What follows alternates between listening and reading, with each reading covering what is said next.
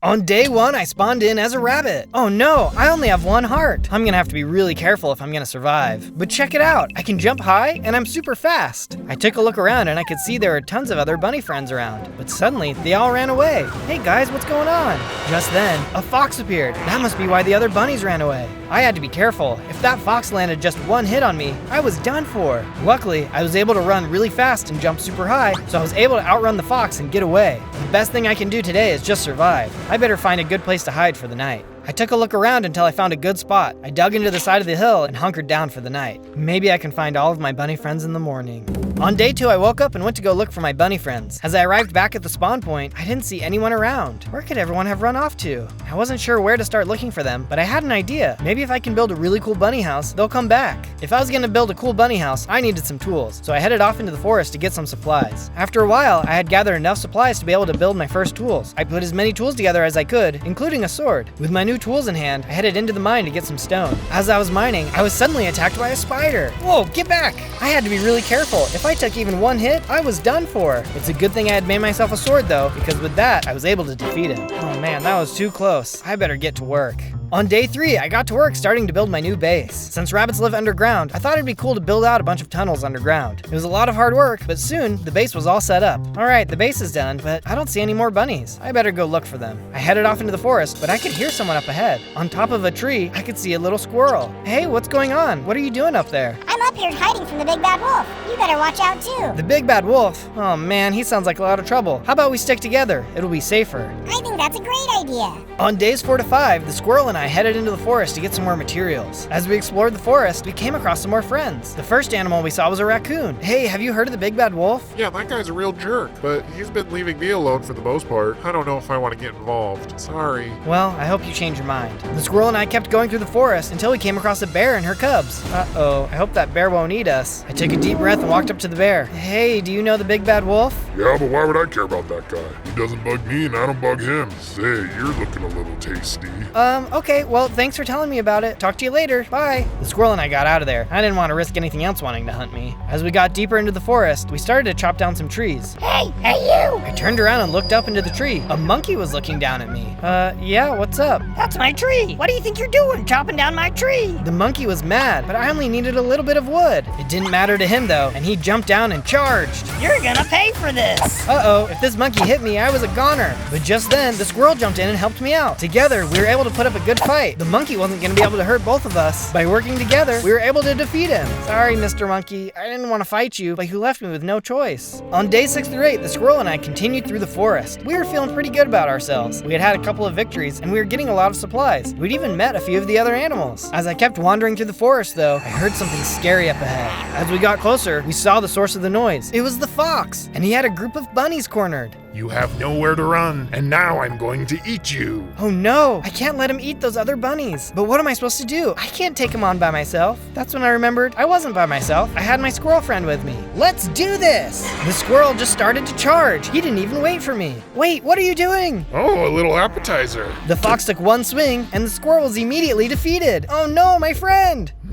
Looks like there's another snack over there for me too. The fox took 1 look at me, but I had to get out of there. I'm not gonna be his dinner today. I'm sorry, other bunnies, but you're on your own for this one. I ran as fast as I could, straight back to my burrow. I couldn't risk having him find out where I lived, or worse, eating me. I was just gonna have to help those other bunnies out another day. I feel bad about leaving all those bunnies behind, but what was I gonna do? I'm just not strong enough. On days 9 to 11, I was feeling bad about running away, but I wasn't strong enough to fight. As I ran through the forest, I came across an abandoned village. Oh look, a ton of carrots. I gathered up as many carrots as I could. There was even a bunch of wheat and pumpkins too. I decided this would be a good place to spend the night. In the middle of the night, I woke up to a strange sound outside. Oh no, there's a bunch of skeletons out there. I ran out of the house with my sword in hand. There was no way I was going to back down this time. I charged out of the house, swinging my sword. I'm not scared of you. I kept swinging until 1 by 1, all of the skeletons were destroyed. Man, these fights are terrifying when you only have 1 heart, but I feel better now that I've won a fight. Even though I had won the fight, I was too scared to go back to bed, so I decided to spend the night looking through the rest of the village. I found some more food, as well as some other supplies. I even found a whole stash of iron. Awesome, now I can start making some iron gear. I ran back back over to the crafting table and put together an iron chest plate and equipped it. On day 12, I emerged from my house in the village and headed back into the forest. I was running through the woods when I saw a carrot on the ground up ahead. Oh, what luck, a free carrot. As I continued through the forest, I saw there were even more carrots. I decided to keep picking them up. I was going to need as many as I could get. Just then, I picked up one of the carrots and suddenly fell through a trapdoor. Whoa! I landed inside a small room and there were several other rabbits looking at me. Hi guys, what's going on? You're not the big bad wolf. I turned around and saw a large elderly bunny looking down at me. No sir, I'm not. What's going on around here? I see you're new around here. Let me explain. For years, the forest was a beautiful and peaceful place. All the animals were happy, living in harmony. The wolf would try to hunt us, but we could always get away. Then one day, something changed. The wolf had discovered some kind of magic, which he used to give himself a cloaking ability. Suddenly, we could no longer hide because we didn't know when he would attack. We have been in hiding ever since. No, how can we stop him? There is an ancient relic known as the Rad Glasses, crafted by our bunny ancestors. Its pieces have been scattered across the land, but if you bring them to me, I can craft them anew. They will allow you to see the wolf even when he cloaks. Do you think you can help us? Not very strong, but I'll do my best. On days 13 to 15, I had arrived back at my base and made a couple improvements to the inside. Then I went outside and started working on a farm and planted some of the carrots I'd collected. It wasn't much, but it was a place to call home. I needed to get some sand though, so I headed off to the desert to gather some. I managed to get a bunch of it when suddenly a group of rattlesnakes came slithering up behind me. Hey guys, can I help you? The rattlesnakes just stared at me, then they attacked. Hey, that's not very nice. Luckily their bite wasn't too bad because I still only had a heart. I was able to keep moving and I took them all out. Suddenly I felt a burst of energy and I grew into a bigger killer bunny. And look, now I have 5 hearts. I'm feeling way better already. On days 16 to 19, I returned back to the base and made a few adjustments now that I'd gotten a little bigger and stronger. Later, as I was harvesting some of my crops, I saw a squirrel walking up to the base. Hey, I've been looking for you. Hey there, what's up? I saw you were with my sister when that fox attacked her. She seemed to trust you, so I want to help you too, for my sister. I'll take all the help I can get, and I'm sorry for what happened. I'm much stronger now and won't be running away from anything. We then set off making some more improvements to the base. It turned out the squirrel's name was Rocky, and he was happy to help. After we had finished upgrading parts of the base, he pulled me aside for a chat. Thanks again for letting me help, Zozo. I had an idea for the base. I think we should build something that will make the other bunnies know that this is a safe place. Oh, I know just what to make, but we're gonna need a lot of orange dye. We ran off into a flower field and got to work grabbing as many orange tulips as we could to make the dye. On days 20 to 22, we were heading back to our base when the fox popped out from around the corner. Ah, the bunny that got away. I'm gonna get you this time. You aren't hurting anyone this time. I jumped into battle and started swinging away at the fox. Rocky jumped into the fight too. With my new strength, the fox didn't stand a chance. We beat him easily. Nice going, Rocky. How did he find our base? I don't know. The only thing I can think of is that he must have seen me and followed me here. Sorry about that. That's okay, but it reminds me, we need to start looking for the parts to those special glasses. Do you have any ideas of where we could look?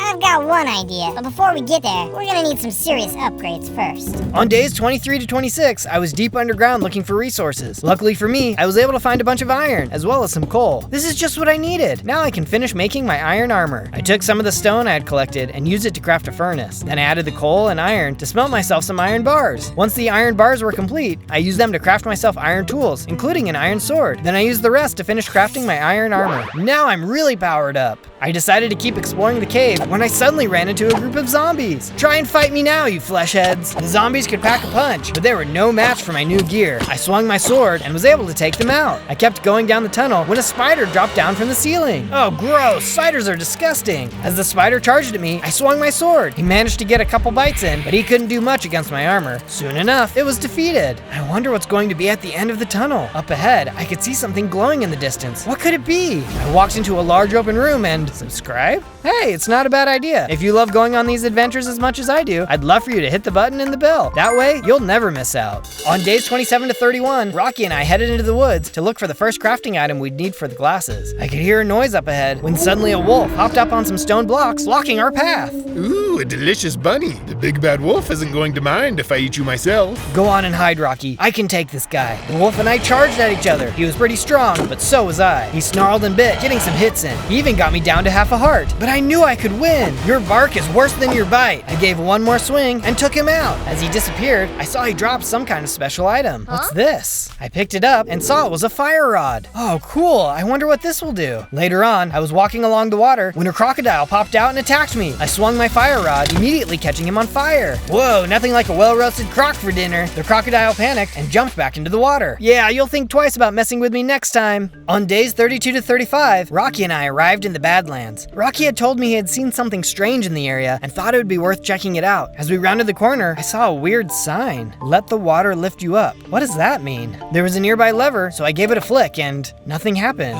What happens when you jump in the water? Rocky jumped into the water, but there was no effect. I don't think that's it. Let's try hitting one of these buttons. Rocky clicked on one of the buttons on the wall, and an arrow came flying out right over Rocky's head. Whoa, I don't think that's it. I guess I'll give this other one a try. I nervously reached forward and hit the button, and some redstone dust popped out. Look, you can put the dust here to complete the circuit. I walked over by Rocky and put down the redstone dust. Then, I flipped the switch. This time, a column of water came pouring down. That did the trick. I jumped into the column of water and swam to the very top. When I reached the top, there was a chest. Inside of the chest, there were some different brick blocks, as well as one glowstone.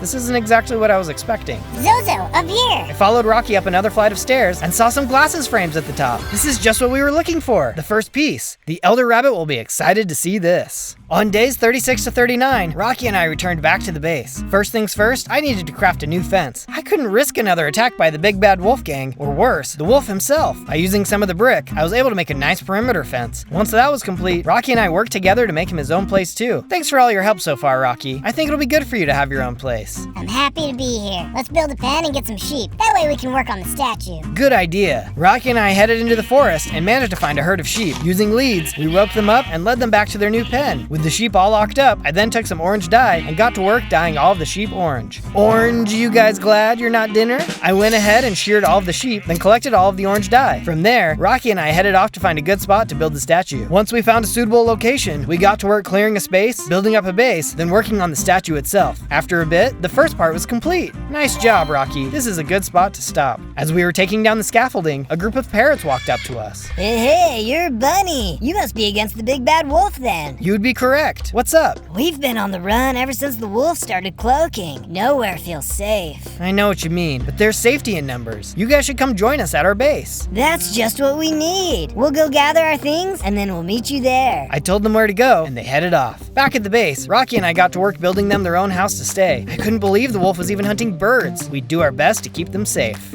I started days 40 to 43 by putting in some paths throughout the base. The next morning, I got to work harvesting the carrots and planting some pumpkins. Then I filled the rest of the spots with carrots. We've got a lot of new friends starting to show up. I've got to be sure everyone is well fed. Just then, the parrots walked up and I finally got to show them the place I had built for them. They were really excited to have a safe place to rest. After they took a look around, their leader came to talk to me. You're looking for the parts of the rad glasses, right? The ones that let you see the invisible wolf? I am. Do you know something about their parts? Only rumors. I've really only heard about one of the parts, that is. But I don't know if you're gonna love where you have to go to find it. I'll do whatever it takes. On days 44 to 49, I was getting ready to leave my base for the new location. I think it'll be better for you to stay here, Rocky. I don't know if this will be the best place for a squirrel. Rocky understood and agreed to work on the base while I was gone. After a long journey, I finally arrived in the area the parrot had told me about. Oh man, it's freezing here. No wonder the parrot said I wouldn't like it. Just then, I stumbled across an abandoned igloo. This will be a great place to stop and rest. As I left the igloo though, I was suddenly attacked by a snow leopard. Whoa, where did you come from? The snow leopard was vicious. He had giant fangs and powerful claws. He must have set this camp up as a trap. I'll never let the wolf and his allies win. I swung with all my power and took him out. It's a good thing I upgraded all my armor before I left. Otherwise, I'd be rabbit stew. On days 50 to 53, I had finally made it out of the cold and arrived at the place the parrot had mentioned. As I walked up to the tower, I saw there were 2 wolves standing guard. Hey, can I come in? No. Well, that was a short conversation. I don't know why I even bothered asking. They're wolves. Of course they'll just attack me.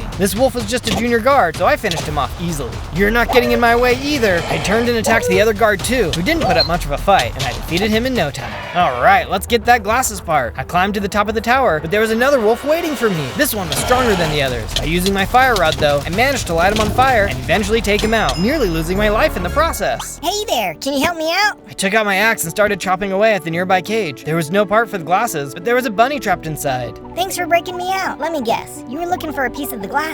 Yeah, I was. Do you know anything about it? I was here looking for it too, but I guess it got moved to a dungeon far away from here. That's what I heard the henchmen saying anyway. Shoot, that is in the complete opposite direction. Well, might as well stop at my base in the meantime. Feel free to join me there. The rabbit agreed, and we headed off for the base. On days 54 to 57, the bunny and I arrived back at the base, which was on fire. Oh no, what's going on? As I got closer, I could see that the base was being attacked by a pack of wolves. Standing outside the base, I could see the big bad wolf. He was giving orders to his men. The wolf gang headed into the base and rounded up all the parrots. They were taking them prisoner. I don't have the glasses yet, but I have to do something. I sprinted into the base, sword in hand. The wolves attacked. Get out of my home. We never did anything to you. One by one, I cut down all the wolves. Soon enough, the only one left was Mr. Big Bad. You're gonna pay for this. I charged at the big bad wolf, leaping into the air, when suddenly he disappeared. Ah, you coward. I'll find you. On days 58 to 62, I took a look around at all of the damage. I couldn't believe I didn't keep everyone safe. As I walked around, I could see that everyone was gone. That's when I heard a noise from under the table. Rocky, what are you doing under there? Zozo, I was so scared, but this was all my fault. I told the wolves where the base was.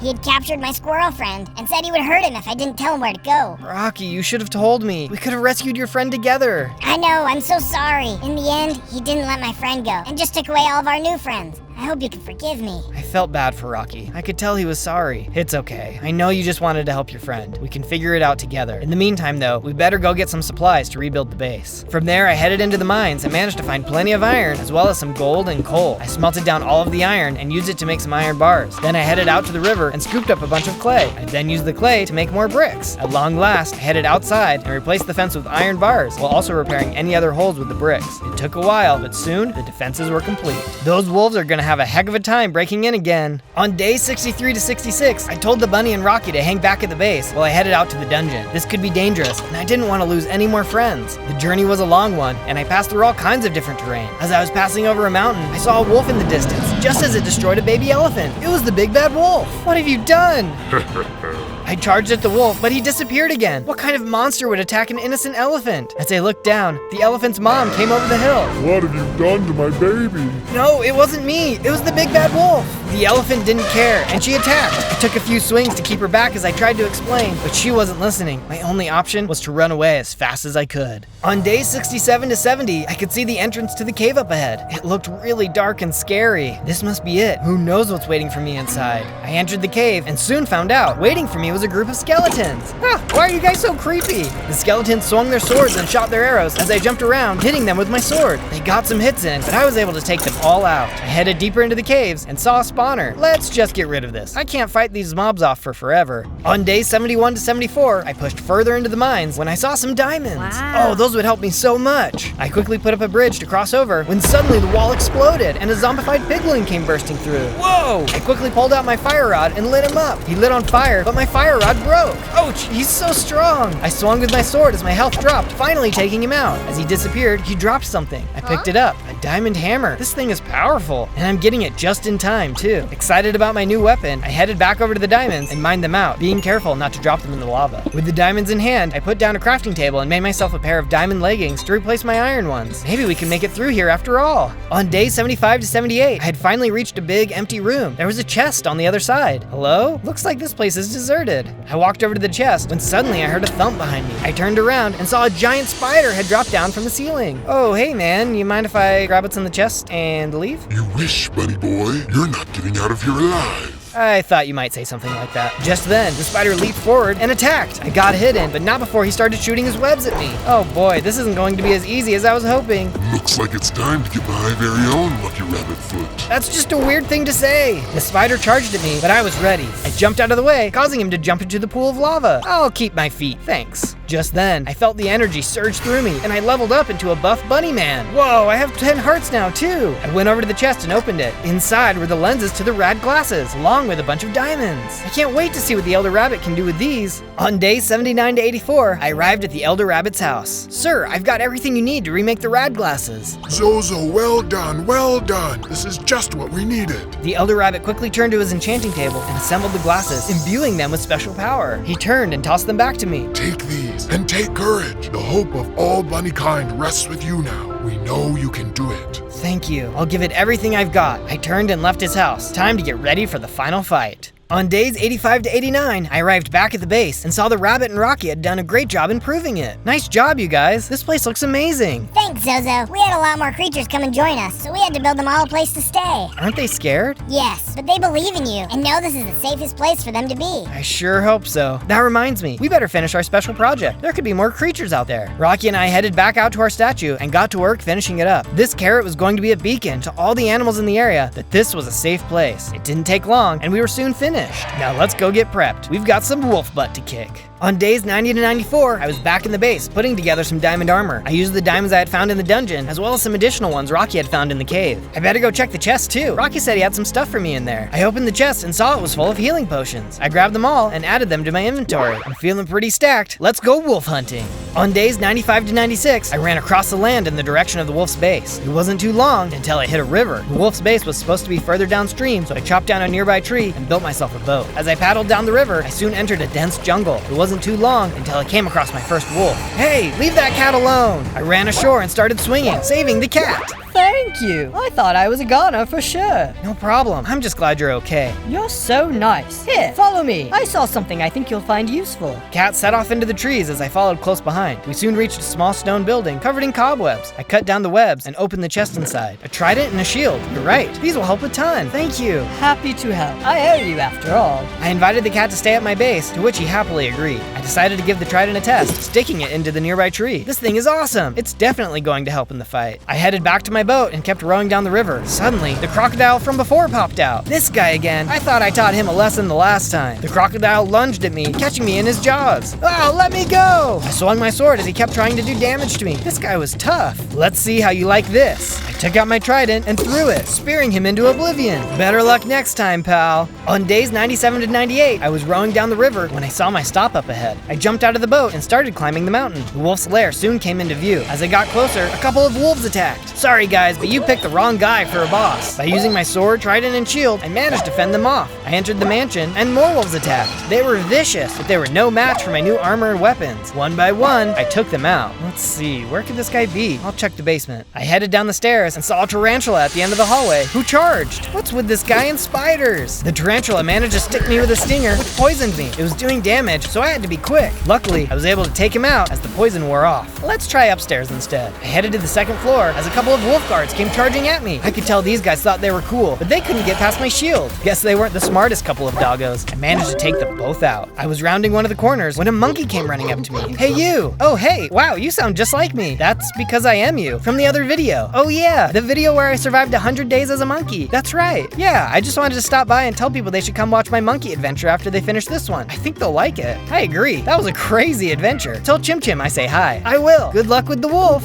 Thanks. Wow, what a nice guy. On day 99, I reached the top floor of the lair where the big bad wolf was sitting on his throne, waiting for me. Well, well, well, if it isn't the little bunny who cried wolf. You think you're so strong, but you attack bunnies who can't see you. You're a coward. Is that so? Now you're just making me angry, and I was already hungry. You won't like me when I'm hangry. The wolf leaped forward and attacked. He was strong, but I was ready. He got a few bites in, but I landed some blows of my own. I could tell he wasn't expecting me to be so strong. Let's see how you like this. The wolf started summoning in some smaller wolves who I was able to easily outmaneuver and defeat. Then I hit the wolf with my sword, causing him to retreat. Still a coward, hiding behind others to fight for you, I see. I'm not a coward. I'm just powerful. Enough games. This ends now. Suddenly, the wolf disappeared and started to attack me. And now you're cloaking? You're just proving me right. The wolf reappeared on his throne. Who cares? You'll be gone soon. No one can stop me when I use my powers. I quickly grabbed my rad glasses and put them on. The wolf used his cloaking power again, but I could still see him. What? How did you hit me? Not so invisible after all, are you? How dare you?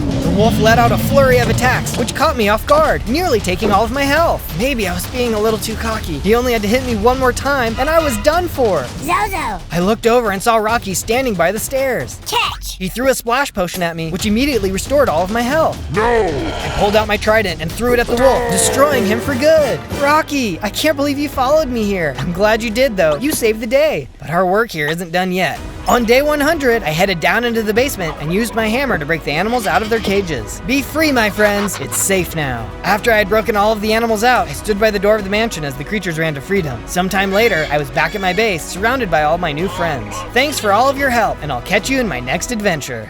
On day 1, I spawned as a little baby monkey in a banana tree, but I only have 3 hearts. As a monkey, I can climb trees. This is awesome. But where are all my monkey friends? I was all alone when suddenly an ocelot started stealing all the bananas from my tree. Ouch, what did I do to you? I didn't have any weapons to fight, so I quickly jumped down from the tree and ran away. Whew, that was a close one. This water will be a peaceful place to catch my breath. Just when I thought I was safe, I ran into a crocodile. Oh no! He wanted to eat me, but I couldn't fight him either, so I climbed up the tree to get away. After reaching the top, I broke the leaves and took a look around. This looks like a good place to hide for the night. I finally felt safe, but I couldn't help but wonder, why was I the only monkey at the tree? As I watched the sunset, I thought about how beautiful but dangerous this world is. How could a little monkey like me ever make a difference? I just need to find some friends and lay low, but I'll focus on that later and get some rest. On day 2, I returned to the banana tree and the ocelot was gone. I'm hungry. I need some of these bananas. I decided to grab as many as I could to take with me on my journey ahead. I didn't see any other monkeys around, so I spent the day gathering wood and stone to make myself some stone tools. While I was doing that, I stumbled across a village of other monkeys. Wow, this place looks great. I'll have to ask someone if they've seen my tribe. I made my way to the top of the hill and saw a wise old monkey looking out at the village. Hey, have you seen any other monkeys like me around? My new friend explained to me that the banana trees in the area were slowly disappearing, and the monkeys were too. I couldn't believe it, so I grabbed any supplies I could around the village and then left to search for my tribe. By day 3, I had found a nice little forest to call my new home. This will work great. I climbed up the tallest tree and started working on a treehouse for myself. It was hard work, but I'm not afraid of a little hard work. I took a break from building to work on my food source. I planted some banana trees, which grew really fast. Wow, that is one good-looking banana tree. Let's see what these bananas are like. I picked the bananas off the tree and saw they were special golden bananas. I couldn't wait to take a bite. Wow, these are so good. Suddenly, I grew into an adult monkey with 5 hearts. All right, 2 more hearts. I feel stronger and have a jump boost. I can run faster too. With my new abilities, I finished my treehouse in no time. It's not much, but it's a place to call home. That night, I started hearing horrible noises outside my treehouse. When I took a look, my house was surrounded by spiders. Oh great, I totally forgot to put torches at the bottom of my base. I hope I can fight these guys off. Good thing I just made myself a sword. Get back, you creepy crawlers. I won't let you get me. It was a tough fight, but I was able to clear them all out. Maybe I'm tougher than I thought. Or maybe it was just my new sword. Yeah, probably that. With the spiders gone, I could finally get some much needed sleep. On days 4 and 5, I set off to try and find my monkey family, but I ran into the ocelot I saw before. Hey, what are you doing here? He demanded that I give him my bananas so he could give them to his boss. No way I'm not giving you my bananas. Who is your boss and why does he want them? He told me his boss Buff Tiger didn't answer to anyone, especially not little monkeys like me. Before I could respond, he attacked me. Ouch, I'm not letting you pick on me this time. That ocelot was way stronger than I thought and hit me really hard. Luckily, I could climb trees and jump really high, so I could easily get out of the way and hit him back. It took everything I had, but I was able to wear him down and take him out. That was exhausting, but at least I know who I'm up against. But I still had so many questions. Why did they want bananas? And who is this Buff Tiger guy? What kind of name is that anyway? I was able to beat the ocelot, but there was clearly a bigger fight ahead, so I headed back home to prepare for the battle to come. On days 6 to 8, I found a cave to do some mining. If I was going to get to the bottom of this, I needed the gear to do it. Whoa, this cave is huge. I bet I'll be able to find all kinds of resources in here. While I was down there, I found flint, coal, and iron. When I got home, I crafted some furnaces, smelted the iron, and crafted an iron axe, pickaxe, sword, as well as some iron boots. It's just a little bit of protection, but these boots are better than nothing. By then, night had fallen and I could hear noises coming from outside the base. Hello? Who's there? I broke a hole in my fencing and took a peek over the edge. It was a bunch of zombies. Oh shoot, I forgot to put out torches again. Hey guys, we don't have to fight. Why don't you just leave me alone? Alright, suit yourself. They didn't seem too happy with me being there. Eat iron, flesh face. They left me with no choice, so I fought back with my new sword and won. That felt like a much easier fight with my new equipment. I was feeling better already, but definitely needed some rest, so I hopped into bed for the night. On days 9 and 10, I woke up hungry. I had some more bananas to eat, but I needed to find something more filling than that. I decided to make a boat and use it to explore along the river. When I was exploring, I saw another village in the distance. I'm sure the monkeys there can help me find something good to eat, but as I entered the village, it was empty. Where is everyone? Something seems off. The place was deserted, so I helped myself to some wheat and watermelons to take back home. As I was rowing back home, I saw something moving in the trees. Those must be the missing monkeys from the village. But who's that? On a lower tree, I saw a tiger. Could that be the buff tiger I'd been hearing so much about? He didn't look so buff to me. It looked like he was trapping those monkeys. I had to save them. I quickly climbed up a nearby tree and called out to him. Hey, what do you think you're doing with those monkeys? I'm taking these monkeys captive so they can build things for me. It's incredibly difficult when you don't have thumbs. I don't care how many thumbs you have. It isn't right. I didn't have a second to lose. I quickly jumped up the other trees to try and get to the trapped monkeys. Buff Tiger saw what I was doing and started moving towards them too. I had to beat him to the top. When I reached the top, I hurried and made a bridge for the monkeys to escape. Quick everyone, run across and we can get out of here. Buff Tiger let out a roar, which seemed to freeze all of them except for one, who hurried and ran across the bridge to my tree. Watch out! Buff Tiger jumped across the tree and broke the end of the bridge, blocking the rest of the monkeys off. I couldn't believe it. I was getting ready to try and jump across when the other monkey called out to me. Don't attack him. He's stronger than he looks. We'll have to try and rescue them later. All I could do was watch as he led them all away. Come on, let's hurry and get out of here. My new friend and I hurried out of the tree and jumped into a boat. Once we had reached the shore, she explained to me how Buff Tiger had kidnapped them from the nearby village. We decided we would team up and stop him. By the way, what's your name? My friends call me Chim Chim. Nice to meet you, Chim Chim. Now let's go kick some tiger tail. On days 11 through 14, Chim Chim and I arrived at the base and got right to work building a space for her to live in. We extended the base over to the nearby tree and put up some torches. Hey, this is looking really great. It's going to be nice having a roommate around. With Chim Chim set up, I headed out to find some more supplies for the fight ahead. I was walking along when I started hearing a weird noise. What in the world is that? I cut some grass and almost stepped on a Komodo dragon.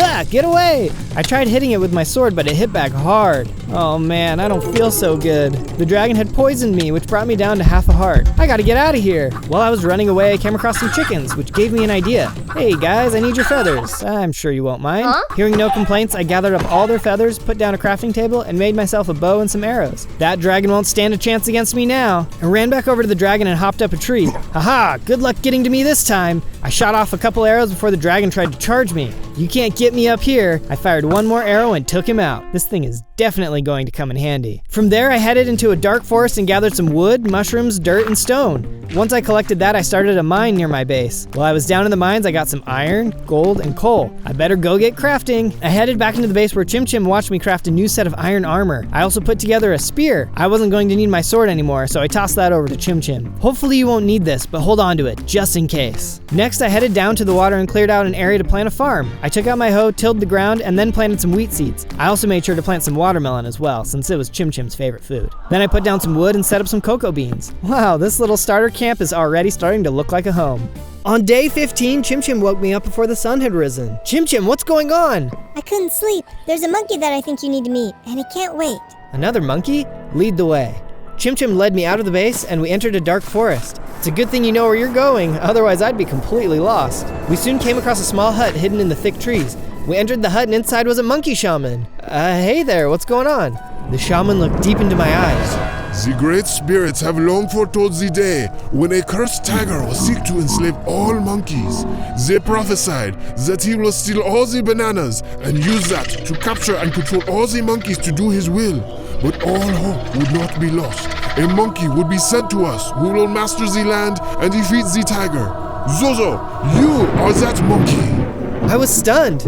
No, it's not possible. I couldn't stop Buff Tiger before. How could I be the monkey of legend? I don't have the strength or weapons to possibly save everyone. I'm sorry, but you got the wrong guy. I was too embarrassed to stay there any longer, so I left the hut to head home. I needed to get some rest. On days 16 through 19, I woke up and noticed that Chim Chim was missing. I looked all around the base but couldn't find her anywhere. Chim Chim! I couldn't think of where she would go, but there was one place I knew that was incredibly dangerous. I really hoped she wouldn't be there. As I walked to the edge of the cliff, I could see Chim Chim trapped in the lava. Hang on, Chim Chim, I'm coming to rescue you. I quickly laid down some blocks and made a bridge to where she was trapped. She must have left the base without bringing any supplies. Quick, come across here before the lava rises anymore. We ran back across to safety. Chim Chim, what were you doing out there? I was really worried about you. After you told the shaman you wouldn't help, I couldn't wait around and do nothing. I was trying to go and find my captured monkey friends when I got trapped. That was really brave of you. You know what? I'll help. I don't think I'm the monkey they're talking about, but if you want to fight Buff Tiger, I can fight too. That seemed to really cheer Chim Chim up. But before we could leave, we heard a squawk from near the lava. We went to take a look and saw an emu trapped on the other side. He needs some help. Don't worry, buddy, I've got you. I put some blocks down and made a bridge for the emu to get across the lava. He followed me across, and so I built some ladders for us to climb out of the hole. When we reached the top, I asked him what he was doing down there. Turns out he actually lived there, but had gotten trapped when the lava started rising. He explained that he heard us talking about Buff Tiger and knew something he thought might help. He said he had heard about a legendary ancient weapon made specifically to fight tigers. That sounds amazing! What is it and where do we find it? He wished us luck but told us he didn't know where it was, but said if we ran into any other animals, we should be sure to ask them if they know anything.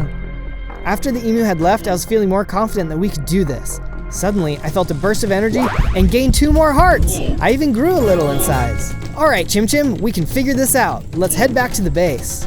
On days 20 to 22, we got back to the base and saw it was surrounded by creepers. Ah, get back, you mutated pig freaks. I quickly charged with my spear and made sure the creepers couldn't damage our base. After the creepers were gone, Chim Chim said she had something she wanted to talk to me about. You know, I don't think you give yourself enough credit. You're actually much braver than you think. How do you do it? Thanks, Chim. Maybe I am too hard on myself. When I get scared, there is one thing that always helps me. I always think of my hero. He's a big, banana-loving, necktie-wearing ape who isn't afraid of anything. He sounds amazing. I think we should build a statue in his honor. That way we can always remember to be brave.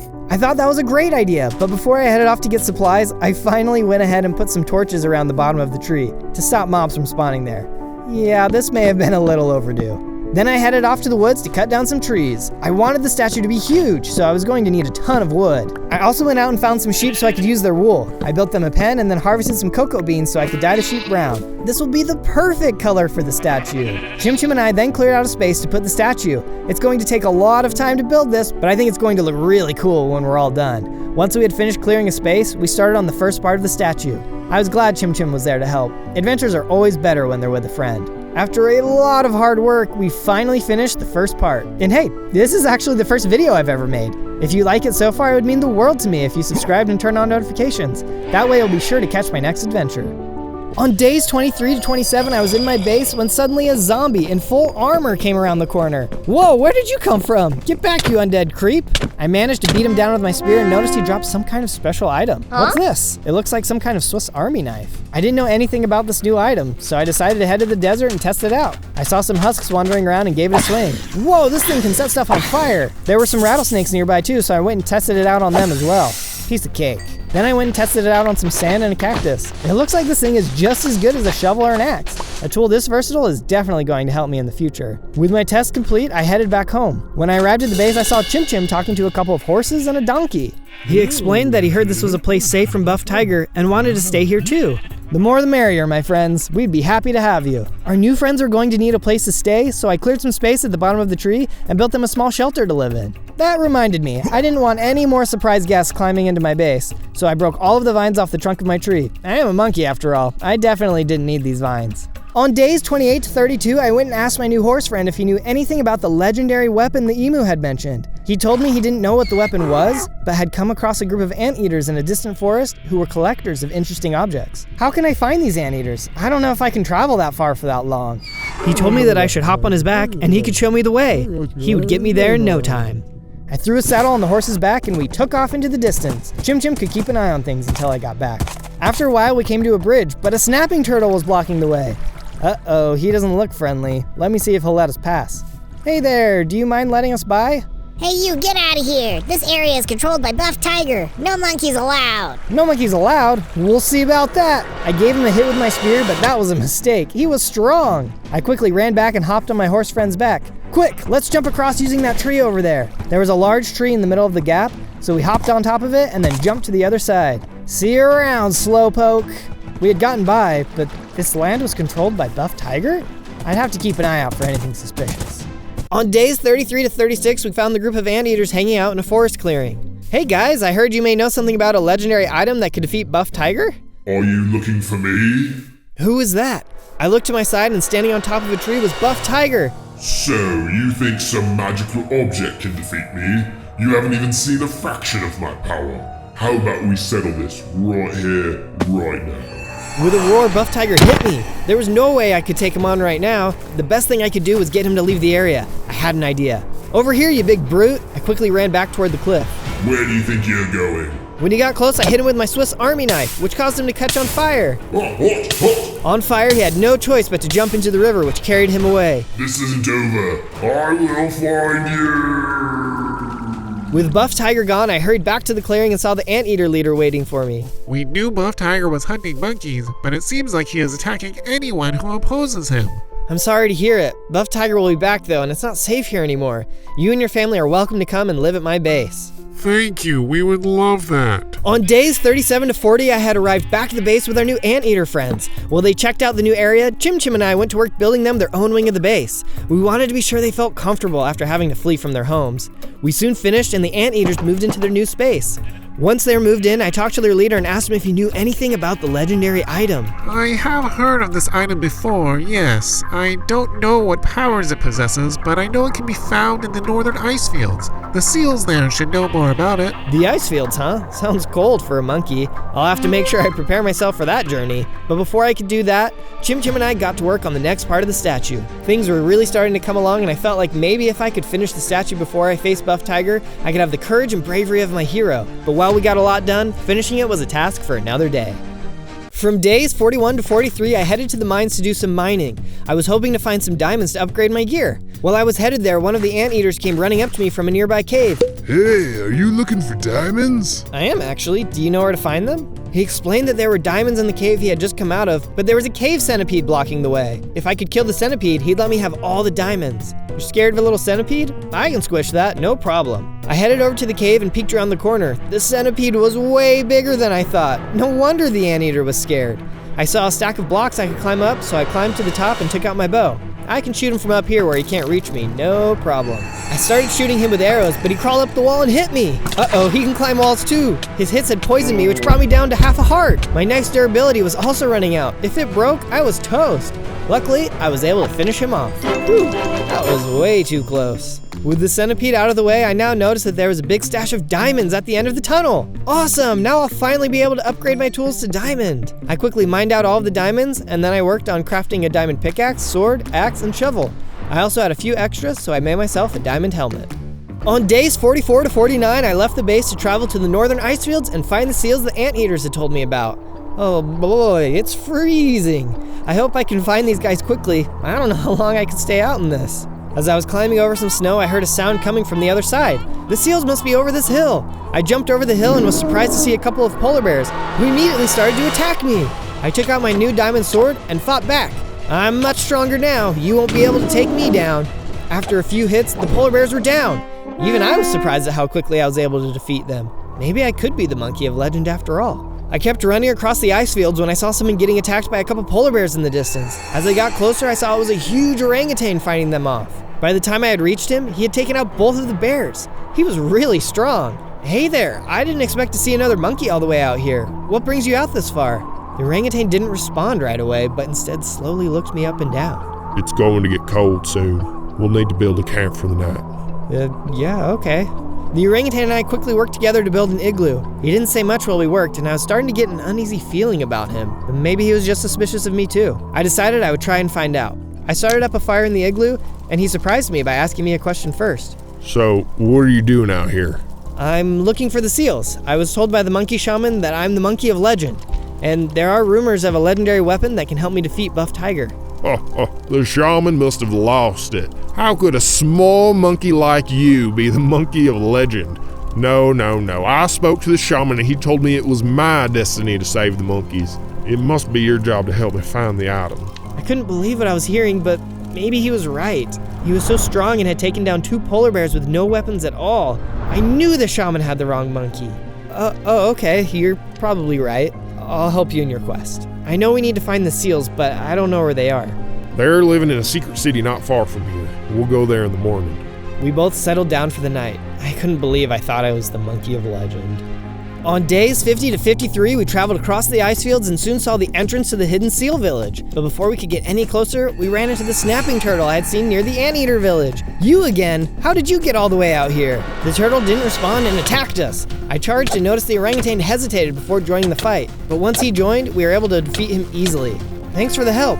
You had me worried for a second there. He didn't respond to that and we headed into the seal village. We soon found the king of the village and asked for his help. He explained to us that although the city was hidden, they too were afraid of Buff Tiger. When we asked him if he knew of the legendary item, he told us that it wasn't located here. Instead, he had a map to its location, which he shared with us. Thanks for sharing this with us. We'll find the item and save everyone.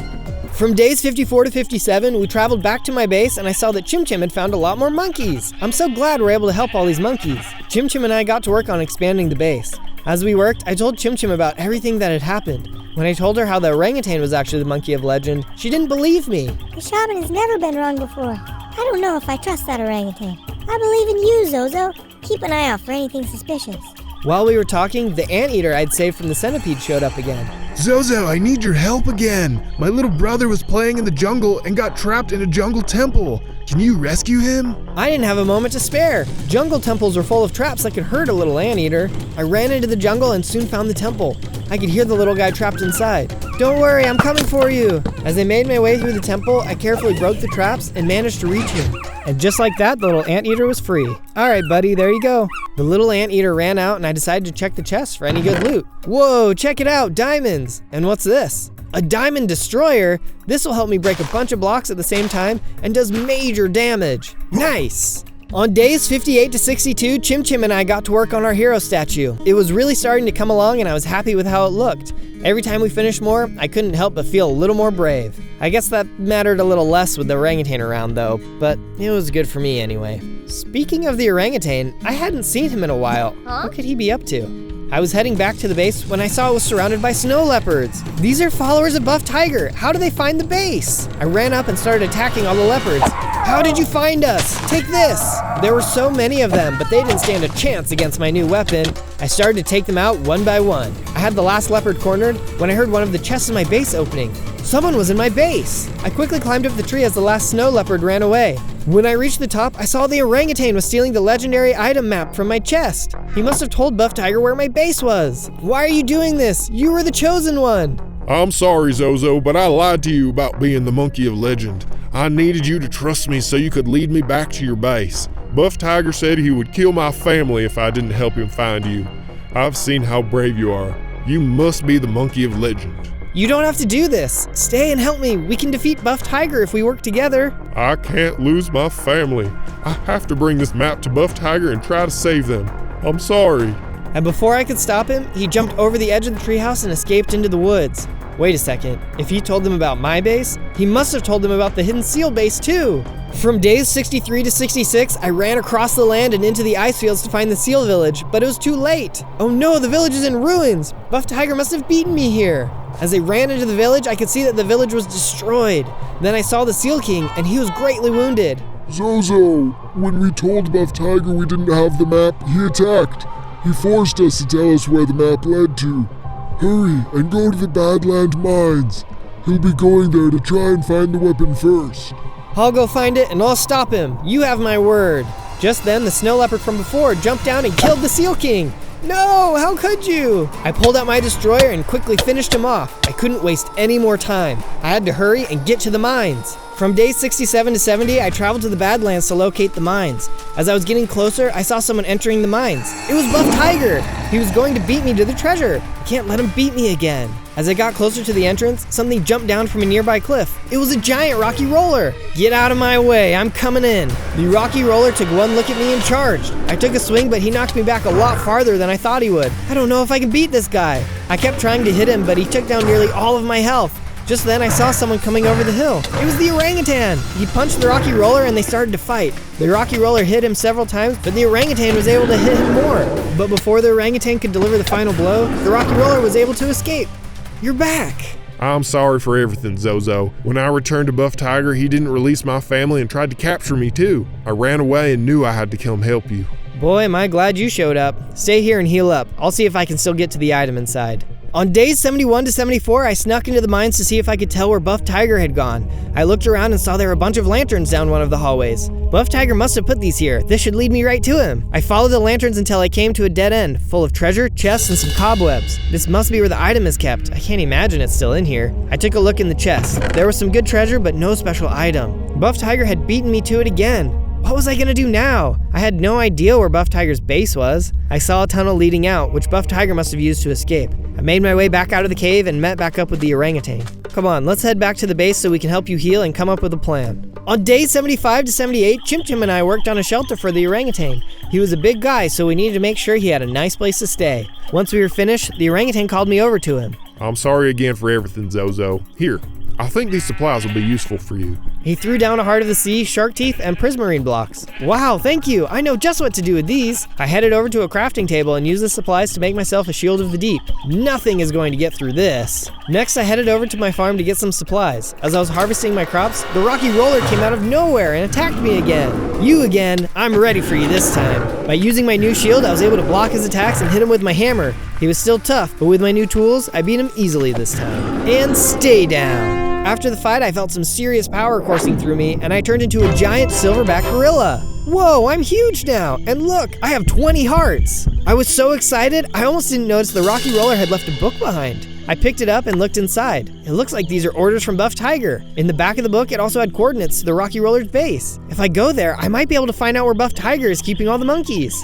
I also noticed he had dropped a redstone torch. I better hang on to this. It could be helpful. On days 79 to 84, I used the book to travel to the rocky roller's base. I arrived at the coordinates and there was nothing there. There's nothing here, but these are the right coordinates. Did I miss something? I took a look around and saw there was a lever hiding behind some rocks. I pulled the lever and a secret door opened. Bingo, this must be it. After I entered the base, I heard someone walk up behind me. It was a lion. He must be an ally of Buff Tiger. Hang on there. I'm not looking for a fight. I want to defeat Buff Tiger too. Why would you want to do that? Aren't you cats in it together? Not at all. In fact, tigers are one of our greatest enemies. Help me search this base and we can bring him down together. He didn't look like he wanted to fight, so I agreed to work together. We both entered the base to have a look around. There wasn't a whole lot down here and it didn't seem like there was anything of use. Then I noticed some redstone markings on the wall. Wait a second, the rocky roller dropped a redstone torch. I wonder what happens if I put it here. I placed the redstone torch and the blocks moved, revealing a secret room. What could be in here? Inside the room there was a book. I opened it and saw there were some weird symbols inside. These are coordinates to Buff Tiger's base, but someone needs to decipher the code. I know someone who can help. Come on, let's get out of here. But as I started to leave the base, the lion hit the lever and closed the doors before I could get out. Hey, what's the big idea? Open the door. I can't let you do that, monkey. It's true, I want to defeat Buff Tiger, but that's so I can be the Lion King. All monkeys should be serving me, not him. We'll see about that. I took out my destroyer and shield and started fighting him. With my new strength, he didn't stand a chance. He got some hits in, but I was able to strike the fatal blow in no time. On days 85 to 89, I headed to the monkey shaman's hut. I knew he would be able to translate the coordinates. When I arrived, the shaman opened his door and walked out. Zozo, is it really you? My, how you have grown since we last met. I need your help. I found the coordinates to Buff Tiger's base, but it's in some kind of strange language. Can you read it? Ah, that's because these are coordinates for a place not of this world, a different dimension entirely. Not of this world, but he's a tiger. They live in this world. He may look like a tiger now, but he is hiding a dark secret. Take this tiger pearl and build a portal. It will take you where you need to go. I took the pearl and started heading back to the base. What did he mean, a dark secret? I guess I would find out soon enough. From days 90 to 94, I headed deep underground and found some obsidian and some copper. While I was down there, I also came across some diamonds. This is just what I needed. I can use this to finish making my armor. Once I had all of the supplies I needed, I headed up to the surface and crafted the rest of my diamond armor. Then I smelted all the copper and made some copper blocks. Then finally, I equipped the rest of my diamond armor. Now I'm ready for a fight. Then I headed outside and put together the special portal. I was all geared up to travel to Buff Tiger's base, but there were still a few more things I needed to finish first. From days 95 to 96, I grabbed Chim Chim and we worked on finishing the statue. I felt like I couldn't face Buff Tiger without finishing it first. This was a monkey I looked up to, and it felt like this was one of the final steps of my preparation. Soon, the statue was complete. This looks amazing, Zozo. I think your monkey hero would be proud. I'll give you a minute to take it in. I think so too. Thanks for all of your help, Chim. I couldn't have done it without you. Chim Chim headed back to the base and I took a long look at the finished statue. Suddenly, I heard a voice coming from the statue. Zozo, I've been watching your progress. You have a big fight ahead of you, but you can do it. You're a braver monkey than I ever was. You are the monkey of legend. Thank you. That means so much to me. I feel like I've finally gotten strong enough to be worthy of the title. You were always worthy. Remember, it's not about how big you are on the outside, but how big you are on the inside. Good luck. Tomorrow, I'm taking the fight to Buff Tiger's front door. On days 97 to 98, I took time to visit with all the animals who had joined our new home. Many of them were scared, but I assured them I would find their friends and families and bring them home. Secretly though, I was feeling nervous because I still hadn't gotten the legendary weapon. Finally, I was ready to light the portal, but as I walked up to it, Chim Chim jumped down in front of me. What's wrong, Chim? I can't let you go in there alone. I want to help. I know. I wish you could come with me, but if anything happens to me, everyone here is going to need a strong leader to help them move on. We can't risk losing you too. Chim Chim nodded and moved out of the way. Before I go through, is there anything else you need to say? Yes, everyone who is watching the video should like it and subscribe. There are going to be so many more adventures, and we want everyone to be able to follow along. I couldn't have said it better myself, Chim. Well, here goes nothing. I took a deep breath and threw the tiger pearl into the portal. On day 99, I suddenly appeared on the other side of the portal, standing in a dense jungle. I looked out over the treetops and could see a sprawling city before me. I made my way down the trees and into the city streets. Look at all of this. There's no way a tiger built this. He must have built this with all the monkeys he took prisoner. As I wandered through the city, I saw a sign pointing to the prison. That must be where the monkeys are. I made my way there and soon saw the large prison building. I climbed up the wall and ran into a snow leopard on top. I quickly finished him off and then jumped into the prison yard below.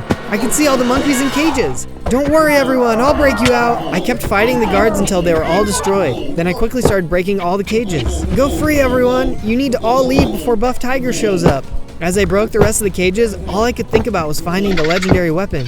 I had to find it before I faced Buff Tiger, but at least now all the monkeys were free. On day 100, I saw a sign pointing to the palace. That must be Buff Tiger's palace. I'll bet he keeps the legendary item in there. I made my way into the palace and took out a couple of guards. The place was nearly empty. Buff Tiger must be out capturing more monkeys. I then made my way into the basement where I saw a banana katana floating over a pedestal. Could that be what I think it is? Legendary banana katana, infused with potassium. This is it! I heard a tiger growl outside. Buff Tiger, you must be back. I walked outside and saw Buff Tiger was waiting for me, with an ocelot by his side. Buff Tiger, this ends today. I have the ultimate weapon. Huh, you really think that rusty artifact can do anything to me? Did you even look at its durability? I looked closer and saw that he was right. The weapon was nearly destroyed. But this was a weapon of legend, wasn't it? Surely it was stronger than it looked. Get him. The ocelot charged. I swung the banana katana and killed the ocelot in one hit, but the weapon broke. Haha, you see what happens when you believe in fairy tales? I was going to let you work for me, but I think I will just end you instead. Suddenly, everything began to shake, and Buff Tiger transformed into an even stronger tiger. This must have been the dark secret the shaman was talking about. How am I going to defeat him? I'm not strong enough. Suddenly, I remembered the words of my hero. It's not about how big you are on the outside, it's how big you are on the inside. He was right. The true power had been in me all along. I was ready. Alright, Buff Tiger, let's dance. We charged at each other and exchanged blows. He was incredibly strong, but by using my shield and special powers, I was able to stay in the fight. Why won't you die, you scum? You messed with the wrong monkey. I could feel myself getting stronger with every hit I landed. I was winning. I'm sending you into another dimension, one where you can't come back. With a final strike, Buff Tiger was finally defeated. After Buff Tiger had disappeared, I climbed the hill and saw some monkeys celebrating. Finally, we can all go home. On day 1, I spawned in as a baby goat. Oh, I'm a tiny little goat. And ooh, look how high I can jump. Let's see how fast I can climb this hill. I hopped on over, and that's when I realized I could climb the sides of the hills too. Oh yeah, look at me go. I was feeling pretty good about myself, hip-hopping around, when I was suddenly attacked by a raptor. A dinosaur? What century is this? I didn't have time to worry about that though, because I only had 4 hearts. The problem was, I had nowhere to run. That's when I noticed I had some sort of special ability. Headbutt. Alright, I'll give it a try. I swung my head and sent the raptor flying, straight off the cliff. Sayonara! I headed down the hill. What was a dinosaur doing around here? Suddenly there was a rustling up ahead, and a whole pack of raptors were coming right at me. More of them? I don't think I can take on a whole pack. They were closing in fast, so I jumped up the side of the hill and started to climb. They couldn't follow me straight up the side of a cliff. Better luck next time, boys. The raptor snarled at me and left. I kept watch for the rest of the day. Who knew if those raptors would attack again? On day 2, I headed down off the cliff. I had to be careful, just in case there were any dinosaurs lurking around. Just then, I heard a cry out in the distance. Help! I rushed off toward the sound and saw a little baby goat getting attacked by a couple of foxes. Hang on, buddy. I charged at the foxes with my head, knocking them back. No one was going to be picking on any goats today. They weren't very tough, and I was able to knock them both out. That was a close one. No problem. What's your name? You can call me Billy. That makes sense. Come on, Billy. I know a spot that's safe from all the meanies out here. Billy and I headed back over to my little cave, climbing up the mountain. This will be a safe place for us to stay for the night, but I think we can make it a little nicer. fire. I ran outside and cut down some wood, then used it to make a crafting table. Then I used the crafting table to make a wooden axe. Now I can get all the wood I need. After I'd collected all the wood I needed, I started clearing out the cave, filling it with a nice wood floor. Then I added all the things Billy and I would need for a good starter base. Hopefully nothing would attack us in the night. On day 3, Billy and I had decided we would look for supplies, but first, I needed to make some stone tools. Using my crafting table, I made all the tools we could possibly need. Hopefully we could find a good food source. All right, Billy, let's get out there and see what we can find. While we were looking for any resources that might help, we were mostly hoping to find food because we knew we would be getting hungry sooner rather than later. Luckily for us, we soon saw a farm in the distance. Okay, I don't see anyone. If we're really sneaky, we can probably take just a little bit without getting caught. Billy and I got right to harvesting, collecting as much food as we could. Why, hello over there. Uh-oh, it was the farmer. We had to get out of there. Wait, hang on a moment. I don't mind if you eat my crops. In fact, eat as much as you want. Really? No one has ever been this nice to us. Yes, well, there aren't very many friendly animals around here these days. Something dangerous out there seems to be making them disappear. Well, if I had to guess, I'd say it's the dinosaurs taking them all out. Dinosaurs? Huh. Well, I suppose that must be it. If that's the case, why don't you two stay in my barn for safety? We agreed and followed him into his barn. There were some nice hay bales to lay on. I was a little unsure because our cave seemed pretty safe, but at least there was food and someone to look out for us. The sun set, and we put our heads down for the night. On days 4 through 5, Billy and I woke up in the back of the cart, pulled by the farmer. Hey, what's going on? The farmer didn't respond and kept looking ahead. That's when I realized we were all tied up and couldn't move. Where are you taking us? The farmer continued to ignore me. After a little while longer, we arrived at a small clearing. The farmer took us out and tied us to a post. Without saying a word, he got back on his horse and left. I've got a bad feeling about this. Just then, I heard a stick break and saw a pack of raptors walking toward us. We had no way to run. It looks like it's the end for us, Billy. Suddenly, the ground began to shake and there was the sound of heavy thuds. The raptors ran away. What's going on? Is it an earthquake? It was worse. A huge T-Rex came stomping around the corner, and he had on some kind of weird-looking hat. Aha! My dinner is served. You look delicious. This dinosaur could talk. We had to escape. The T-Rex lunged at us, but we jumped out of the way, causing him to break our rope instead. Hurry, Billy, run! We took off into the woods. Hopefully we could escape. On days 6 through 8, we were still running for our lives. The T-Rex was hot on our tails. As we came through a thick section of trees, we managed to slip through, leaving the T-Rex behind them. I think we lost him. It was wishful thinking though, as he came stomping around the other side of the trees. Our chase soon led us to a river, and I hurried and swam across. Billy was still just a baby though, and his tiny legs couldn't swim very fast. It's okay, Zozo. Save yourself. Keep swimming, Billy. I won't leave you behind. Ugh,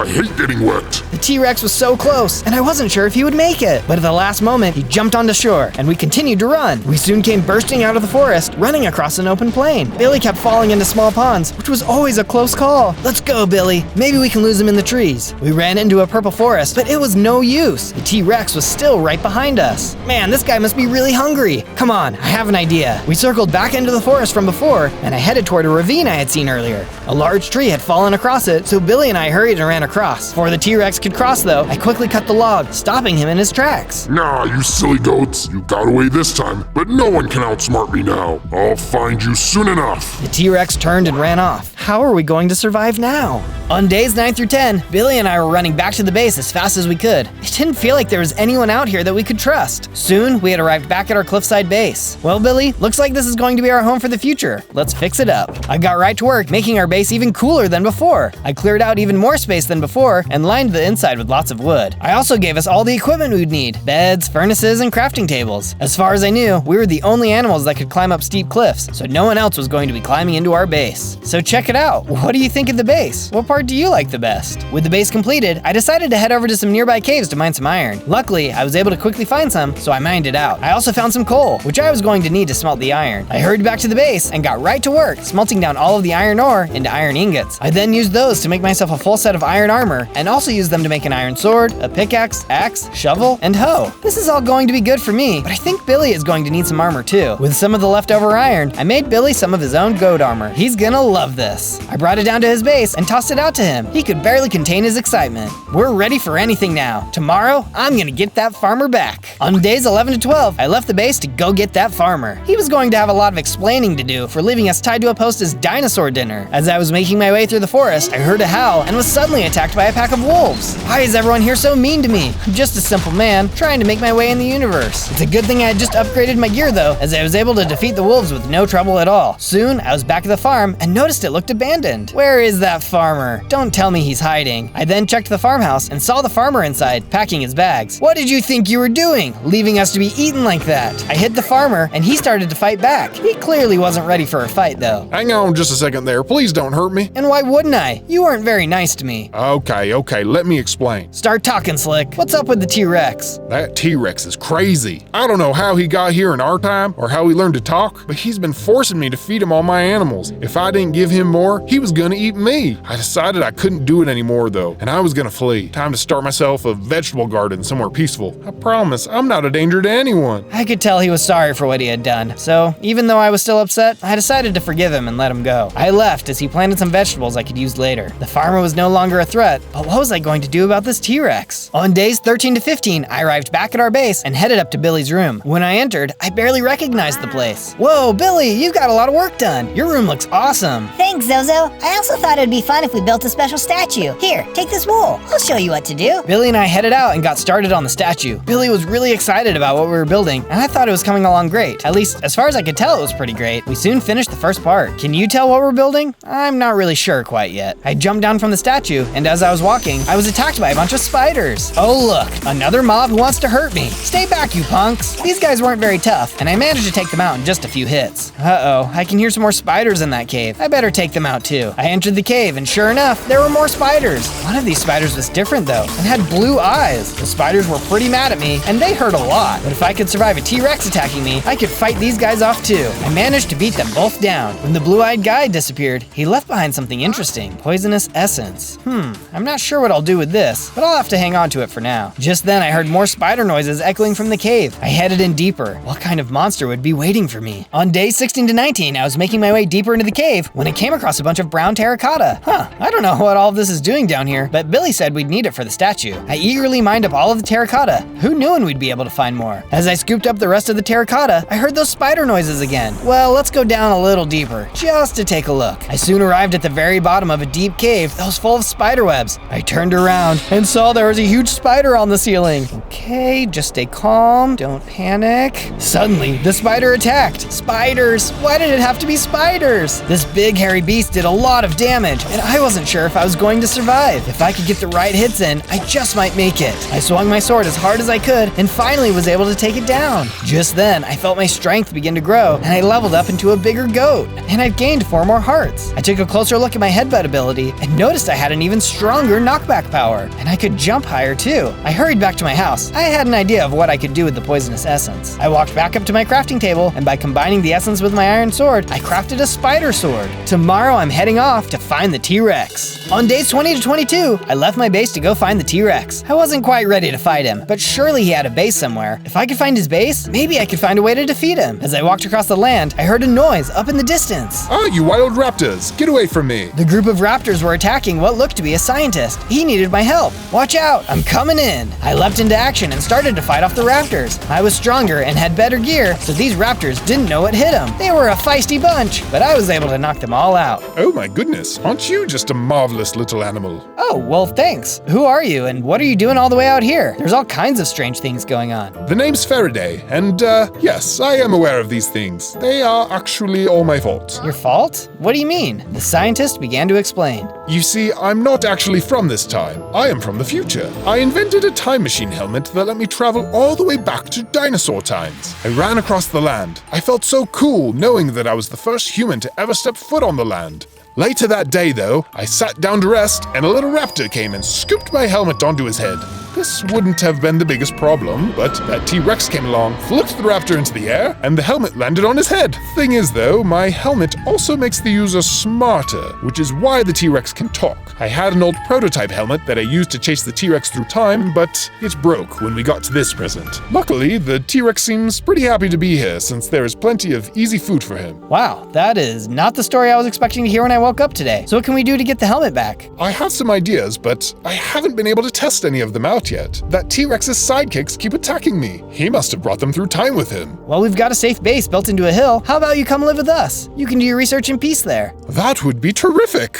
On days 23 to 26, I got right to work, building Faraday a lab at our base. There was all kind of technology that he wanted added, and it took a lot of hard work to get it right. But in the end, I was able to make him everything he would need to continue doing research. When it was complete, Faraday went and took a look around to make sure everything was in working order. Later on, I hopped in the elevator and took it for a ride myself. It was kind of fun riding in the elevator and getting to look out the window, but I'd still rather climb up the side of cliffs. I met Faraday in the front of the lab, and he told me how happy he was to finally get started. It was going to take some time for him to figure things out, but he said I should make sure I upgrade my gear for when we finally face off against the T-Rex. On days 27 to 31, I decided that I could use some more upgrades that could keep me safe from attack. Faraday told me there was a special item I could get from bears that could help me with this. Bears are super scary. I sure hope nothing goes wrong as I do this. I headed to a nearby forest and soon saw a small group of bears. With my spider sword in hand, I attacked. Very nice to meet you, sir. The bear didn't seem very happy to meet me and swung at me with their heavy claws. They were pretty tough and it was a hard fight, but in the end, I was able to take him out. There were a couple of other bears nearby too, which I was able to quickly defeat without too much trouble. That's when I saw one of them had dropped what I was looking for. Oh look, steadfast spikes. This makes it harder for bad guys to knock me back. Awesome! I then noticed there were some fruit trees nearby, so I ran through the trees and collected as much fruit as I could. Fruits are the best. I always try to eat them when I can. After I collected the fruits, I decided to do some exploring. As I crossed an empty field, I saw a small house in the distance. Let's see who lives here. I knocked on the door and a raccoon was inside. Who's out there? Hi, I just wanted to see who lived here and make sure you knew about the T-Rex running around. A T-Rex? Big deal. I have a bigger problem. A bigger problem? What could that be? My magic coal was stolen. Your what? My magic coal. It's the best thing I've ever found. Do you mean stole? How I got it isn't important. Do you think you can help me or not? Sure, I'll help. The raccoon explained that a coyote had grabbed it off his doorstep when he wasn't looking and told me where to go to find him. I nodded and headed off for the camp. On days 32 to 35, I soon arrived at the coyote's base. This place is way bigger than the raccoon made it sound. I walked in and was immediately attacked by a pack of wolves. Relax, guys, I'm just looking for a piece of coal. The wolves didn't care and continued to attack. With my attacks, I was able to defeat them before they could do too much damage. Now, where could this magic coal be? What does that even look like? I kept looking through the base, fighting off the occasional wolf here and there. Eventually, I reached the top of the base as I finished up the rest of the wolves. Hey, who do you think you are coming into my house and messing with my guards? I'm here for Mr. Raccoon. You stole something of his and I'm here to get it back.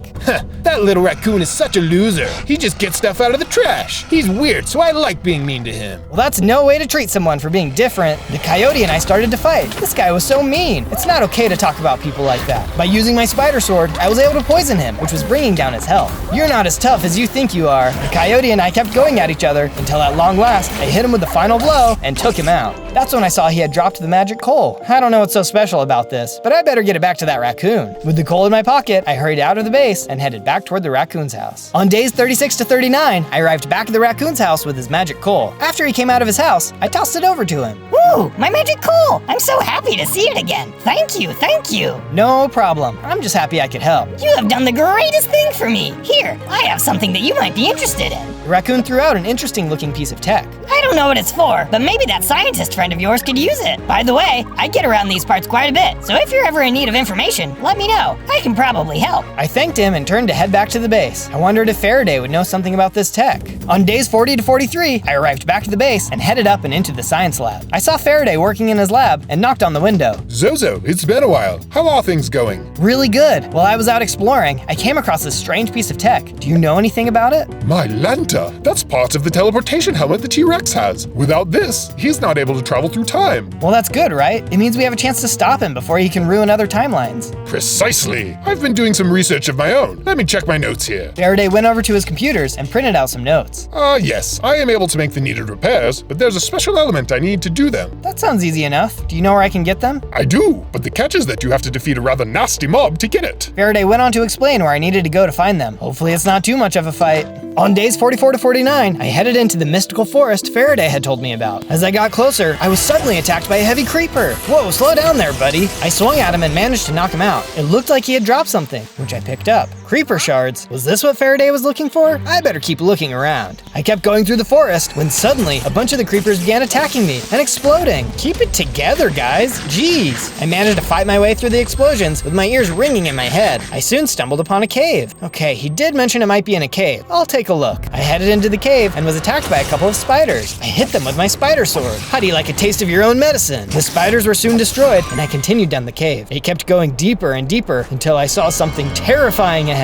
Okay, this has got to be it. What is this thing? The earth golem made a terrible sound as it tried to hit me. He definitely didn't like me stomping around in his cave. With his giant arms, he knocked me down to half a heart. My spider sword had poisoned him and I was able to land the final blow. Yes, I got him. As he disappeared, I noticed that he dropped something. This looks like some kind of strange display. This must be what Faraday is after. Just then, I felt that familiar power flow into me and I turned into a bigger and stronger goat. Looks like I've got 13 hearts now too. While I was down there, I also got to work mining out the diamonds in the wall. No wonder this guy didn't want anyone down here. It was filled with good stuff. That should be everything. Let's get this back to Faraday and see what he can do with it. On days 50 to 53, I returned back to the base and headed into the lab. Faraday was hard at work and was very excited to see that I had made it back. I believe this is what you were searching for?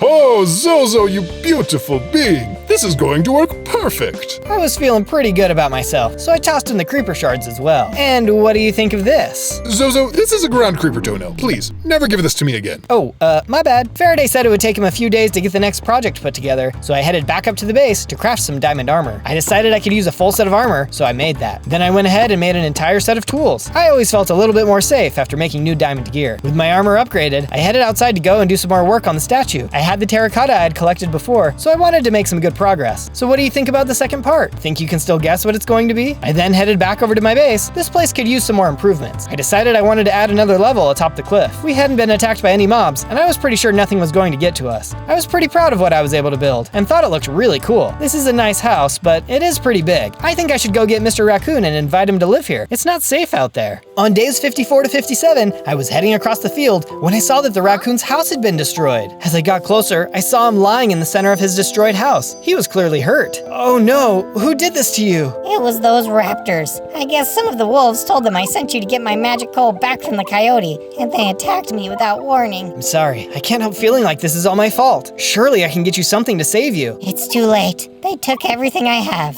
And don't worry, it's not your fault. Thanks for being the nice one who was willing to stand up for me.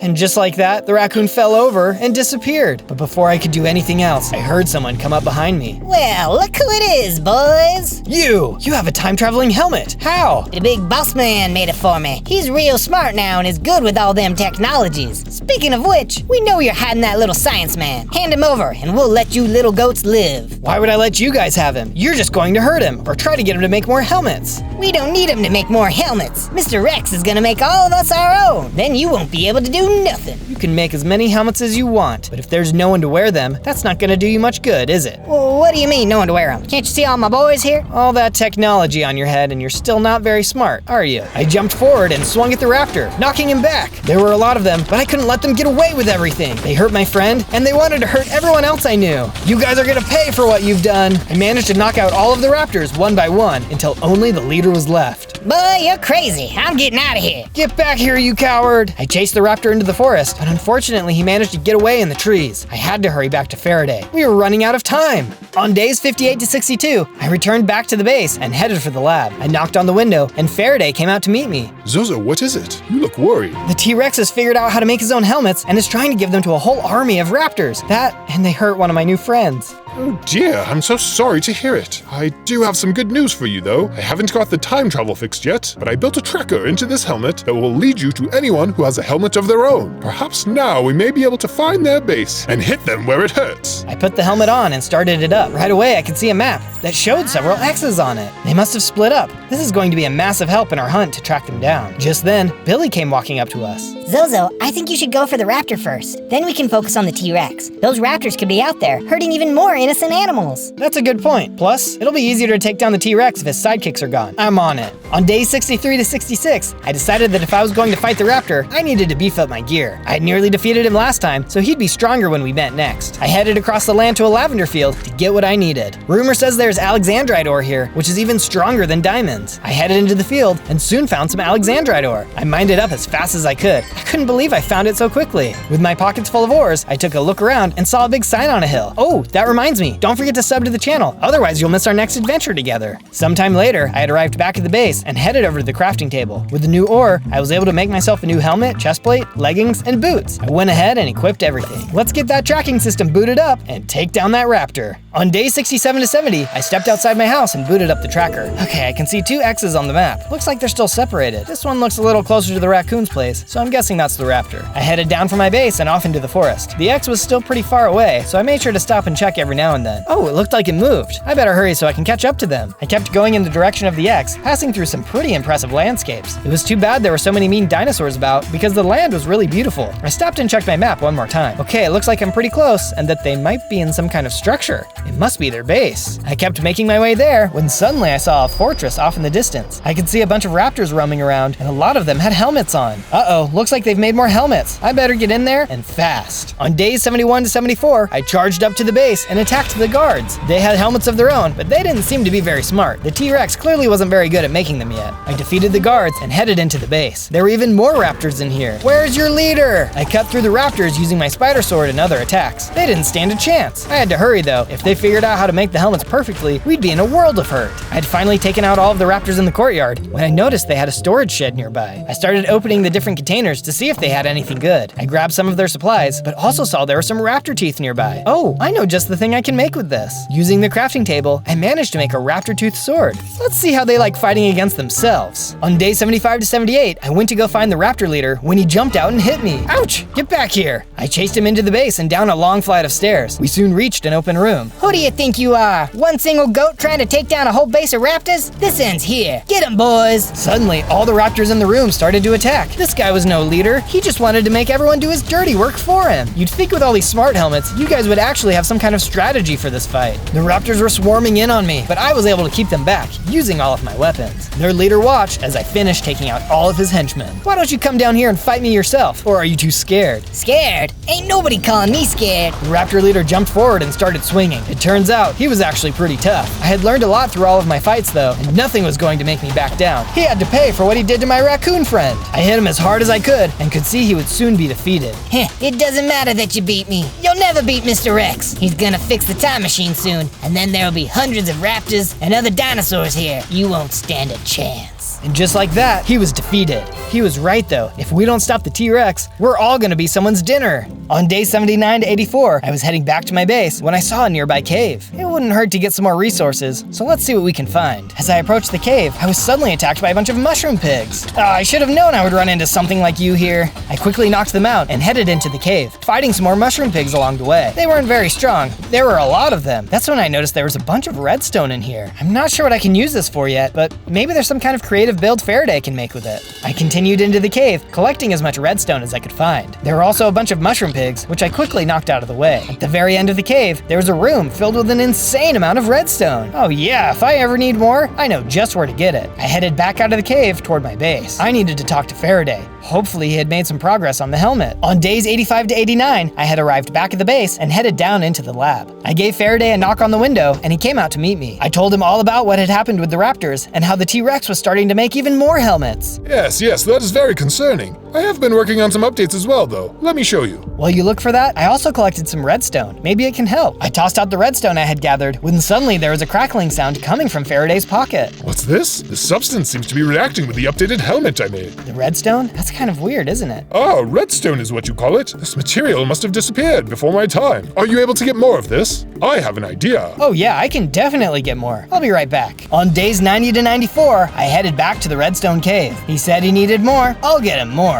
I got right to work mining out a bunch of the redstone. There was no way this wouldn't be enough. It took a long time, but I finally gathered up all the redstone we would need. Soon I was back in the lab and gave Faraday a knock on the window. As always, he was excited to meet me. You've brought me more redstone, I presume? Oh yeah, this should be more than enough to do whatever you're thinking. I tossed all the redstone I had gathered on over to him. Excellent. Excellent! Here's the upgraded helmet. This blue shield on top should protect you from the effects of the redstone. Faraday then tossed out a bunch of redstone power balls. Now that we've combined these with the redstone, they'll pack a powerful punch against anyone wearing a helmet. In fact, it should disable it, at least for a moment. That'll be awesome. This is going to be a lifesaver, I'm sure. Ah yes, speaking of which, there is a special strength ability I've programmed in it as well, but it will only work once, so be sure to only use it when you really need it. I nodded and thanked him for all of his hard work. It's a good thing he got trapped in our time too. Otherwise, we'd never get out of this mess.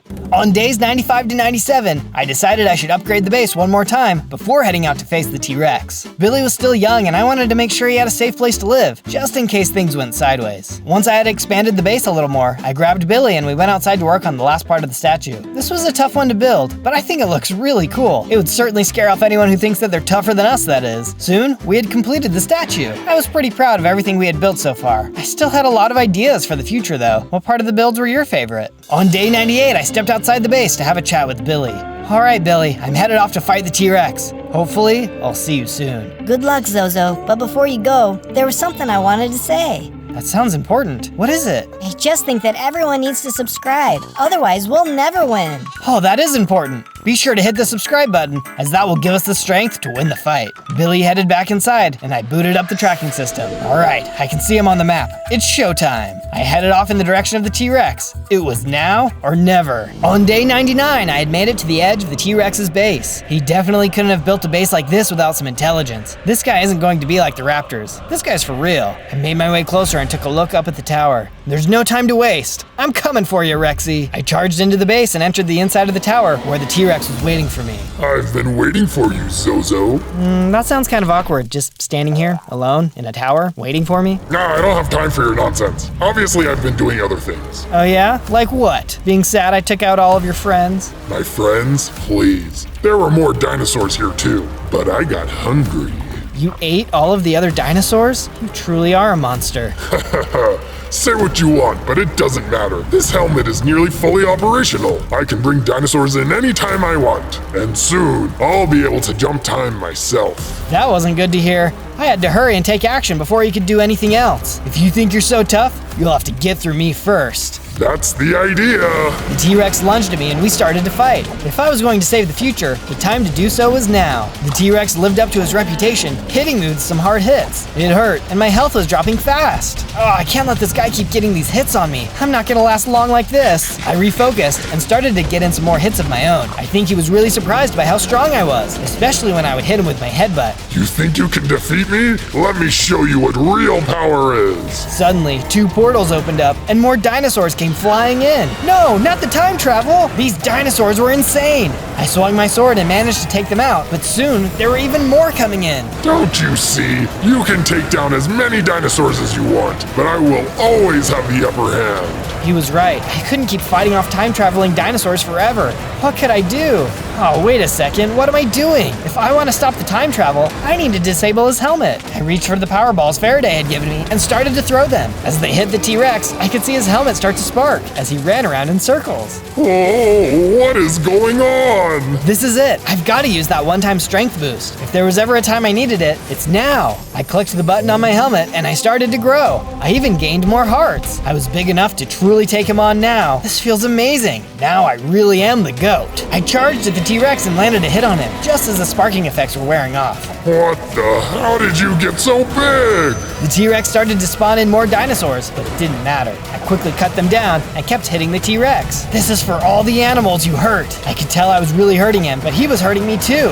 It was only a matter of time before one of us fell. Who was it going to be? Just then, I delivered the final blow, and the T-Rex disappeared, dropping his helmet. I don't believe it. He's gone. But I better hurry. Faraday needs this helmet. On day 100, I returned back to my base. This time, Faraday came out to meet me. Zozo, you're back. You must have done it. I did, and I couldn't have done it without your help. Here, let me give you the helmet back. You know, why don't you hang on to it? I just need this one component. You never know. Something might come up again when I need your help. in the future. You never know what's going to happen, but I'm glad that today was a success. In the meantime, I'll be here, ready for when adventure calls. On day 1, I spawned in as a little mouse. Ooh, look how cute and tiny I am. But uh-oh, I only have 1 heart. I've got to be careful. That's when I noticed that my hunger bar was half the size of a normal one too. Uh-oh, I guess I have a tiny stomach. I better hurry and start getting some supplies. Right away, I started punching trees so that I could get some wood. Using the wood I had collected, I put together a crafting table, then used that to make a wooden pickaxe, shovel, axe, and sword. I packed up my crafting table, then started to look for some food. That's when my hunger bar started dropping. I had to hurry. I soon saw a patch of berries. Oh, thank goodness, this is just what I was looking for. Suddenly, I heard a growl, and a giant grizzly bear came walking over. Oh, he's going to eat me. I gotta run. I ran and ran through the forest until I felt like I had gotten away. This forest was a dangerous place. Just then, I heard some squeaking up ahead. I soon saw a little mice family. Oh, hey guys, you're just like me. Is it okay if we stick together? A new friend. Yeah, absolutely. Everything is easier when you stick together. My name is Remy. Remy introduced me to the rest of his family. It was nice to have a group of friendly faces. He told me that they had a nice cave to live in too. We headed over to the cave when suddenly a fox popped out and started to attack us. Oh no, I have to help my new family. Together, we did everything we could to fight off the fox. Luckily for me, our combined power was strong and we took the fox down. Yeah, you won't be messing with us again. We then all went into the cave. It was small but cozy, the perfect place to settle for the night. I just hoped that tomorrow I could find some more food. Otherwise, I'm in big trouble. On day 2, I headed into the cave to get some coal. I was able to quickly find some and mined it out. I also grabbed some stone. Time for this mouse to get an upgrade. I put down my crafting table and used it to put together some stone tools. I also made some torches. I headed over to our cave and set up the torches. This should help keep the mobs away. My hunger was starting to drop again, so I decided to go out and look for some more food. As I ran through the forest, I could see something on the ground, but as I got closer, I could see it was just a flower. Man, where is all the food?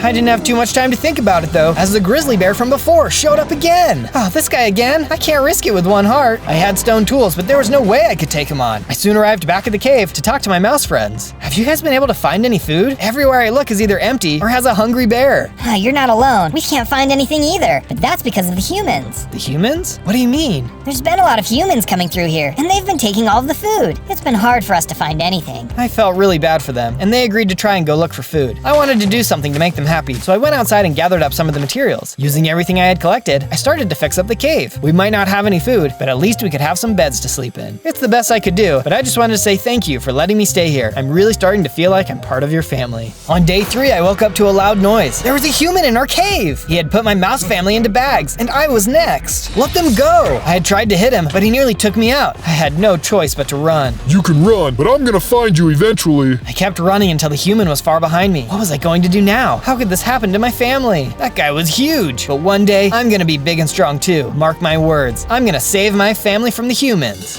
On days 4 to 5, I set off to find myself a new place to live. If I was going to get big and strong, I needed a safe place to sleep at night and store my gear. I soon found myself a nice cliffside and dug into the side of it. I wanted something cozy like the last cave, but I was gonna make it a little nicer. Time to get some building supplies. I headed out into the forest and gathered wood, as well as all the other materials I was going to need. This was going to be a classy rat's nest. I then got to work building all of the rooms. I decided to build something even bigger than what I needed, including rooms for other mice. I was determined to save my mouse family, and they were going to need a room when they came to live with me. Soon, the base was completed, and I decided to get some rest. In the middle of the night, I heard some noise outside. Uh-oh, I forgot to put out torches. I gotta take care of these zombies. I got right to work fighting off the zombies, but I had to be careful because I still only had 1 heart. Luckily for me, I was able to survive and took them all out. I better get those torches up quick. The next day, I headed outside to take a look around the area. What is that over there? I went down into the forest and soon came upon a small, half-built structure. Inside was another mouse. Hey, you're just like me. Am I? Cause I'm looking real buff while you're just a skinny little guy. I'm not a mouse, I'm a vole. What are you doing out here? My family was kidnapped by the humans, and I'm going to rescue them, but I'm worried about getting food first. Boy, are you right about that. How am I supposed to keep to my all-protein diet with those humans taking all the food? They also got my family too. I think they're keeping them as pets. Oh, these humans are ruining everything. Let's team up and take them down. Yeah, let's do it. 2 more voles had popped up from nearby. Whoa, where did you guys come from? I thought you were the only one. Oh yeah, these are my brothers. They're around. What's up, little guy? You look like you could use a protein shake.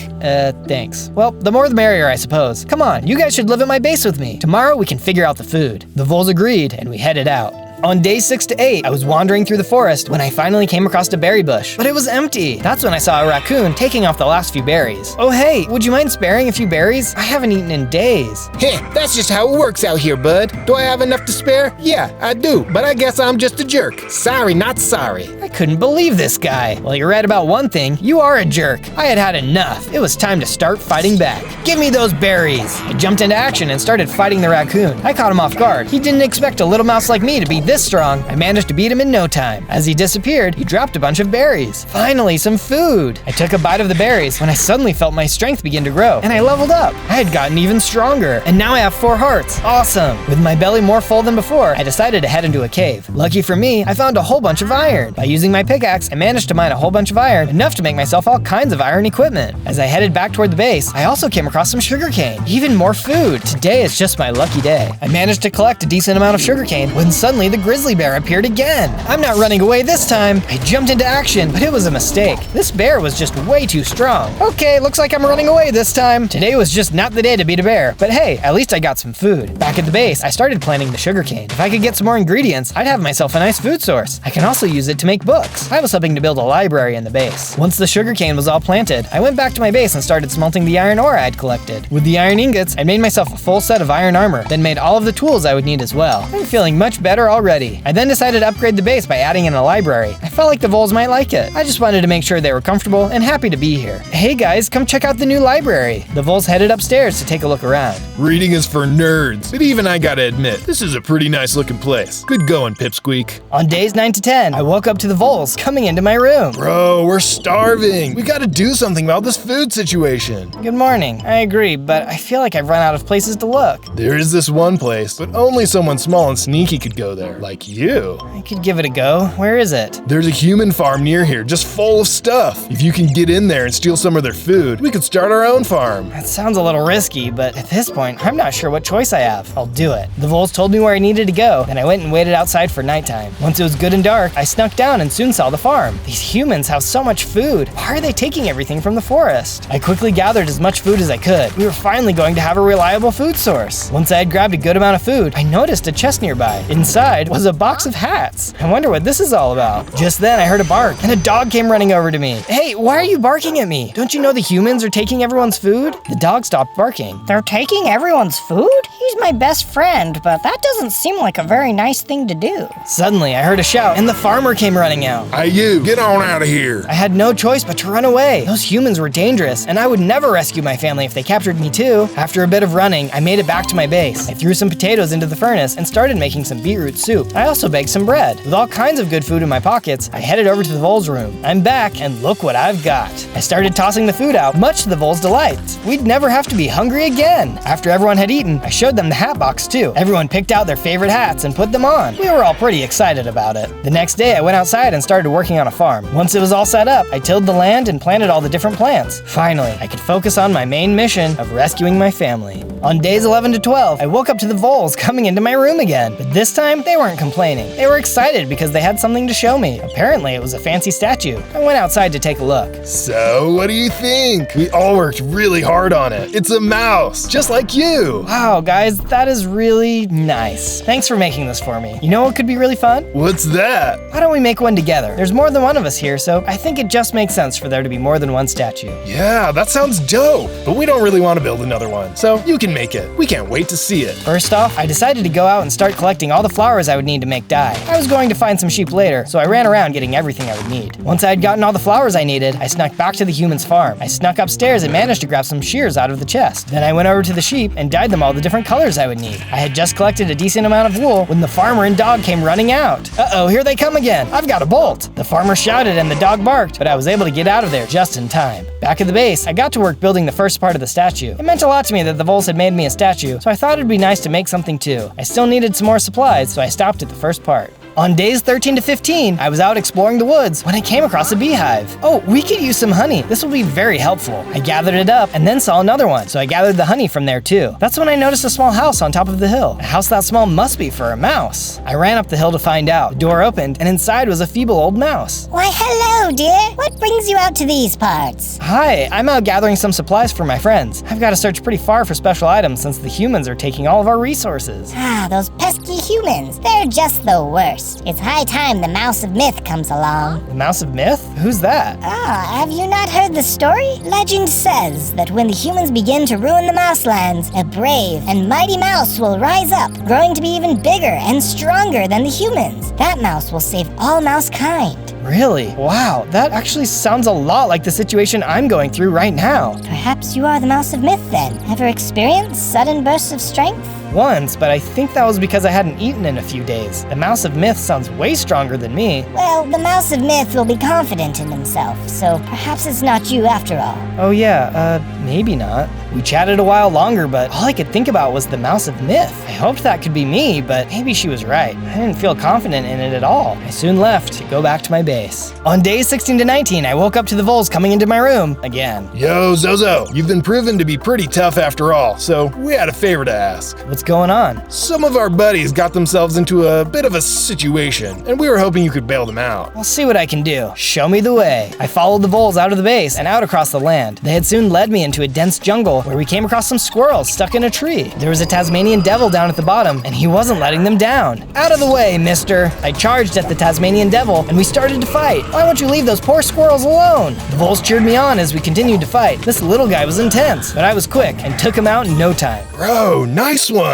The vole called up to his squirrel friends to let them know it was safe, and they came down to chat. Yo, that was sick. We thought we were never gonna get out of that tree. No worries, guys. I'm just glad we could help. Say, if you want, you should come live at our base with us. There's a lot of dangerous creatures out here. Gnarly, bruh. We'd love to live there with you guys. Just then, I felt strength coming to me, and I grew in size, and I've gained even more hearts than before. Dude, nice gains. I didn't know a mouse could beef up like that. Soon we all left and headed back to the base. I had grown in size again. Maybe I could be the Mouse of Myth. I'd have to figure that out another day. Back at the base, I got right to work building the squirrels a place to live. I started with some steps and a ladder, then got to work making them a treehouse. I figured they would be happiest living in a tree, so I made it the best I could. Then I filled the inside with all the comforts they could need. Soon, I was done. I really hope they like it here. On days 20 to 22, I got woken up again, but this time, it wasn't by the voles. What is that sound? I ran outside and saw the base was surrounded by zombies. Well, where had all of the torches gone? I couldn't worry about that now, though. I had some zombies to take care of. I ran down the hill and quickly attacked them. They weren't super tough, so I was able to defeat them quickly. Alright, I gotta figure out what happened. But just then, another group of zombies came over the hill. More of them? Oh, brother. I started swinging my sword and was able to take a few more of them out. But how many more were there going to be? I don't know if I can fight them off forever. It was close, but I managed to finish them off. Okay, enough of that. I better get more torches. But then, even more zombies came over the hill, and this time, they were covered in iron armor. What is going on? I kept swinging my sword and was getting hits in, but these guys were way tougher with their armor. It was starting to look a little close, but I finally fought them all off. Oh, I can't fight anymore. Hopefully that's it. But it wasn't it. More iron-wearing zombies came over the hill, and this time, they had skeletons with them. Uh-oh, I don't think I can survive this. I started to fight them off, but it was too hard. I ran under the statue for cover, but I was surrounded. Just then, the voles came charging out of the base and attacked the zombies. Hang on, Zozo. We're here to help. With our combined power, we were able to start fighting back and start taking out the bad guys. Even the squirrels got into the fight. At long last, the zombies were finally defeated. This time, no more zombies or skeletons came over the hill. Soon, we were back in the base. Thanks, guys. I thought I was a goner. We thought we ought to help you out for once. I'm sure glad you did. We've got to figure out what happened to our torches, though. Otherwise, we'll be in big trouble. Oh, right. We might know something about that. The voles explained that they had taken all of the torches and put them in the library. Apparently, it was too dark for them to see what they were reading. It turns out reading is actually pretty dope, but we didn't think about the zombies. My bad, homie. I told them it was okay and got to work setting up some new torches outside. We'll have to try and make even better defenses tomorrow. On days 23 to 26, I left my base to go and gather some more supplies. Our base had nearly been taken over last night, and we needed some serious upgrades. First, I dug up a bunch of clay. I was going to make bricks, so I needed to grab as much clay as I could. I then brought it back to my base, where I began smelting it into bricks. Before I started working on the wall, though, I decided to build a nice walkway down to the farm. It was going to be much better than having to get wet every time we needed to get a bite to eat. With the new bridge complete, I then got to work on the new walls. There were some natural mountains around the entrance to our base, but I thought it'd be smart to plug up the gaps with some walls. After all, a wall is no good if someone can just walk right through it. Once the walls are finished, my next project was building a guard tower. If we had something nice and tall, we'd be able to keep a close eye out for any more zombies, or even worse, humans. It took a bit, but the tower was soon complete too. As I was admiring the build from the courtyard, one of the squirrels came outside to meet me. Hey man, nice building. You're really good at this. Thanks. I just want us to be as safe as possible. Yeah, absolutely. You know, I'm actually a pretty good cook. If you wouldn't mind building me a kitchen, I'd be happy to make food for everyone. Oh, that's a great idea. Before I started on the kitchen though, I first grabbed some food from the farm. There was no point in building a kitchen if there's no food to store in it. With all the food in my pockets, I headed inside and got to work on the kitchen. I made sure to set up everything he needed and filled the pantry with all of the food. I couldn't wait to see what he'd make. Later that night, I was up in the tower to see how well our defenses worked. I could see a big group of zombies outside of the gate, but they had no chance of getting in. I'd call that a success. Now I just had to hope nothing bigger would stop by. On days 27 to 31, I was keeping watch from the tower when the bear from earlier showed up. This guy again? I'm so sick of him always trying to ruin my day. I ran down and headed outside the gate. You've tried to take my food too many times. I'm not letting you in here. The bear just laughed and let out a roar. He wasn't much of the talking type, but he was still a jerk. Just then, he charged. The bear was still really strong, but this time, I wasn't going to run away or back down. I was stronger, and he was going to have the fight of his life. With my sword in hand, I swung as hard as I could, knocking him back. He let out a roar, but it was too late. I hit him with the final blow, and he was defeated. Well, aren't you just the toughest little mouse I've ever seen? I looked up at a nearby tree and saw a crane looking down at me. Oh man, you have no idea. That bear has been trying to finish me off for days. I just couldn't let him win. Well, it's not every day you see a mouse beating a bear. Have you ever considered joining a fighting league? All of the toughest animals around are in ours, and you'd be perfect. Oh, I appreciate the offer, but I can't. I'm on a quest to save my family, not become the ultimate mouse champion. Oh, but you don't understand. This will help you. By showing your bravery, you can inspire the crowd who want to help in your cause. Not to mention, you can earn some serious money by winning fights. Money that could help you. Okay. I guess there's no harm in checking it out. Where do I need to go? The crane told me where to go, and I said I would head over there after preparing a little bit. He thanked me and took off. Later that day, I was deep in a cave, looking for resources. If I was going to win any fights, I needed the best gear I could get. That's when I noticed there were tons of diamonds in this cave. I mined out as many as I could. This was just what I needed. With my pockets overflowing with diamonds, I headed out of the cave. Back at the base, I got right to crafting, making myself a full set of diamond armor, a helmet, boots, leggings, and a chest plate. I then used them to make a pickaxe, shovel, axe, and sword. There's no way I'm gonna lose any fights now. On days 32 to 35, I made my way to the location the crane had told me about. Standing outside the entrance was the crane. Good evening, sir. I'm so thrilled you could make it. You've got quite the challenger tonight, but I think you will do splendidly. Okay, I'm all ready to fight, so bring it on. The crane motioned for me to enter, and I headed in. The arena was brightly lit, or at least the fighting area was. I could hear a crowd in the darkness though, so I knew the place was packed. As I stood in the arena, I saw a gate open at the other end. It looked like my challenger was a Shiba Inu. I could take this guy. A bell rang and the fight was on. The Shiba was tough, but so was I. As we fought, the crowd cheered. As we both landed blows, they oohed and awed. They seemed like they were really into it. If I can win this fight, all the animals watching will be able to help me rescue my family. I've got to win. The Shiba Inu put up a good fight, but with my new weapons and armor, there was really no contest. I soon defeated him, and the crowd went wild. As they cheered, a bunch of emeralds started dropping into the arena, as well as XP points. I'm not sure what I'm going to do with these emeralds, but I'm sure I can figure something out. This is awesome. Just then, a bunch of lapis and obsidian dropped in as well. Excited, I ran around picking up my rewards as the crowd continued to cheer. I gave one final wave to the crowd, then headed back down and out of the arena to meet with the crane. Congratulations. I just knew you could win. Thanks, that was actually a lot of fun. I think all the animals were really excited for me too. Oh yes, the crowd loved you. Please, feel free to come back soon. I'm sure the crowd was very inspired by you. I thanked the crane for inviting me and ran back toward my base. I made a stop by the sheep farm first though and grabbed a bunch of dyed wool. I was going to need this for the statue. Back at the base, I took the wool I'd collected and got to work on the next part. I kept going until I ran out of wool again. I couldn't wait to see what it would look like when I was done.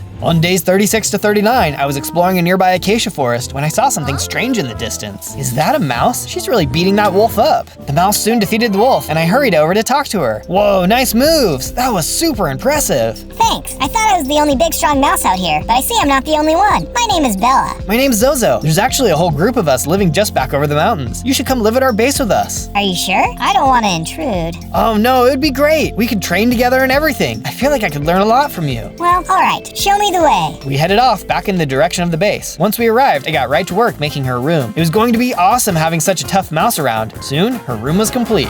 On days 40 to 43, I met Bella in the kitchen. Hey Zozo, I'm going to go out and train. Do you want to come with? That would be awesome. You can teach me all of your moves. Right on. Just give me a second. Bella went over to the crafting table and made herself a new purple hat. It was really cool. She was then ready to go, so we headed out. Back in the acacia forest, I watched as Bella took on a whole pack of wolves. I couldn't believe she wasn't even scared. The wolves were fighting their hardest, but Bella wasn't even breaking a sweat. Soon, she had defeated all of the wolves. Zozo, why don't you hop in on this next one? Another pack of wolves charged at us, and I hopped in. I've got a tip for you. Instead of just hitting, jump into the air and hit them as you're coming down. You'll do even more damage than normal. I gave it a try and she was right. I tried it on as many wolves as I could, and together we defeated them all, no problem. Later we were taking a break when I had a question to ask her. So, how come you train so hard? What makes you want to fight so much? That's a good question. I wasn't always like this, but one day I met an old mouse woman in the middle of nowhere. She told me this story about a mouse who could grow in size and was really strong. I had been fighting mobs just before then and had grown in size a little myself. That was when I realized I had to be the one in the legend. I had to be the mouse of myth. Really? I think I met the same mouse. I heard the exact same story. I couldn't believe that I might be the mouse of myth, though. Well, that makes sense though, because you're not. I knew without a doubt the legend was about me, and so I've dedicated myself to training in order to fulfill my destiny. You really thought you were the mouse of myth?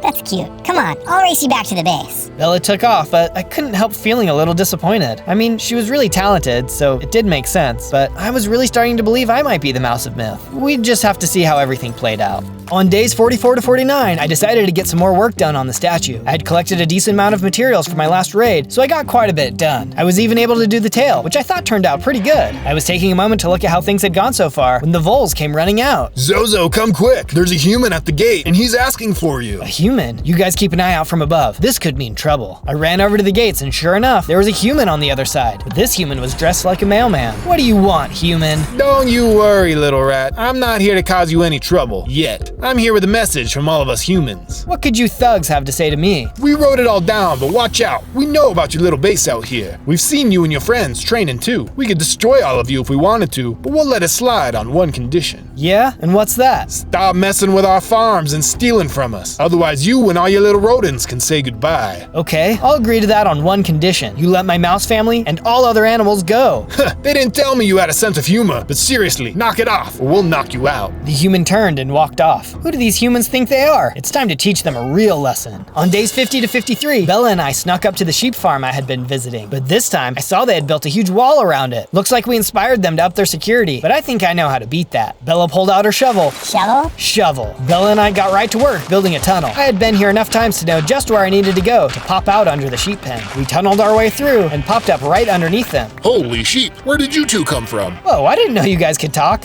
Sorry for dyeing you different colors and stealing your wool. Are you serious? You're the only one who has been cutting our wool, and it's hot out here. You're doing us a favor. Oh, well that's great to hear. You guys wouldn't happen to want to live at my base, would you? We thought you'd never ask. The humans are the worst. We all jumped into the tunnel and ran back out from under the wall. This was going to make the humans so mad. It was perfect. Back at the base, I got right to work building the sheep a nice farmhouse to live in. They didn't even have a roof over their heads before. This was going to be much better. Now we just needed to sit back and see how the humans would react. On days 54 to 57, I was down in the mines gathering some more materials. The humans would probably want to attack me at some point, so I needed to make some upgrades. Once I had collected everything I needed in the mines, I headed upstairs and went over to the crafting table. Using the obsidian I had gotten from the arena, I managed to put together an enchanting table. Time to really upgrade my gear. I went into the library and cleared out a space for the enchanting table. I surrounded the room with bookshelves and placed the table at the center of the room. Then I went through all of my gear and gave them different enchantments to make them stronger. I'm gonna be one tough mouse to beat now. I then went outside and got to work on the next part of the statue. This time it was all about the details, starting with a torch in its left hand. Then I got to work on a sword for the right hand. This was my favorite part of the build for sure. This statue is looking great.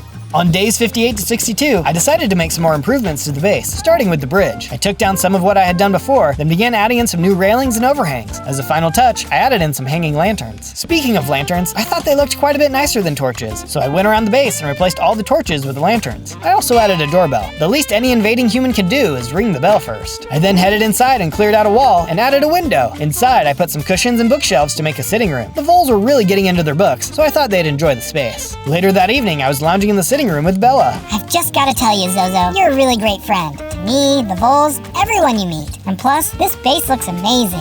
Thanks, Bella. That means a lot coming from you.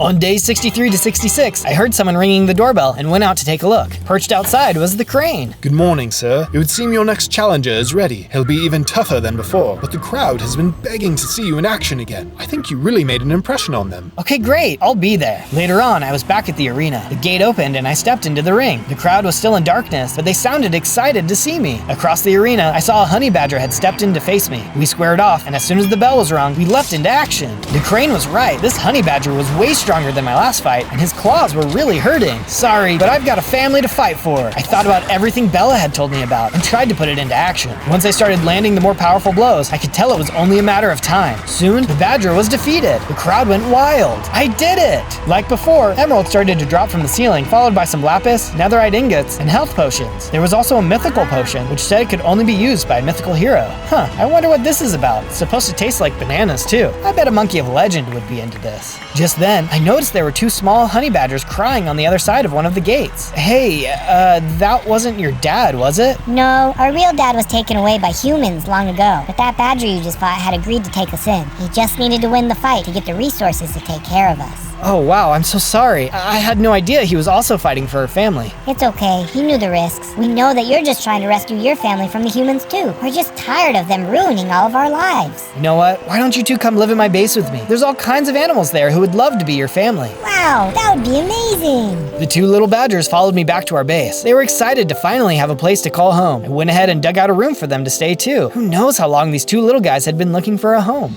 On days 67 to 70, I headed out of the base. Things were really starting to come along. Where is everyone? I walked out and saw the voles were outside harvesting some wheat, but Bella was out there giving them commands. What is she doing? I headed down to talk to her. Hey, what are you doing? Telling everyone what to do. Oh hey Zozo, I figured that since I was the Mouse of Myth, I should probably be the one calling the shots around here. I don't really know why you keep saying you're the Mouse of Myth. There's not really any proof. For all you know, it's me. Oh yeah? Well, if you were the Mouse of Myth, you'd already have the Frost Slayer sword. The what? Yeah, see? You don't even know what it is. Part of the legend is that the Mouse of Myth is able to get it from the Great Northern Tundra. Well, you don't have it either. In fact, I'm going to get it right now. Oh yeah? Not if I get it first. Bella and I took off for the Great Northern Tundra. I would show her. We soon arrived, and boy was it cold. We were both so worried about getting there first, we ran right into a pack of polar bears. Uh-oh, we both fought hard to stay alive, but it was clear we couldn't fight them off fighting on our own. We changed our strategy and saw that by working together, we were able to take them all out. Oh, Bella, what are we doing? We're going to get ourselves into some serious trouble if we don't work together. You're right. We're being really hasty. How about this? We both work together to get the sword. Once we get there, we can just see who the sword chooses. It's not really up to us who the Mouse of Myth is, anyway. Exactly. All right, let's go get that sword. On day 71 to 74, Bella and I continued deeper into the tundra. As we traveled through the ice spikes, we soon came across a dungeon. This must be the place. No matter what happens, we'll still be friends. Deal? Deal. Bella and I ran down the stairs and into the dungeon. It's full of water. How are we going to get through? Just then, we noticed some levers at the top of the stairs. These must control the platforms down there. Here, you go down and I'll work these levers. I ran down by the water as Bella started flipping switches. After hitting the first one, a platform came out of the wall. I jumped over to it. Bella continued hitting the switches and more platforms came out of the wall. I had some close calls jumping between them, but eventually I made it to the next passageway. Hang on a second, there's a lever in here. Let me hit it and see what it does. I flipped the switch and a shortcut opened up for Bella. She hopped down. Nice hopping. Let's see what else is in here. We kept going down the hallway when suddenly a bunch of poison snowballs came flying out of the wall, hitting us. Ouch, those really hurt. There was a small passageway, so we ducked through there to heal up. Zozo, I have to be honest with you. What is it? I know I'm really confident all the time, but the truth is, I'm not sure if I'm actually the Mouse of Myth. The old mouse woman had just told me a story so specific, I felt like it had to be me. Yeah, it was the same thing for me. But you know what we haven't considered yet? What's that? Maybe she was just making the whole thing up to trick mice like us to take on the humans. You know what? You're probably right. As if we didn't have enough reason to want to fight them. I guess we'll find out soon enough anyway. I agreed. That's when I noticed something odd about the box we were next to. Hey, is there something in this? We looked inside and saw there was a fancy new helmet inside. My diamond helmet was still in good shape, so I let Bella take it. We decided to keep pushing on and ran out into the snowballs. We took some hits, but made it through. We soon entered a big room that was full of bad guys. We sprang into action, fighting them off. Some of them cast magic spells that dropped explosive ice blocks on us. They were really tough, but nothing could break the power of our friendship. We quickly cleared the room. I think this might be the last room up ahead. Let's finish this together.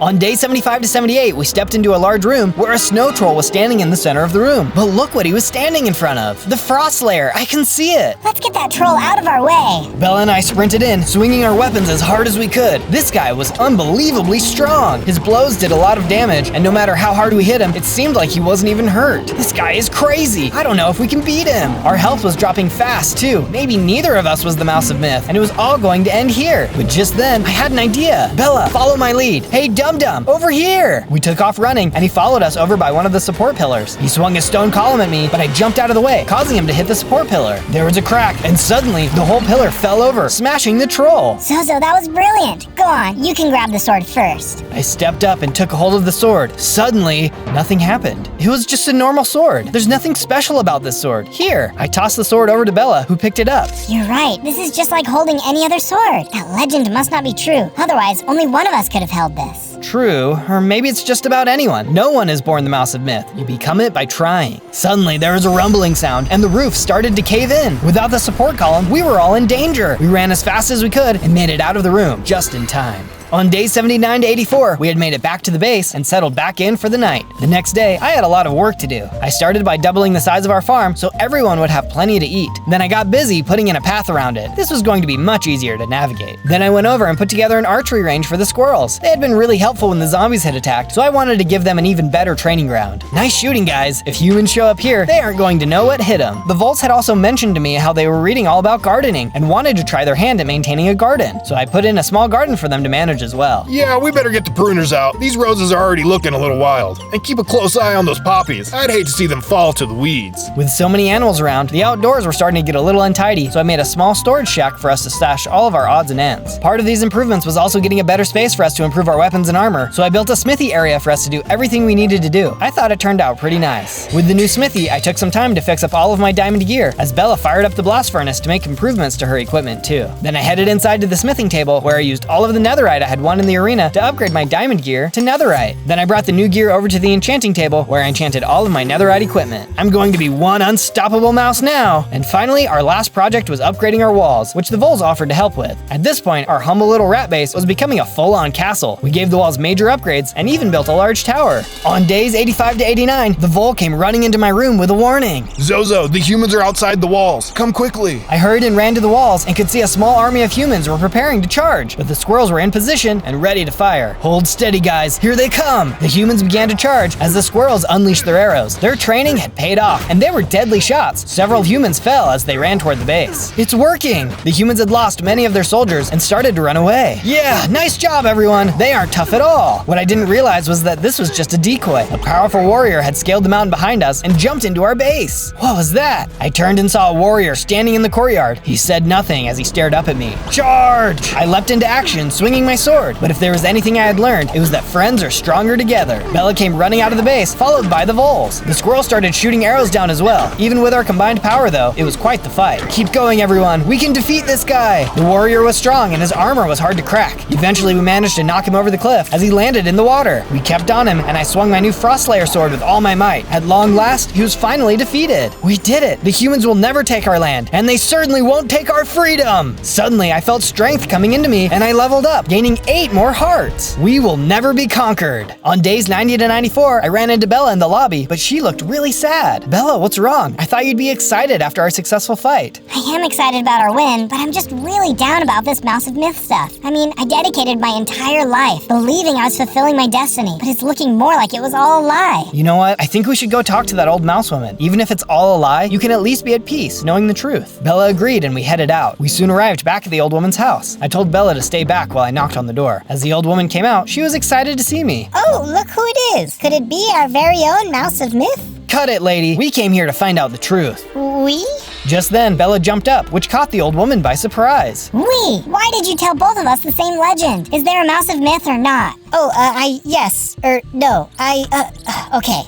The truth. The truth is that I made it all up. Why would you do that? That lie nearly destroyed our friendship. Oh, I'm sorry. I never would have wanted that. The humans have been messing with mice for decades, and no one ever seemed brave enough to stand up to them. I just thought if I made up a story, I might be able to inspire someone to actually do it. They took my family years ago, and I've always wanted revenge. Well, I suppose there are worse things to lie about. We do want to teach them a lesson, and are actually strong enough to do something about it after all. Bella agreed, and we had a nice chat with the old woman about her family. She sounded lonely living out here, so I invited her to stay at the base with us. She agreed, but on one condition. We had to rebuild her house exactly the same. I took some time to take down her house so that we'd have all the right pieces. Then later, back at the base, I reconstructed it so it would be exactly how it was before. She was delighted to have a familiar but safe place to stay. On days 95 to 97, I walked out of the base to see the crane waiting for me. Oh, good morning again, sir. I know you've got your hands full, but your next challenger is ready for you. The crowd has said that they wish to see you fight once more. I'm sure they will make it worth your while. Well, one more round of upgrades before we fight the humans would be nice. Okay, I'll do it. The crane nodded before flying up and away. Later that day, I arrived back at the arena entrance, ready for my fight. I entered in and headed back into the arena. As the gate opened on the other side, I was shocked to see who it was. Bella, what are you doing here? It's okay, Zozo. We don't have to fight to the death. I've been doing these fights too so that I can train. Come on, it'll be a fun training exercise. We can see who is actually the strongest. Well, alright. I don't know if the crowd will like it, but obviously I don't want either of us to be eliminated. Of course not. Bring it on. Bella and I charged at each other. We weren't planning on taking each other out, but neither of us were holding back. The crowd was going absolutely crazy. Bella, is this too much? Maybe we should stop. No, listen to them. They're loving it. We've got to give them a good show if we want them to still pay out at the end. It didn't feel right to me, but we kept fighting on. Bella was such an amazing fighter, but she had taught me all of her moves. I landed a really hard hit, and Bella backed off. Oh, okay. I think we need to stop there. Nice hit, Zozo. Yeah, of course. You really had me on the ropes. Once the crowd realized what was happening, they started to boo. I could hear the crane's voice coming from the stands. Zozo, what are you waiting for? Finish her off. What? No, she's my friend. Fine, but people came here expecting a finale, and I'm going to give it to them. Just then, the crane dropped in from the darkness, finishing off Bella. What have you done? The animals watching are going to support me against you.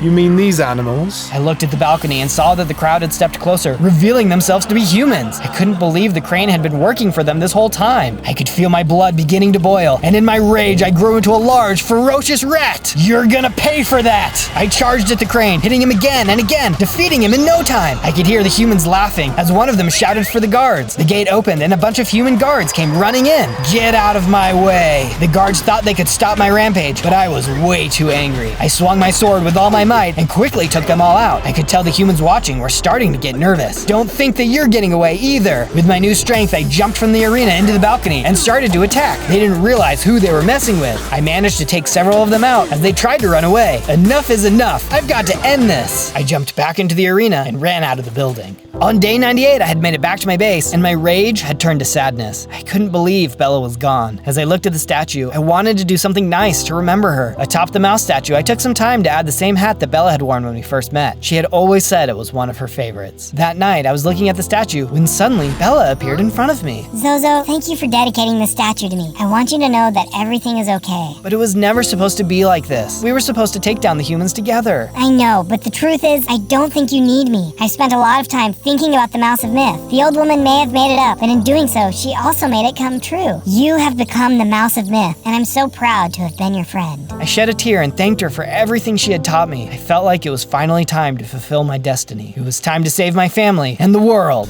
On day 99, I met with all of my friends in our base. Okay guys, it's time. If any of you want to stay behind, you can. No one will hold it against you. No one said a word. They were ready to fight. Very well, get geared up. We attack at nightfall. Before leaving, I ran over to the chest and grabbed the mythical potion, as well as the health potions I had gotten earlier. The team regrouped in the lobby, and we headed out for the humans' base. On my way out, I paused to look at the mouse statue. I could feel Bella was with us. We soon reached the gates to the humans' town, but how are we going to get in? Don't worry, guys. I know just what to do. The Vole slipped through a small hole in the side of the guard tower, popping out inside of the base. He ran over to the lever and flipped it, letting us all in. Nice going! Let's get him! We stormed into the base, running into a couple of humans. All together, we took them out with ease. Off in the distance, I could see the farmer. This time, he was geared up to fight. There they are, Bosco. Take them out. Bosco? Bosco attacked his owner, taking him out. Then he ran over to us. You've had me thinking more than I have in my whole life. These humans have been so mean to other animals, and I can't be part of it. I'm here to help. With Bosco now on our team, we charged into the streets. There were several humans geared up to fight, but they weren't ready for us. We all unleashed our attacks, knocking them out of our way. Keep going, guys, we're doing great! We kept fighting through the streets and soon came upon a mansion in the middle of town. This had to be where my family was being kept. We charged the doors and quickly took out the guards. But how are we going to get in? Hang on, folks. I'll get us in there somehow. The Vole started sniffing around and soon found another hole on the side of the building. He crawled through, dropping into a library maze. Good thing I got into reading. I just have to follow the titles back to A, and then I'll be back at the front. Using the authors as his guide, the Vole wove through the maze until he noticed a hole. Nice, a shortcut. He popped out and flipped the switch, letting us all inside. Just then, there was a sound in the town, and we could see the whole army was coming for us. Quick, Zozo, go. We can hold them off. Yeah, man, your family needs you. You guys are the best. I will see you soon. I ran into the basement as the rest of my friends stayed back. As I entered the basement, I could see it was filled with animals, including my mouse family. Remy, it's me. We've got to get you guys out of here. Zozo, I can't believe it. Look how big and strong you are. Just then, I heard the gate slam and hurried back up the stairs. Well, if it isn't the rat that got away. I should have captured you when I had the chance. You are just the worst. No monologues. I jumped into action, swinging my sword. Where had all my friends gone? Did he hurt them? I didn't have too long to think about it though, as he was really starting to hurt me. My health was dropping, and so my only option was to run away and heal up. What's wrong? Too afraid to fight? I had just gotten my health restored when the human caught up to me. I was going to keep you as a pet, but something like you is too powerful to be kept alive. We kept fighting, but I was starting to lose hope. He was too strong. I hurried and ran up the stairs to the roof to heal some more, hiding around the corner. Come out, little mousy. I just want to talk. This human had been the cause of so many problems. He had destroyed and captured so many of my friends. He was going to pay. I took out the mythical potion. If I'm truly the Mouse of Myth, this will help me. I drank the potion down and felt a powerful surge of energy. I gained more hearts and felt even stronger than before. It had worked. It was time to end this. What the? How can a little rat become so powerful? What is this? This is what happens when you mess with a guy's friends, his family, his world. The human had backed up against the edge. No, okay, surely we can work something out. Nope, it's over. I lunged forward and knocked him off the roof, sending him falling to the ground below. He's gone, but where are my friends? On day 100, I heard a shout as all of my friends came running over the bridge. It turned out they had pushed the soldiers all the way back into the town and defeated them. I made my way back into the dungeon and finally released my family, along with all the other animals. We laughed and we cried. It had been too long. Back at the base, everyone celebrated. Even all the way from Mousy Heaven, I felt like I could hear Bella jumping for joy. Our fight was finally over. On day 1, I spawned in as a stray cat. I've only got a few hearts, but look how quick I am. I noticed that I was starting to feel hungry, so I immediately started looking for food. As I explored, I soon saw a small village up ahead. I checked one of the houses and noticed that there was some meat on the table. Oh, perfect, just what I need. I hopped up on the table and grabbed it. Hey, get out of my house! The human clearly didn't want me here. I wasn't ready for a fight, so all I could do was run. I kept running until I was back in the woods from before. Why was he so mean to me? This is going to be a hard 100 days if no one wants to be my friend. I kept exploring the woods when I saw a group of cats up ahead. More cats! Hi, guys! Oh hey, you must be new around here. We were just trying to figure out how we were going to get some dinner. You're telling me? I just took some meat from one guy's house and he chased me all around. But here, I'll share it with you guys. The cats were really thankful and excited about the meat. They must have been really hungry. I was glad to have met them. We were going to have all kinds of great adventures together. Before we had realized it, night had fallen. That was when we were suddenly attacked by a zombie. Quick, into the trees! My new cat friends had all climbed into the trees, but I wasn't fast enough. I had no choice but to fight. Luckily, the zombie wasn't very strong, and I was able to fight him off. But that was just one, and a whole group of skeletons were suddenly on me. I've got to get away! I ran off and soon saw a thick tree. I hurried and punched a hole in it, where I was able to crawl inside, away from the skeletons. That was way too risky. I'll have to stay in here for the night. On day 2, I woke up to one of my new cat friends punching a hole in the tree. Come on, Zozo, we've got to start looking for food. What do you mean? I thought cats got to lay around and be lazy all day. That's just house cats. Strays like us have to work hard all day to survive. Come on. I hopped out of the tree and got to work punching some trees and collecting wood. With the wood I collected, I made a crafting table, then used the crafting table to make a wood pickaxe, shovel, axe, and sword. I'm gonna have to get even more wood if I'm gonna make myself a proper base. Using my new wood axe, I got to work chopping down some more wood. That's when I heard the sound of a spider and was suddenly attacked. Back off, you creepy crawler. The claws were still stronger than a wooden sword, so I swung them and managed to take the spider out. Not too much later, even more spiders attacked. I was really quick and nimble, so I had no problem taking them out too. Alright, that's enough spider fighting. I need to get working on that base. I climbed up a nearby tree and started working on a treehouse. It was hard enough that we would have to scrounge for food. We didn't need to be constantly fighting off mobs too. Speaking of food though, I saw a small bird had landed on the other side of my treehouse. Ooh, that bird looks delicious. I positioned myself, then sprang forward, missing the platform. There was a loud crunch as I hit the ground. I landed on my feet, but falling from a big height still hurt. To my surprise though, my health started going up. That's when a counter appeared, showing that my 9 lives were now down to 8. Just then, my cat friend came running over. Oh, thank goodness. I heard you fall and was worried it might have been your last life. Nope, I've still got 8 to go. Oh, well, you're lucky. The rest of us have been strays for a while, and we're all down to our last one. Hopefully you're never in our position. There was no time to talk though, as suddenly a pack of wolves came out of nowhere and attacked. Zozo, run! We all split up and ran off in different directions. Why were these wolves chasing us? Come here, you little snack. Oh, because they wanted to eat us. Of course. I managed to jump into my tree and climb up to the top.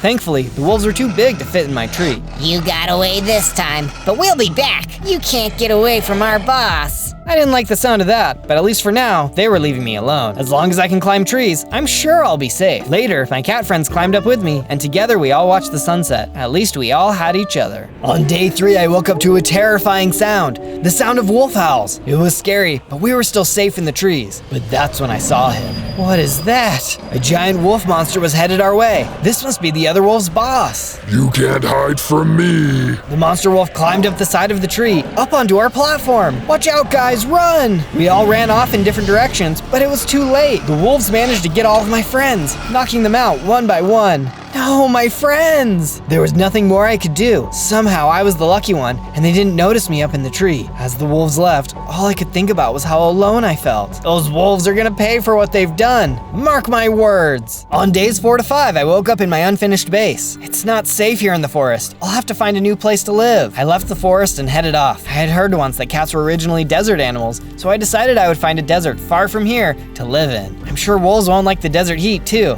A desert will be twice as safe. As I entered the desert, I decided that I was going to build the greatest cat tower the world had ever seen. Plus, it would be really safe to live in. Triple safety. If I'm gonna do this, I've gotta get stoned, and lots of it. I found myself a nice cave and snuck down into it, mining up as much stone as I could. While I was down there, I also made sure to grab some coal that could be used to power my furnace later. Let's get crafting. Using a crafting table, I used my new stone to make myself a stone pickaxe. I also made myself a stone shovel, sword, and axe. Next up, wood. I needed tons of wood, so much that I cleared out an entire area of trees. With my inventory now full of all the building supplies I needed, I started to build the first level of my cat tower that would also double as my starter base. Once I had finished the outside, I got to work filling up the inside. I put up some pictures as well as all the tables I was going to need. Soon, the first level was complete. All right, I think this is going to be a very safe place for me to live. Just as I was saying that, there was an explosion that blew a hole in my wall. What was that? I took a closer look and saw that the base was under attack by creepers. Luckily, there was only one more, so I tried to fight it off. It exploded too, but at least it didn't cause any additional damage to the base. Looks like I better put some torches out. I got right to work, surrounding the base with as many torches as I could. I didn't even want to risk having more creepers blowing me up in the night. Once all the torches were out, I was feeling a little hungry. That's when I saw some desert rabbits hopping around nearby.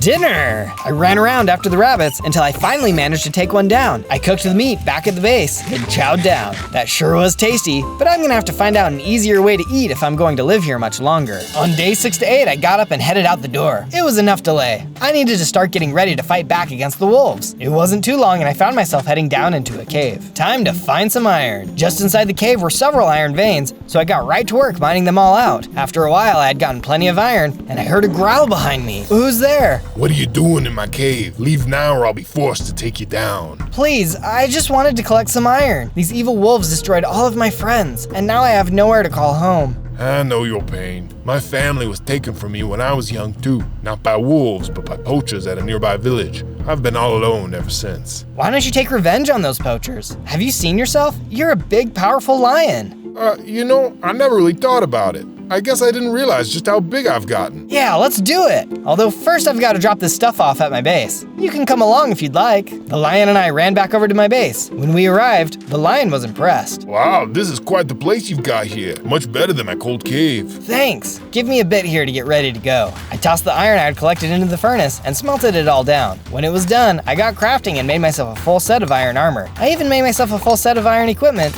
which the lion was really impressed by. Turned out he was actually really nice. Oh, and his name was Lenny. On days 9 to 10, Lenny and I traveled to the village where the poachers were living. As soon as we got there, we could see the poachers. There were tons of small animals in cages, and they even had the lion's family's heads mounted on the wall. These guys were sick. Lenny wasted no time and attacked. I tried to jump in too so that I could help as much as possible. Lenny was so strong and managed to take most of them out. Suddenly, a couple of poachers surrounded him, and it wasn't looking good. Heads up! I jumped down from above and managed to take out the poachers.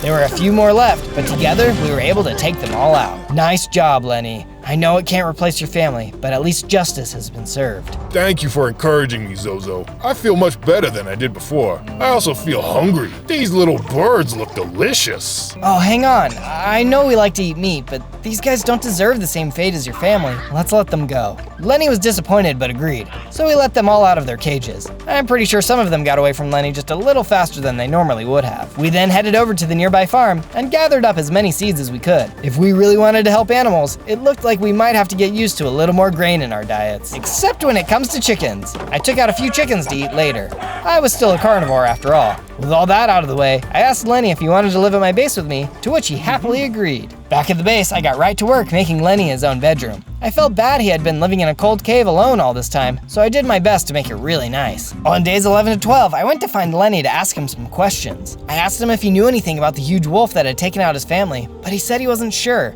There was, however, a wise elephant that I could ask. I made my way to a nearby savanna to find the elephant. I tried asking all the animals I passed, but none of them seemed to know who I was talking about. As I was looking, I was suddenly attacked by a pack of hyenas. Leave me alone, you giggle freaks! I managed to hurt some of the hyenas. There were way too many of them. I was still just a little cat and had to get out of there. I managed to make it out of there, which is when I saw a baby elephant. Oh, I bet they know something. I ran over to them. Hey, I'm looking for a wise old elephant. Do you know where I can find them? I do. Come with me. I can show you. As we traveled, I noticed she seemed kind of sad. I soon found out why. We arrived in an elephant graveyard, and she brought me to a grave. This is the elephant you're looking for. She was my grandmother and raised me after my parents died. I'm sorry to say, but she passed recently. I'm sorry to hear that. I heard she was able to help a lot of people. She was. In fact, she taught me how to help people the way she did. She would look into the water and could see things. Do you think you'd be able to help me? A wolf has been destroying all of my friends and their families. I need to find him and stop him. I would, but I'm too scared to try it by myself. Before I could say another word, though, the hyenas from earlier attacked. But this time I couldn't run away. I had to protect my new friend. As I was fighting the hyenas, the baby elephant ran away. It was a hard fight. These guys were strong and there were a lot of them. But I couldn't fail now. I mustered up the courage and destroyed them all. On days 13 to 15, I went off to search for the baby elephant. That fight must have really spooked her. I've got to let her know everything is okay. As I ran across the land, I soon saw her at the stream. She was really scared. Hey, I'm sorry about that back there, but everything is okay now.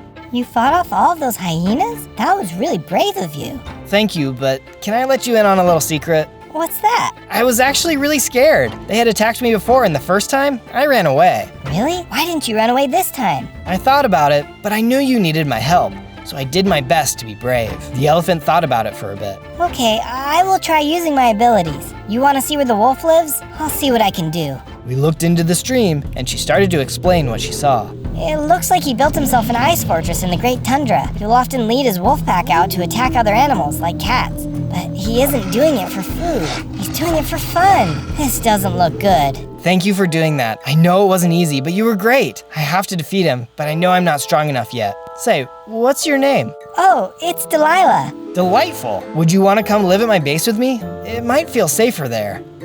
Oh, thank you, but I feel like I'm not ready to leave the land of my grandma yet. But please, come see me anytime. I thanked her and took off. As I was crossing the stream, though, I was suddenly attacked by a crocodile.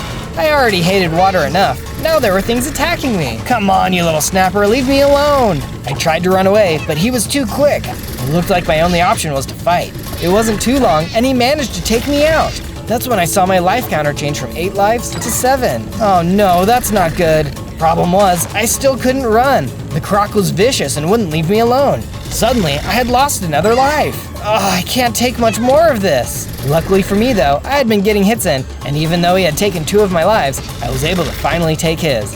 And he only had 1. And stay down. I decided to explore the bank a little more, and soon saw the nook where the crocodile must have been hiding. I looked inside and there was a chest. Oh, look at all these fish! My favorite food. And in the middle, there was a mystical fruit salad. I don't really like fruit, but I'll give it a go.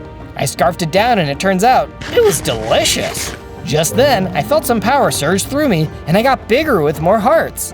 Wow, maybe there's something to this eating fruit thing. On days 16 to 19, I arrived back at the base. I met up with Lenny and he told me that he was feeling really hungry. Hey, you can have some of this fish I just got. He was pretty happy about that. Then I decided I should start planting seeds, as we would need to have a good food source. I decided to build the farm into the tower, and thought that worked really well. This farm looks great. I was thinking about the fight with the crocodile, and how I had lost so many lives. I was going to have to be more careful. So to do that, I decided to craft myself a bow. That way I won't have to be so close to danger all the time. But first, I'm gonna need some string. I took off in the direction of a nearby cave, and soon found some spiders. The spiders weren't nearly as happy to see me as I was to see them, and in no time, I had gotten myself enough string to make my bow. Now that I had everything I needed, I was able to quickly put together a bow for myself. It was just in time too, because a black bear had walked up behind me. I hope this thing works. I started firing the bow, landing hits with my arrows. The bear was angry with me, but I was feeling way better with my ranged weapon. Soon enough, I had taken him out. On days 20 to 22, I had the urge to build.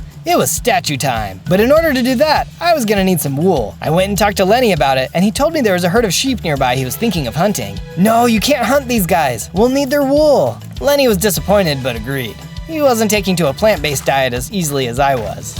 I headed off in the direction Lenny had mentioned and soon saw the sheep. I took out my wheat and led them back toward my base. When we arrived, I quickly put together a pen, then locked them all inside. That's when Lenny came around the corner. Okay, dinner. Lenny, wait! You promised you weren't going to eat them, remember? They're for wool, not food. Ah, shoot. Fine. Next up, I needed to get some dye to turn the sheep into the proper colors. I went to the plains biome and found some cornflowers. Using the flowers, I was able to make some blue dye and dye the sheep blue. Now it was time to get started. Using the wool, I started on the first part. I feel like this one is going to turn out even better than anything I've built so far, but you'll have to be the judge of that. Soon, the first part was complete. And don't forget to hit the subscribe button and hit the bell, otherwise you'll miss out on all my future adventures. On days 23 to 26, I felt like it was time to learn more about this wolf monster and travel to the Arctic where he lived. As I got closer, I heard some wolf howls and hurried up into a tree to hide. I'm not letting them catch me off guard this time. Just then, I saw the wolves come by, and as they got closer, I saw that I had a good shot with my bow. If only there weren't so many of them. I decided it wasn't worth the risk, especially with the wolf monster there. But now I knew for sure that he lived here. As I watched them, I saw them go toward a snowy village. They attacked some of the villagers and took out their livestock. These guys were horrible. They continued through the village, taking everything out. When there was nothing left, they left the village. Why would they do something like this? Now that they were gone, I went to investigate the village. There were some crops here, and it didn't look like the villagers were going to be needing them anytime soon, so I picked up as much as I could. As I was going through the village, I suddenly ran into a baby wolf. What are you doing here? Hey, you, leave me alone, or else. I'm super mean, because I'm a wolf. Look, buddy, you're not fooling anyone. All the other wolves are gone. Fight me if you want, but we know how it's gonna end. Ah, shucks, you're right. If the other guys knew I was gonna get shown up by a cat, they'd bully me so bad, even worse than they already do. Why do you think I'm here? They're always leaving me behind and being so mean. I couldn't help but feel bad for this little guy. Look, it's okay. I remember what it was like being a little cat. Why do you say you come join me instead? These guys don't sound like they really care about you. You can say that again. You know what? I'm out of here. Just because we're all wolves doesn't mean I have to put up with them. He was pretty fired up, but I was glad I could help him out. We took off, back to the base. On days 27 to 31, we arrived back at the base. The baby wolf, whose name was Willie, immediately tried to eat the sheep. Hang on, those are our friends, not food. Here, let me get you something. I tossed him some fish, which he was happy to have. That's when Lenny came walking up to us. It turned out he had really been starting to enjoy the veggie life and wanted to share some with us. We headed up to the garden and Lenny tossed some new food out for us. I took a bite. Oh wow, these are really good. You weren't joking. Just then, I grew a little bigger and gained more hearts. Well, would you look at that? Eating veggies is actually good for you. You get more hearts and stay healthy. Nice. I then realized that Willie had nowhere to stay, so I got busy building him his own section of the base. It wasn't big, but it would be perfect for him. Since Lenny was so interested in farming now, I decided I would put a barn together for him too. This way he could put all his farming tools in one place and hopefully continue to not eat the sheep. Soon, the build was complete. I was starting to run low on wood, so I headed over to the nearby birch forest to stock up. I collected all the wood I needed, then decided to head back. On my way back, I was suddenly attacked by a giant cockroach. Oh, gross. If I would have known there were bugs like this here, I wouldn't have chosen to live here. I had managed to make my way into a tree where I was able to pick them off with the bow. But suddenly, Willie came running into the fight. Willie, no, stay back! Willie ignored me and kept fighting. But it turned out, he was actually a really good fighter. Soon, we had taken them out. Whoa, nice moves. Those other wolves better watch out. You'd be able to kick their butts. Willie told me I was being too nice, and we headed back to the base. Later on, I had gone into the mines where I found some iron. I figured Willie could use some armor, so I collected as much as I could. Back at the base, I smelted down the iron, then used the iron ingots to make him his very own set of iron armor. I went and gave it to him, which he was very excited about. On days 32 to 35, I woke up to the sound of meowing. Could that be more cats? I went to take a look and it turned out there were a bunch of cats out there. Oh, hey guys, how did you find me? There's a giant cat tower in the middle of the desert. How could we miss it? Yeah, that's a pretty good point. They asked if they could live here, and I of course agreed. That did leave me with a problem though. I couldn't fit all of them in my room. So I got right to work making them their own rooms at the top of the tower. I couldn't believe more cats were around. I would have to keep an eye out for some more of them. Once I had finished building their houses, I went to work on the statue with Willie. I had to get the next part done. If my cat tower was drawing people in, I'm sure a big statue would bring them in too. Soon, we finished the second part. Back at the base, I decided to check in with the cats. They had settled in nicely. Hey, do you guys know of any other cats? I'd love to help as many as I can. Well, there is this one woman we had heard of who takes in cats and cares for them. We were actually on our way there when we found your base. You could try checking there. They explained to me where I needed to go. I wanted to make as many cat friends as I could. We would be stronger together. On days 36 to 39, I arrived in the desert the cats had mentioned, but I didn't see a house anywhere. Let me see if someone can help me. I talked to every animal I ran into, hoping they could point me in the right direction. But everyone I talked to said they hadn't heard of her. That's when I suddenly stumbled upon a huge desert pyramid. Well, it's not the house I'm looking for, but maybe there's something useful in here. I headed into the pyramid, which is when I saw a horde of zombies at the bottom. Luckily, I still had my bow, so I used that to hurry and take most of them out. Then I jumped down and finished the rest of them off with my sword. As I explored, I came across more zombies, but I was able to fight them off. Just then, I saw a button with a sign next to it. Just a normal button, trust me. Okay, I hit the button and another button rose up out of the ground. I shrugged and hit that button. I heard a noise in the other room and ran over to see a hole had opened up in the ground. Oh, what could be down here? I went down in the hole and found another button. This is getting a little ridiculous. I hit the button, which revealed a hidden room full of gold. Wait, seriously? I thought for sure this must have been a trap. I entered the room and started picking up all of the loot. This was some good stuff. I checked the chest and saw there was an enchanting book for Punch 2. Oh, now my bow is really gonna be able to knock people back. I was feeling pretty good about things, so I headed back out of the pyramid, off to try and find the woman's house. On days 40 to 43, I was running through some hills when I saw a group of llamas. Hey, do you guys know where I could find a cat lady's house? To my luck, they knew exactly who I was talking about. Turns out the house was just over the hill. They told me to be careful though. The lady was pretty weird. I ran in the direction they had pointed and soon saw the house in the distance. I ran up to the house when a woman came running out. Oh, it's another kitty! Here, kitty, kitty! Here, kitty, kitty! Oh wow, you're super friendly. I heard you had a bunch of cats here and I'd love to meet them. Oh yes, I love cats! They're the best! Maybe you can even stay here with me! Oh, well, maybe? I've kind of got my own thing going, but I'd love to say hi to everyone. Well, please come in. Let me show you around. The woman led me into her house and showed me around to the different rooms. I could hear some cats, but none of the rooms we went into seemed to have any cats. Something seemed off, but maybe it was just how much she seemed to love cats. And this final room is my favorite. It's where all the cats live. Finally! I stepped into the room, but all of the cats were in cages. What was going on? You can be my newest friend! Suddenly, I was hit with a potion and went to sleep.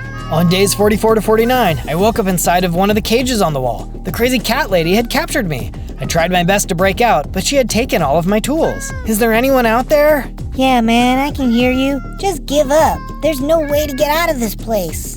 What do you mean? How did you guys end up here? We all thought this was going to be a good place for us strays to live, but she keeps us locked up in cages. She likes cats, but she likes them so much, she never wants us to leave, even for a second.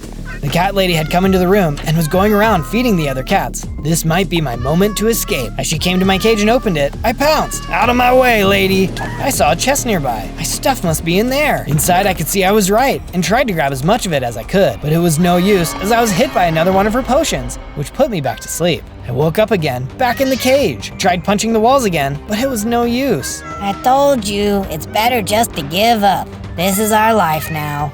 How long have you been in here anyway? Oh, I don't even remember anymore. It's been years. Years? I can't be here for years. What's going to happen to all my friends without me? On days 50 to 53, I awoke in my cage to the sound of panting. It was Willie. Willie, what are you doing here? Something about this cat lady seemed fishy to me, so I followed you, just in case. Boy, am I glad you did. Willie opened the cage and I hopped out. I was free. I ran over to the chest and grabbed all my stuff. Just then, the cat lady came in. Is that a wolf? I hate dogs and especially wolves! I'll take care of you! The cat lady drank down a potion and turned into a witch. All right, Willie, we can take this lady. We all jumped into battle. She might have been crazy, but she was also crazy strong. Even with our combined power, we couldn't defeat her. Suddenly, I lost one of my lives. Oh shoot, now I'm down to 5. I can't let her beat me. I focused all of my energy and took her out. Just then, there was a surge of energy, and Willie leveled up. Whoa, Willie, look at you! You're even stronger than before! Willie was super excited. Next, we decided to take a look around the house and managed to find an enchanted diamond helmet. Oh, nice! I'm going to be even more protected than before. Maybe I can hold on to my remaining 5 lives now. I then met up with the other cats and invited them to come live at my base with me. They happily agreed, and we set off. On days 54 to 57, I made it back to the base and got right to work making additions to the base. With all the new cats, we were going to need some serious upgrades. They had spent so long in cages, I wanted to make sure they had a nice place to live. Soon, their room was complete. Later on, I was chatting with the cats when they told me how hungry they were. I was pretty much out of fish, and I couldn't ask them to stick to a plant-based diet. Although to be fair, Lenny had really gotten into it. Hang on guys, I've got an idea. I headed back down to the base and went over to the water. Using my shovel, I dug out the land until I was able to connect the small pond near our base to the river. Now the water would run right by our front door and fish could swim right up. I felt like it still needed something though, so I got to work building a fishing dock. We could store our fish and relax here, while the cats could cast a line into the water. Once the dock was complete, I led all the cats over to check it out. What do you guys think? We should be swimming in fish in no time. They were all happy as they threw their lines into the water. They'd never have to be hungry again. On days 58 to 62, I collected some wool off the sheep, then headed back over to the statue. I got to work on the next part. I'm sure it's pretty clear what I'm building at this point, but what do you think? Was this what you were expecting me to build? Once I had finished my work on the statue, I remembered I had gotten some enchanting books. Using my new book, I was able to add the punch enchantment to the bow. This will certainly pack a punch now. My bow was great, but I was going to need armor to match, so I left the base to go to a nearby mine. At the bottom of the mine, I could see a bunch of monsters, so I decided to take the new bow for a spin. It was working great, and I managed to take out a ton of them. Some of them got really close to me, but I still managed to take them out, one by one. Whew, hopefully there's not any more of them down here. I kept exploring and soon came across another group of creepers. Oh no, not more of these guys. I tried to take them out, but couldn't stop them all from exploding. Ouch! But what's that? I noticed the explosion had revealed an unnatural block and could hear skeletons on the other side. I broke a block, which revealed the entrance to a dungeon. On days 63 to 66, I knocked out the rest of the blocks and was immediately rushed by some skeletons. Oh, get out of here, you psychos! These skeletons were fast. It's a good thing I came prepared. They tried their best to take one more of my lives, but I managed to fight them all off. Alright, let's see what's going on back here. I entered the dungeon and could see more skeletons. Using my bow, I quickly fired at them and took them out. That's when I noticed a button in the middle of the room. What does this do? Unfortunately, it was a trap. More skeleton archers rose up from the ground. I was surrounded. They fired their arrows as I jumped to get out of the way. Luckily, I could take some cover, but even as I jumped out to hit them, it was still too hard. Oh, wait a second, they're stuck. I can just leave. I headed into the hallway. I guess whoever laid that trap didn't think it all the way through. I went and explored the hallways. I wasn't sure where to go next. Then I came across a sign that said treasure room.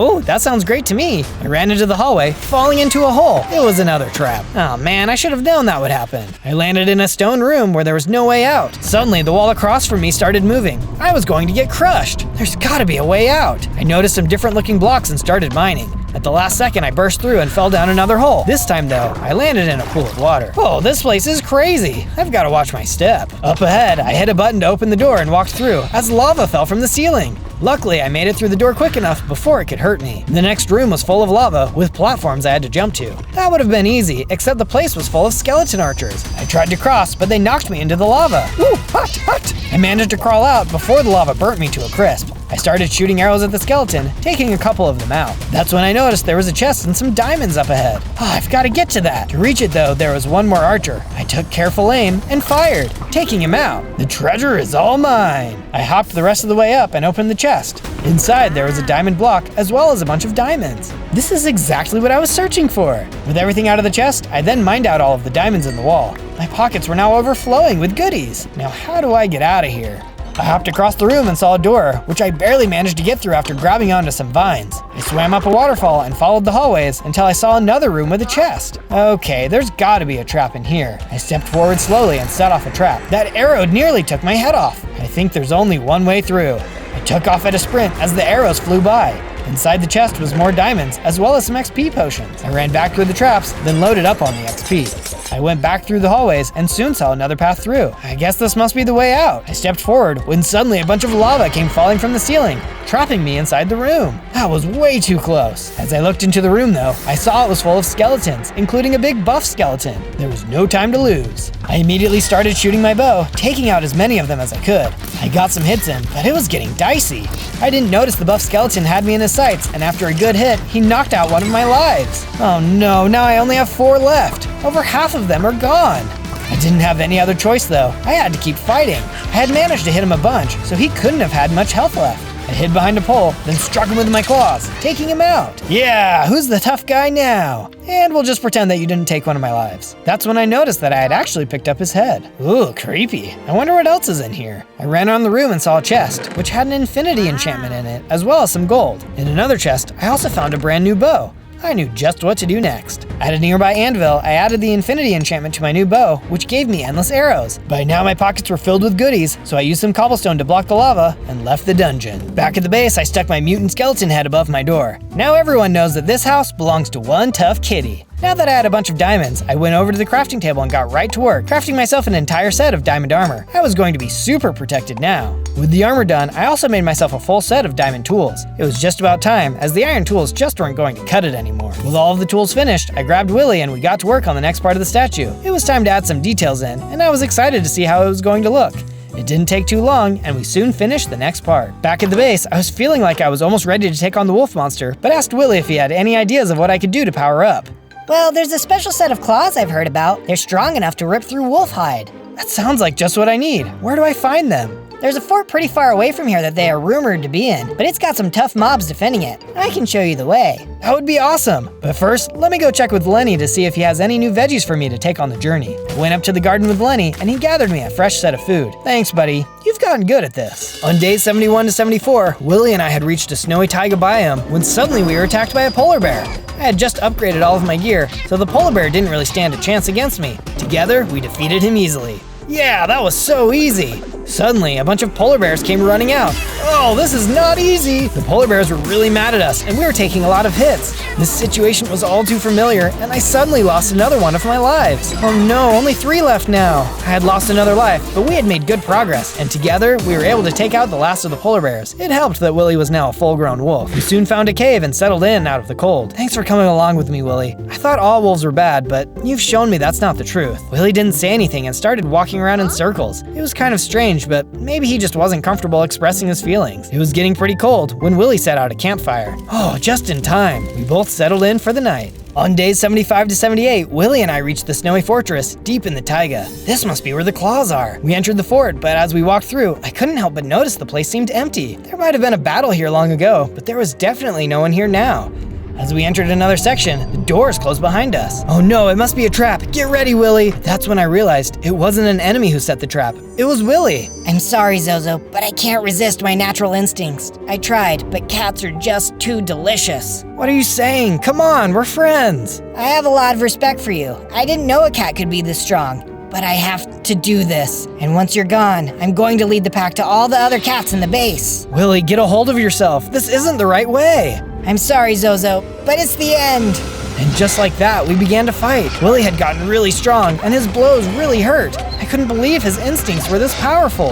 Please, Willy, it doesn't have to be like this. But it was too late. He was done talking, and I could see his wolf instincts had completely taken over. He kept swinging at me and managed to take another one of my lives. Ugh, only 2 left. I hurried and climbed up some trees, making my way to the top of the ruins. From there, I started firing arrows, landing some blows. Willy ran around, trying to avoid my arrows. It was making him really mad. I wasn't going to be able to finish it this way, though. I had to land a blow up close. I hurried and climbed higher into the ruins, firing arrows as I went. Get back down here! I climbed out the side of the ruins as Willy continued to look up where I was before. I snuck up behind him and delivered a sneak attack. It was just a few hits more, and he was finally defeated. Willy, why? I'm sorry it had to come to this. I ran outside and picked a flower. I carried it back inside and laid it where Willy had disappeared. I'll see you in the next life, my friend.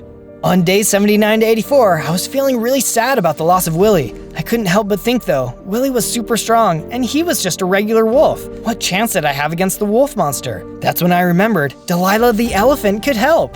I traveled back to the savannah, and just in time too. Up ahead, I could see Delilah had been captured by poachers. You thugs, get away from my friend! I charged in as the poachers turned to fight. I had no time for these punks, and I had to save my friend. There was no way I was going to lose 2 friends in such a short amount of time. I was way stronger than the last time we had fought poachers, and so at long last, I took them all out. Oh, Zozo, you showed up just in time. I don't know where I'd be without you. Or well, I guess I do. I'd be dead. You mustn't talk like that. but I was hoping you could help me with something. Oh sure, anything. I need to defeat the wolf monster still, but I'm wondering if there are any special items out there that could help me. Could you take a look? Delilah agreed and took a look into some nearby water. Okay, I can see the nether. There's a huge fortress there.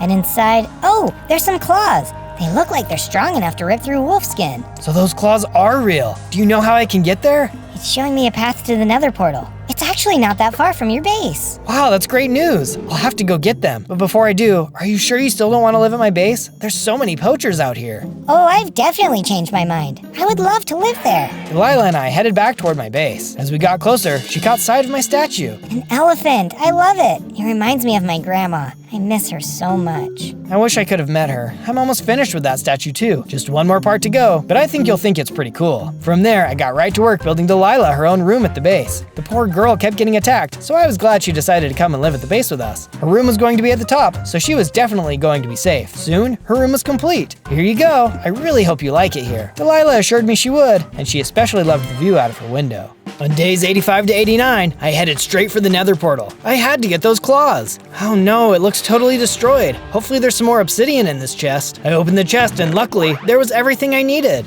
Someone must have been here before. Just then, a snapping turtle came walking right over the chest and attacked. Ah, you're so slow and creepy. He wasn't very strong and I took him out quickly. Then another animal attacked me out of nowhere. This guy wasn't strong either and I took him out too. All right, enough. Let's do this. I quickly fixed up the portal, replacing all the missing obsidian blocks. I stepped into the portal and was teleported to the nether. I stepped out into a soul sand valley and could see a few endermen roaming around. As long as I don't look at them, I should be good. But as I got closer, they turned and started to attack me. I guess they just really wanted me to stay away. Once I had taken them out, I took a look at my surroundings. That's when I noticed some ancient debris in the wall. Oh yeah, I can make some netherite gear with this. I mined out the debris and stored it away for later. It was time to explore. I took off into the nether, traveling across dangerous terrain and fighting off endermen. I found some more ancient debris too. There were also some ghasts that showed up, but I was able to take care of them with my bow.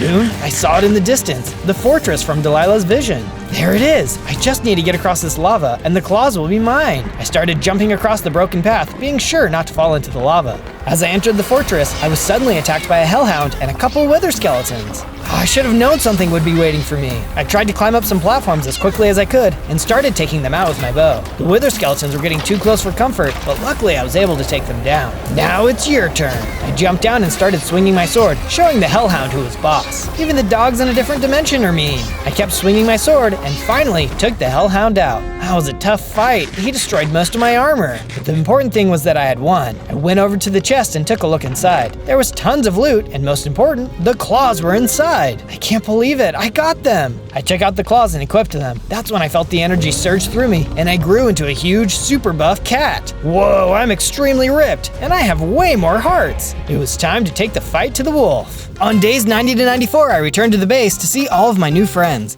It was quite the sight to see everyone so happy. We had all been affected by the wolf monster in one way or another, and it was great to see that despite it all, we had all found a place to call home. I was too big to fit in the door now, so I knocked out a space and grabbed some supplies out of a chest. Then I made myself a fancy new moving door. Ah yes, this will work perfectly. Now that I had a functioning door, I took the ancient debris I had collected and smelted it into some netherite scraps. Then I took some of the diamonds I had collected and made an entire set of diamond armor. Now I'll need a smithing table. I got the smithing table put together and then combined the netherite scraps with some gold bars to make some netherite ingots. Using the new ingots, I was able to then convert all my diamond gear into netherite. Now let's finish the statue. I headed outside and finished putting all of the details on the elephant. I thought it looked really nice and I was glad that it reminded Delilah of her grandma. Well, what do you think? Is this your favorite build I've done so far? Or did you like another one more? With the statue complete, it was time to say goodbye. I met with all of my friends outside. Thanks for all of your support, guys. I'm going to go fight the wolf, but I'm still not sure how I'm going to beat him. I was thinking about it, and didn't you say that crazy cat lady threw a potion at you that knocked you out?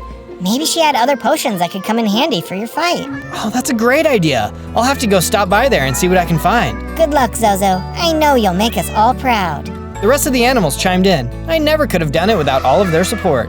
Time to get that wolf. On days 95 to 97, I arrived back at the cat lady's house. Alright, let's see what's going on in here. I ran up to the house to get inside. As I tried to take a look around, I realized I was too big for the doors, so I knocked out the walls to make myself some space. Something tells me she's not gonna mind. As I checked around the house, I eventually opened up her bedside table and found a bunch of blindness potions. No wonder she always had these on her. The lady literally slept next to them, but these will help in a fight. With the potions in my pockets, I headed off toward the wolf monster's base. I soon reached a snowy area and could hear the howling of wolves in the distance. But this time, I wasn't running. This time, I was heading straight for them. Hey, you boys, check out this cat. He thinks he's real tough walking into our land like this. Your pride will be the end of you. I'm gonna take down your entire pack. Oh, cry me a hairball, fuzzbag. Bring it on. We lunged at each other and started swinging. These guys thought I was weak because I was a cat, but they quickly found out I was super strong. I could tell they were scared, and soon, only one of them was left. You're no cat, you're a freak. Just wait until the boss hears about this. The last wolf ran off to tell his boss. Yeah, not even a warning is going to save him from me. The wolf wasn't very smart though. He was leading me right to their base. Soon enough, I saw a large fortress in the distance. This must be it. I walked up and started to explore. I could feel something behind me. I turned around and saw there was a huge sub behind me. Quick, subscribe to the channel. We must win this fight. On day 98, I charged into the base and was immediately attacked by some wolves. Out of the way, you mangy mutts! I swung my massive arms and knocked the wolves out. With my strength, these guys were a breeze. Soon, the room had been cleared. That's when I noticed something horrible. Is that what I think it is? On the stairs, there was a mounted animal head. These guys were a bunch of sickos. They had to be stopped. In the next room, there were even more wolves. Get a load of this, chumps! I smacked the wolves as they crumpled beneath my blows. They were able to get some hits in, but they were no match. No one was going to stop me from reaching my goal. Once they were all destroyed, I noticed what was on the table. More animal heads. I won't let them add any more. As I left the room, I noticed a button on a nearby wall. I hit it and a wall opened, revealing a storage room. Oh, nice. I bet there's something good in here. I started opening up chests and found a lot of gold, including some golden apples. Then I saw something out of the ordinary. There's warnings on this chest. Must be something good in here. I opened the chest and saw it had several potions of leaping. That would surely give me an advantage in the fight. Now I just had to find the monster. On day 99, I wandered through the halls and eventually walked into the Great Hall. The wolf monster was seated on a golden throne. Oh, what is this? A cat walking right into my house?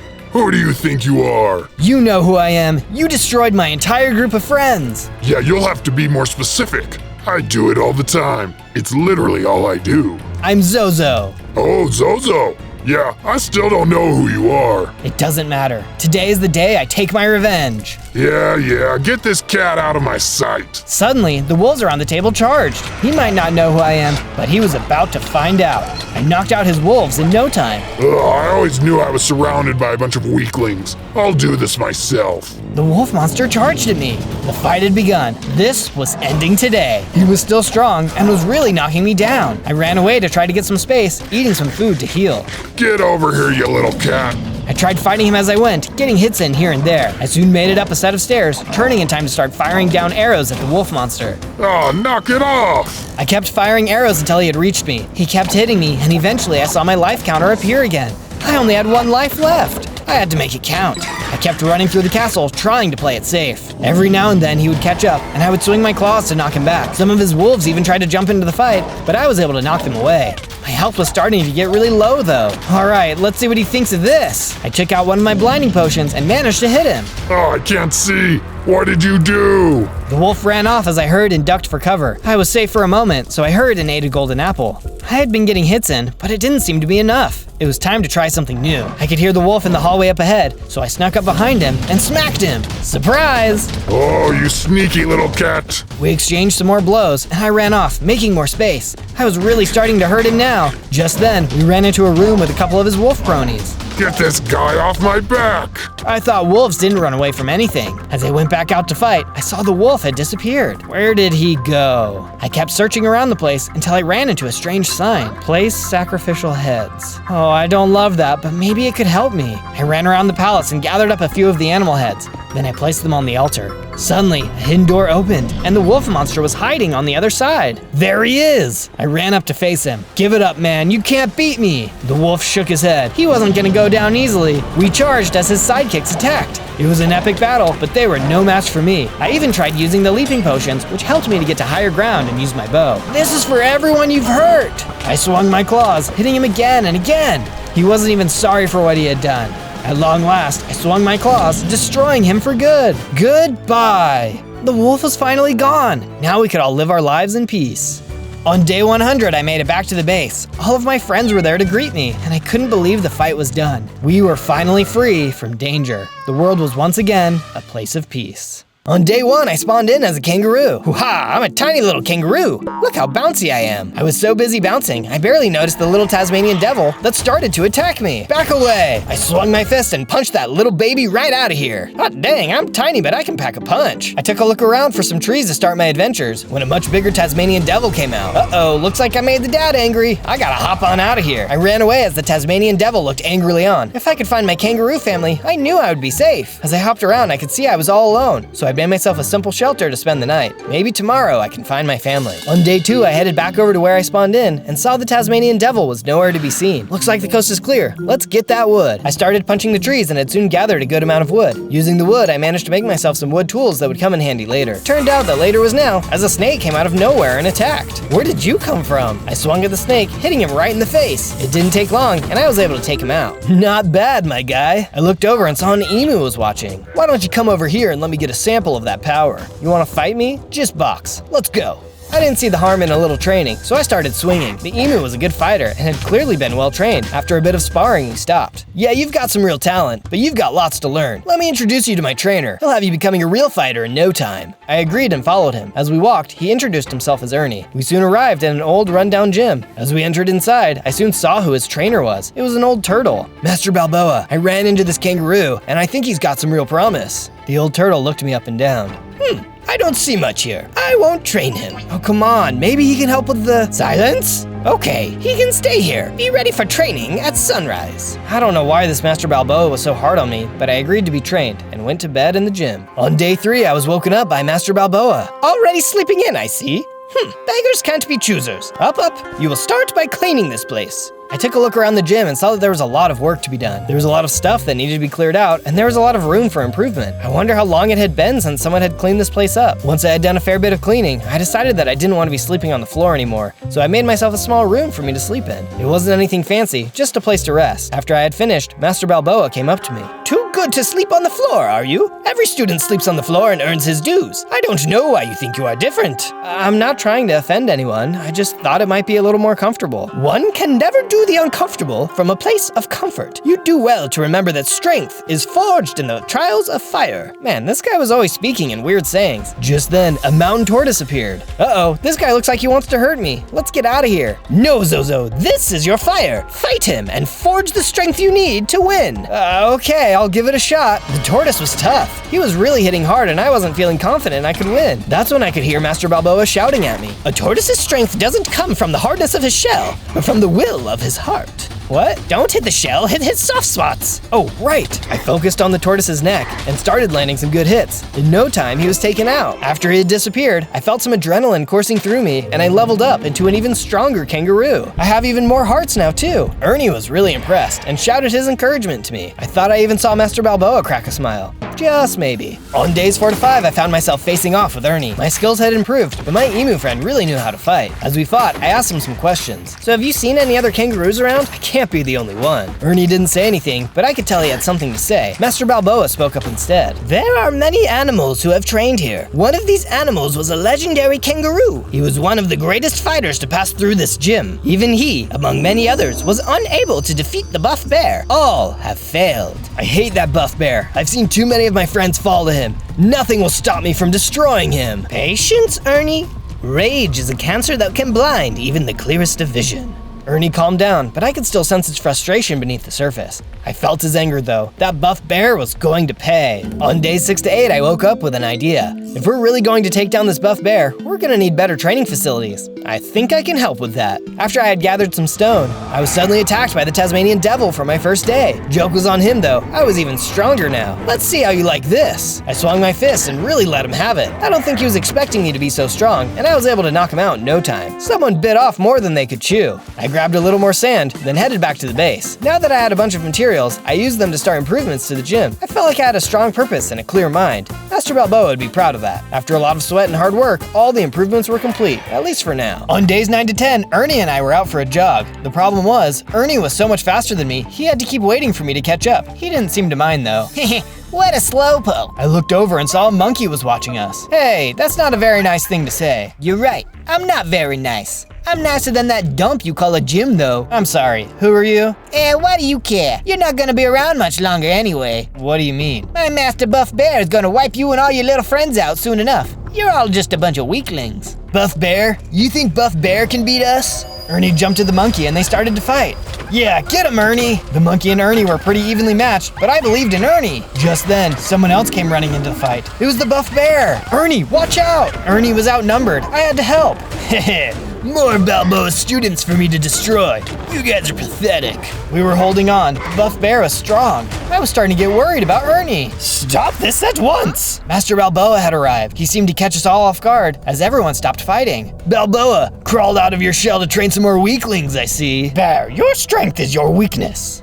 Are you two really listening to this old fool? Don't insult him. You're a real jerk. I challenge you to a fight. Ernie? No. Yeah, I'll fight you, little guy. Looks like you better go with your babysitter. You know where to find me. Master Balboa then pulled us away as Buff Bear and his monkey henchmen left. Ernie, I told you your anger could be your downfall. Master Balboa, I've been training so hard. I know I can beat him. Master Balboa didn't seem so sure, but didn't say anything else. If you're gonna go through with this, you'll need all the help you can get. I'll do what I can to help you prepare. On days 11 to 12, I decided to continue doing some upgrades to the gym. Ernie was going to need every advantage, so I made sure to give the gym the improvements it needed to give him the edge. It's going to take more than a nice gym to win this fight, so we better get some upgraded gear. I took off and soon found myself in a forest. I headed into a nearby cave and quickly found some iron. Just what I was looking for. I had collected the iron I needed when suddenly I was attacked by a sunbird. What the? Where did you come from? I tried to hit him, but he was too tough. My health was starting to drain though, so I had to get out of there. I ran off. How could I beat him? Then I had an idea. I climbed up to get higher than the sunbird, then jumped off. Heads up! By doing this, I was able to land the final blow. That's when I saw he had dropped some items. Oh, nice! These will be perfect for the base. You saved me! Confused, I turned and saw Platypus was talking to me. That sunbird wouldn't leave me alone. Well, he'll leave you alone now, but it is pretty dangerous out here. Do you have a safe place to stay? No, not really. I'm all alone out here. Well, why don't you come live at my training gym with me? Oh, I've always wanted to be stronger. That sounds great. We headed off for the gym. We soon arrived, and I had a chat with Master Balboa. Zozo, I'm not running a charity here. You can't just invite anyone you meet to live here. But he was all alone. I can build him his own place. He won't be a bother. I'm sure of it. Well, these are dangerous times. Very well. I quickly got to work putting together a room for the platypus, whose name was Perry. I wasn't sure how much training Master Balboa was going to let him do, but in any case, he would have a place to stay. I also took some time to build myself a crafting area. Once my crafting area was set up, I smelted all the iron I had gathered. With all the iron smelted, I then took all of the iron ingots and used them to make myself a fancy new set of iron tools. I also used them to make myself some iron armor. The iron armor is still a little big for me though, so I'll save it for later. On days 13 to 15, I woke up to a strange noise. We were being attacked by a gang of monkeys. Buff Bear's cronies. We've got to stop them. I jumped into the battle, hitting as many monkeys as I could. I couldn't believe Buff Bear would send a hit squad like this. I was taking some of them out, but they just kept coming.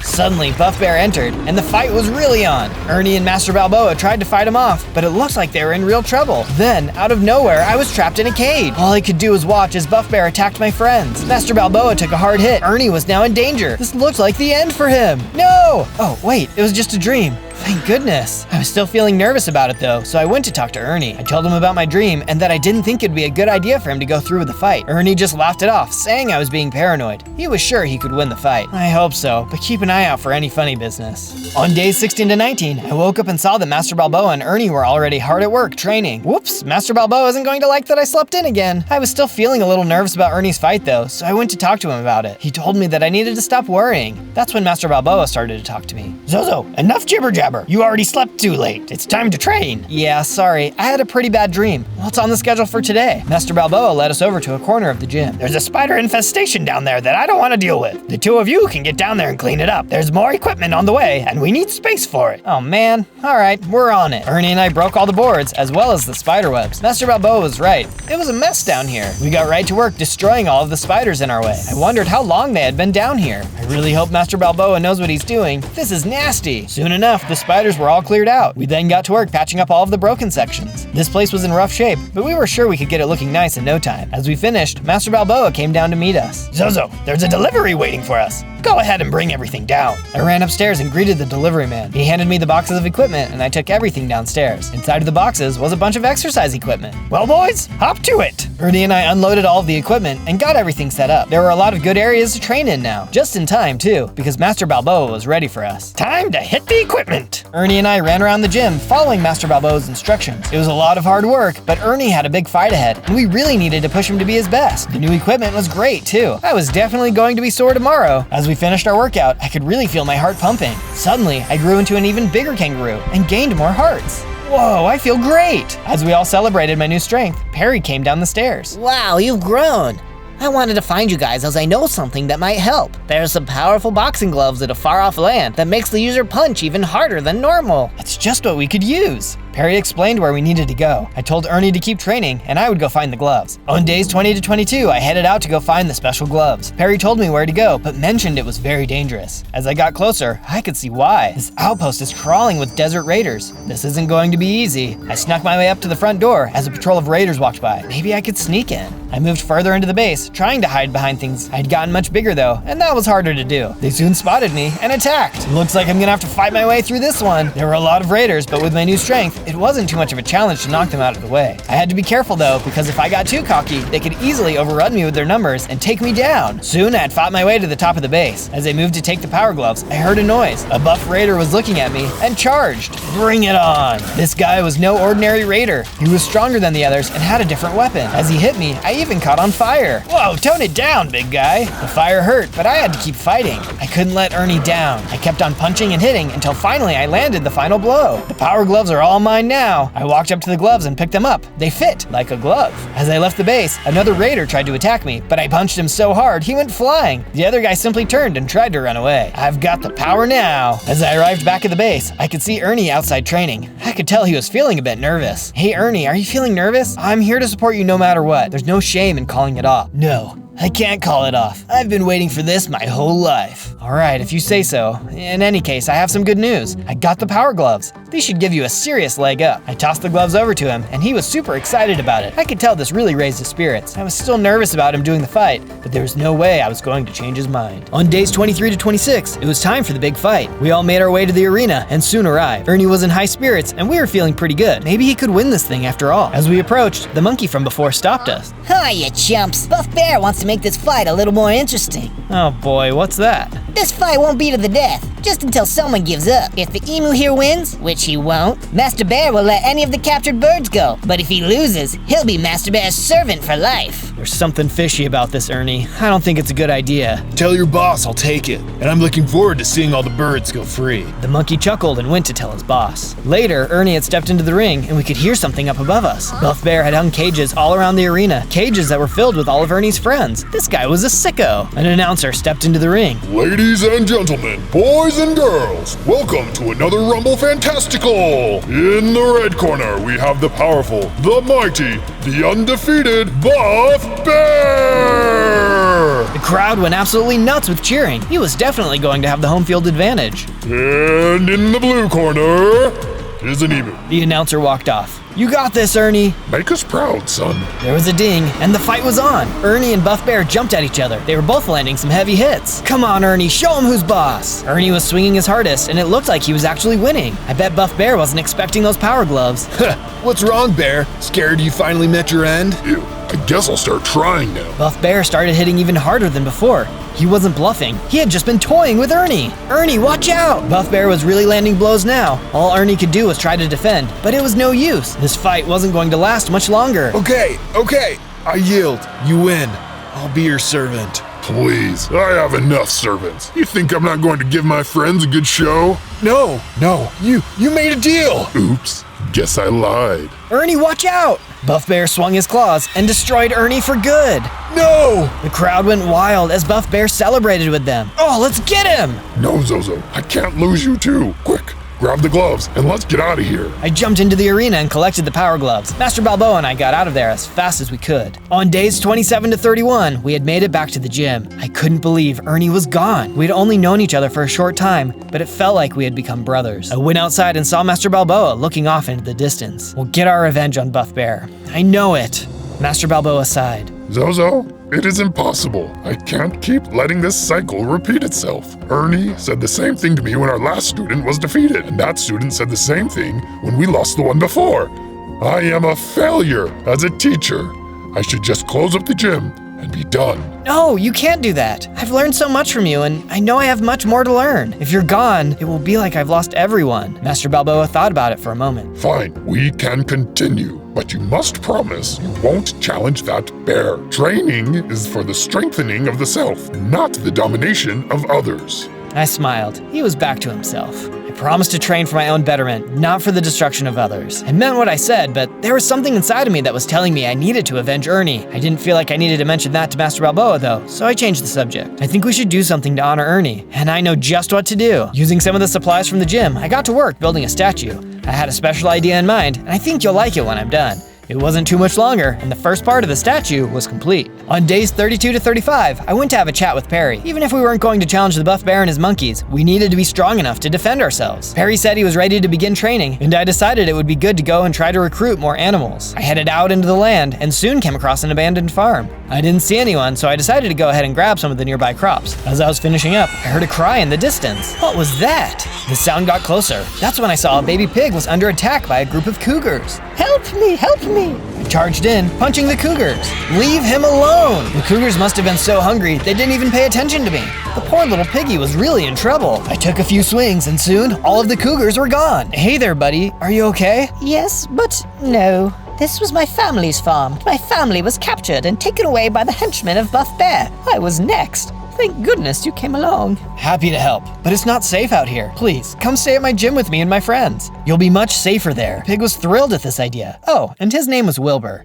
On days 36 to 39, Wilbur and I had arrived back at the base. I brought him inside and introduced him to Perry, who was hard at work training on a dummy. Perry, I'd like you to meet Wilbur. He's going to be staying with us, and I thought he'd make for a great training partner. Perry and Wilbur started chatting and hit it off right away. Then they ran off to go do some training. While they were doing that, I decided to go outside and work on the farm. Using the crops I had collected, I planted everything to give us a nice food supply. With the farm set up, I then got right to work building Wilbur his own room. The poor guy was missing his family, but at least we could give him a home here in the meantime. Once the room was complete, I headed back to the ring to guide Perry and Wilbur in a practice fight. The two of them weren't very strong yet, but we would get them there. Master Balboa came over. Ah, and who do we have here? I introduced Wilbur to Master Balboa, who seemed happy to see him there. He didn't seem to be quite as strict as he was when I first arrived. But remember, the things you learn here are for your defense only, not for attacking others. Speaking of which, I have something to share with you, Zozo. What is it? If we are to be prepared for an attack, we must have every advantage available to us. There is a powerful defensive item that you need to find. Master Balboa then explained the direction I needed to go. He wasn't sure of its exact location, but another animal in the area may have heard of it. I set off right away. On days 40 to 43, I was still traveling across the land toward the special item. Off in the distance, I could see a watering hole. Oh, perfect, I could use a drink. As I got closer though, I was stopped by a gazelle. Hang on, you can't go over there. Why not? Don't you see that lion?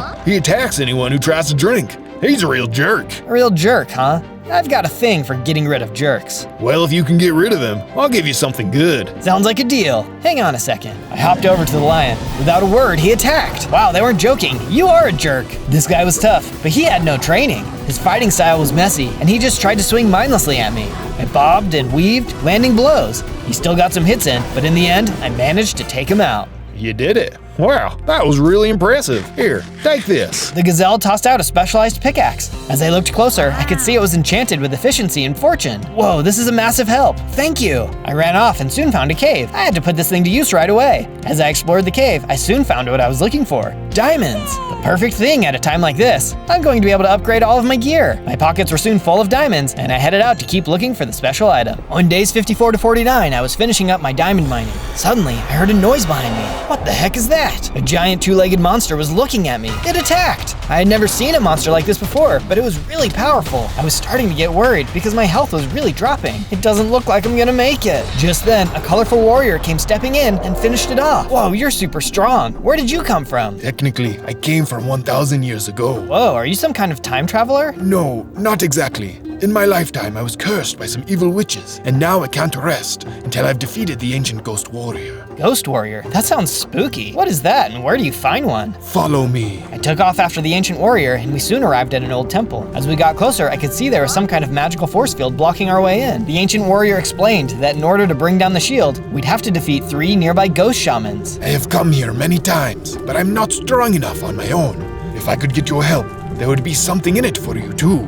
Inside of this temple is a powerful defensive item that can only be used by the living. That sounds like the item I've been searching for. I'm in. On days 50 to 53, the warrior and I soon saw the fire tower looming in the distance. On top, the fire ghost shaman was waiting. We charged up the tower, fighting blazes along the way. Out of the way, hotheads! The warrior was really impressed with my skills. We soon reached the top. The fire ghost shaman took one look at us, then attacked. We had an intense battle while he set off explosions around us. It was hard to believe that there were 2 more of these guys. With the combined power of the warrior and me, though, we managed to finally defeat him. After he disappeared, we noticed that he had dropped a key. Oh, we can use this to unlock the barrier. 2 more to go. Sometime later, we arrived at the ice tower. It was a huge ice spike protruding out of an icy wasteland. It was quite the sight to behold. Let's get to it. This time, the tower was covered in skeletal warriors. They were vicious in their attacks, and at times I was scared they were going to knock me off the tower. We got lucky though, and managed to make it to the top. Problem was, there was no one there. Where is he? Do you think someone defeated him already? Without warning, some ice in the wall broke, and the ice shaman came charging out. Quite the entrance there, sir. The ice shaman put up a big fight. As we battled, he shot ice spikes up from the ground, which were really scary. A hit from those would do some serious damage. We were tough though and managed to take him out. He too dropped a key, which we picked up. Later, we arrived at the final tower, the storm tower. It too was an impressive sight, towering over the surrounding land. We didn't have time to be impressed though. We had a key to collect. We charged up the tower, racing to the top. Protecting the tower was a small army of lightning allays. They would shriek as they flew in, trying to hit us. These guys are freaking me out. It took a lot of effort, but at long last, we had almost reached the top. There was just one problem. Looks like we've got some jumping to do. Hopefully we don't fall off. The platforms had been covered in water and were a little slick, but we were doing okay. That's when a small storm cloud opened up and started shooting lightning at us. You can't be serious. We kept hopping across the platforms, doing our best to avoid the lightning strikes, which, as you can imagine, is not the easiest thing to do. Yet somehow we managed to reach the top. There was a burst of lightning, and the storm shaman appeared, floating on a thundercloud. Let's show this prehistoric storm junkie who they're messing with. The shaman started to fight us, shooting lightning as he went. Come on, man, cool it with the lightning. He was quick, but not too quick. We hit him again and again, taking some hits of our own. It was a close battle, but in the end, we were able to come out on top. And there's the last key. We picked it up. It was time to let our warrior rest. On days 54 to 57, we had returned to the temple. The warrior stepped forward and placed the keys in the elemental circle. As he did so, each key floated in place until at long last, the barrier was destroyed. We entered the temple and went up the stairs. As we reached the top, I could see the item floating on a table. The eye of the tiger. That must be it. We ran forward to grab it, but heard a strange noise, stopping in our tracks.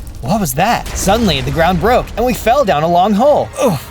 Where are we? Who dares enter my tomb? Sitting in front of us on a throne was the ancient ghost warrior. He was dressed in a tiger skin. There was no way I was going to get that item without defeating this guy. All right, Catman, let's dance. Ghost warrior charged. The battle was fierce and everyone was getting in some hard hits. The thing is though, we were winning. For an endless being, you aren't very tough. We landed a pretty heavy blow, which sent the ghost warrior running back to his throne. Feel the wrath of the elemental beings. Suddenly, a small force field appeared, and the 3 elemental shamans came running through the portals. These guys again? We can do this! It was hard enough fighting these guys one-on-one, but all 3 at once was a real challenge. Before, we had always outnumbered them, so this was a tough fight. Luckily, these reanimated warriors weren't as tough as the ones in the towers, as they didn't seem to be able to use their special attacks. Hang on, buddy, we can beat them! Slowly but surely, we were able to start taking them out. As one would fall, the force field would weaken, until finally, they were all gone. I will end this! The ghost warrior attacked us again, but it was clear we were too powerful. He tried his best, but soon, he was destroyed. Thank you for your help, Zozo. Please, go and claim the Eye of the Tiger. I will stay here and assume my final rest. You're a mighty warrior. Enjoy your afterlife. I ran up the stairs and grabbed the Eye of the Tiger off the pedestal. I don't know what exactly this does, but I guess I'll find out. As I went to exit the temple, I saw the warrior standing at the bottom of the temple steps. What are you doing here? I thought you were on your way to the afterlife. Well, I did too, but nothing happened.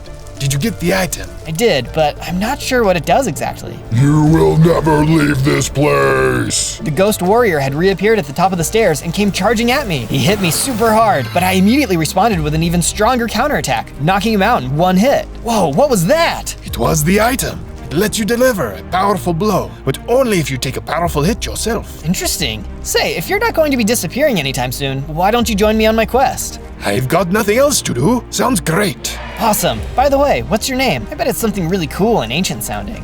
Tim. Tim? Like short for Timothy? That is correct. Okay, well, that's still cool. Let's go. On days 58 to 62, Tim and I arrived back at the base. I headed straight to Master Balboa to tell him about the item I had found. That is most impressive, Zozo. I'm so happy that you made it back in one piece.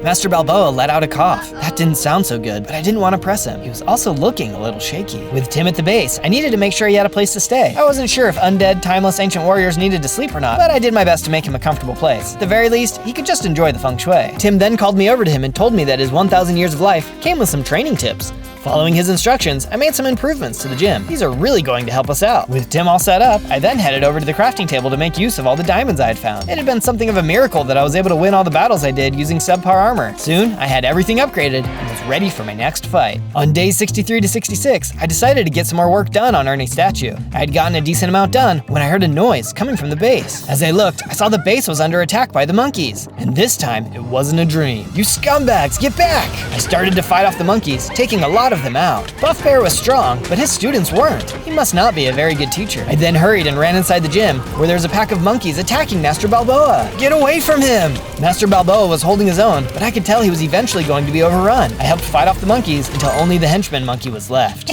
You may have defeated a little army, but as long as you keep training and getting more members of your gym, we'll keep giving you these little visits. Enough is enough. We will never give up. Tell your boss this is an official challenge. I challenge him to a fight to the death. Oh, okay, pal. Your funeral. The monkey turned and ran off. I ran over to Master Balboa. He wasn't looking so good.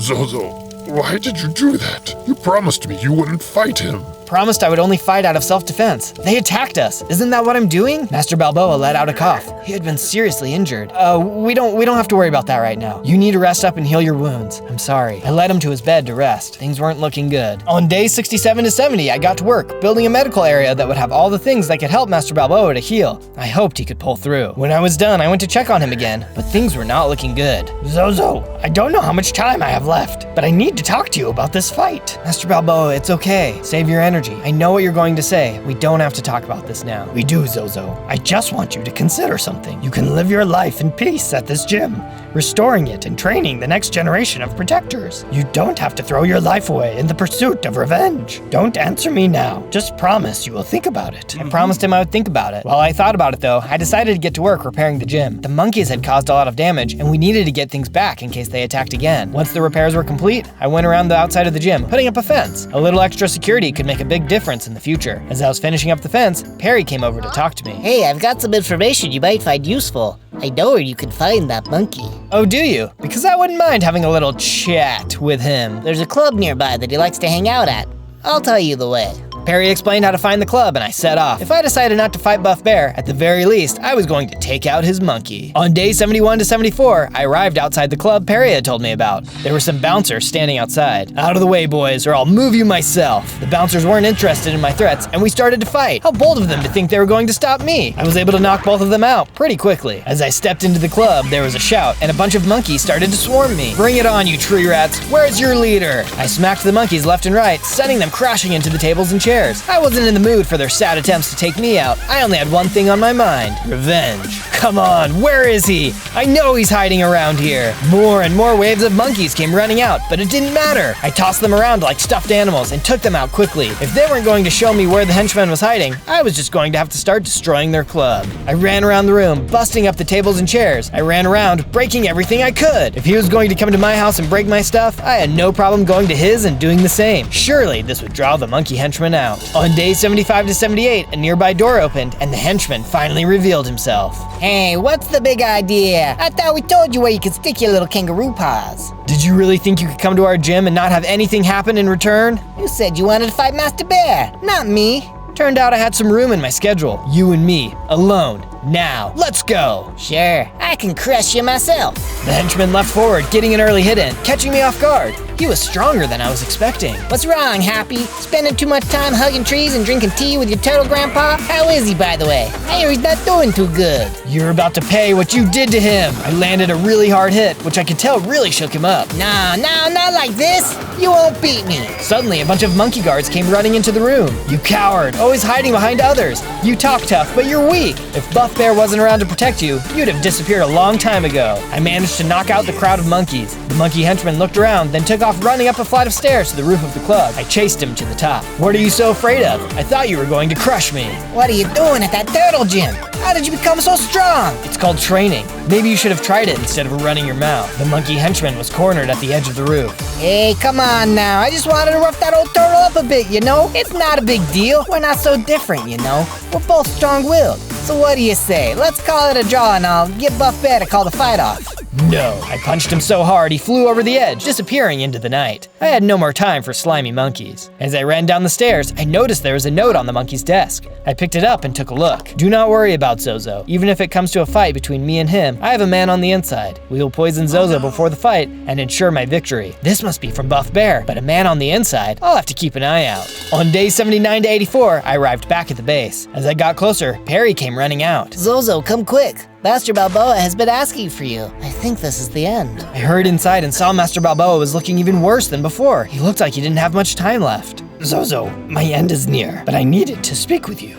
I'm sorry, Master Balboa. I've been rash. I know I need to call off the fight. If that is your final wish, I will honor it. And finally, you understand. What do you mean? Zozo, I know you. And while I know you mean that when you say it, your desire for revenge will grow stronger with every attack Buff Bear launches. Even the strongest warrior can't run in two directions at once. Wait, do you mean to say you want me to fight him? I do. I've known this from the moment Ernie stepped into the ring with that bear. It was always your destiny to avenge Ernie and save this gym. But I needed you to understand that you cannot defeat the bear with a heart of rage. You've been preparing me this whole time, and I didn't even realize it. Thank you. I'm afraid someone here is trying to sabotage me, though. I found a note from Buff Bear saying so. If a friend is going to cross you, they may have their own reasons why. Be patient and have compassion, so you may learn why. Goodbye, Zozo.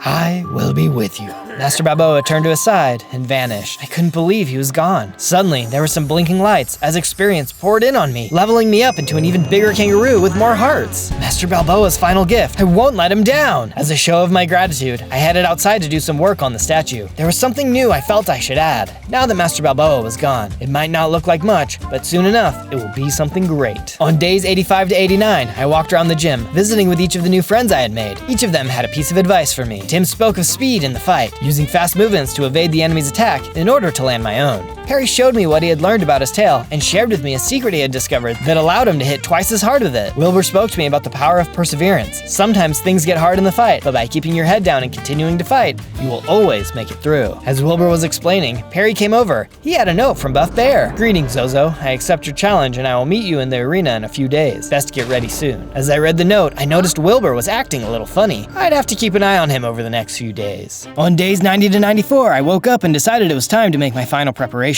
I felt more powered up than ever, but there was still more that needed to be done. There was no way I could let Buff Bear take me out. First things first, I've got to upgrade my armor. The strongest armor comes from netherite, so I needed to head into the nether. I set out to find obsidian. I had ventured deep into a cave where there was lava and was able to collect all the obsidian I needed. Using my newly collected obsidian, I then set up a portal outside and lit it. Going to the nether always makes me nervous, but here we go. I stepped into the portal and the purple haze took me away. Safely in the nether, I got right to work, looking for ancient debris. Unfortunately, this wasn't going to be an easy trip, and I was soon fighting my way through. Out of the way! I fought as hard as I could, and managed to clear a path. I had to hurry though, there was always something hiding around the corner. After plenty of searching, I managed to get all of the ancient debris that I needed. I also grabbed some gold. This will help me make netherite ingots, but I can also use it to finish the statue. Once I had collected everything, I headed back to the portal. On days 95 to 97, I arrived back in the overworld and made my way back to the gym. Using the ancient debris, I was able to smelt it down into netherite scraps. Then using the netherite scraps and gold, I made some netherite ingots. Now I can get truly powered up. I took all of the diamond armor and gear I had collected and upgraded everything to netherite. I had no idea what Buff Bear was going to show up with, so I had to have the best. After that, I headed outside to finish the statue. Using all of the supplies I'd collected, I was finally able to give it the final touches. As I'm sure you figured out by now, it was a trophy of my two friends, Ernie and Master Balboa. As I finished the statue and admired my work, I suddenly had a vision. Zozo, it's me, Ernie. Ernie? I can't believe it. You're back. Well, no, I'm just here, in your head. But I wanted to say thank you for working so hard to avenge me. Yes, Zozo,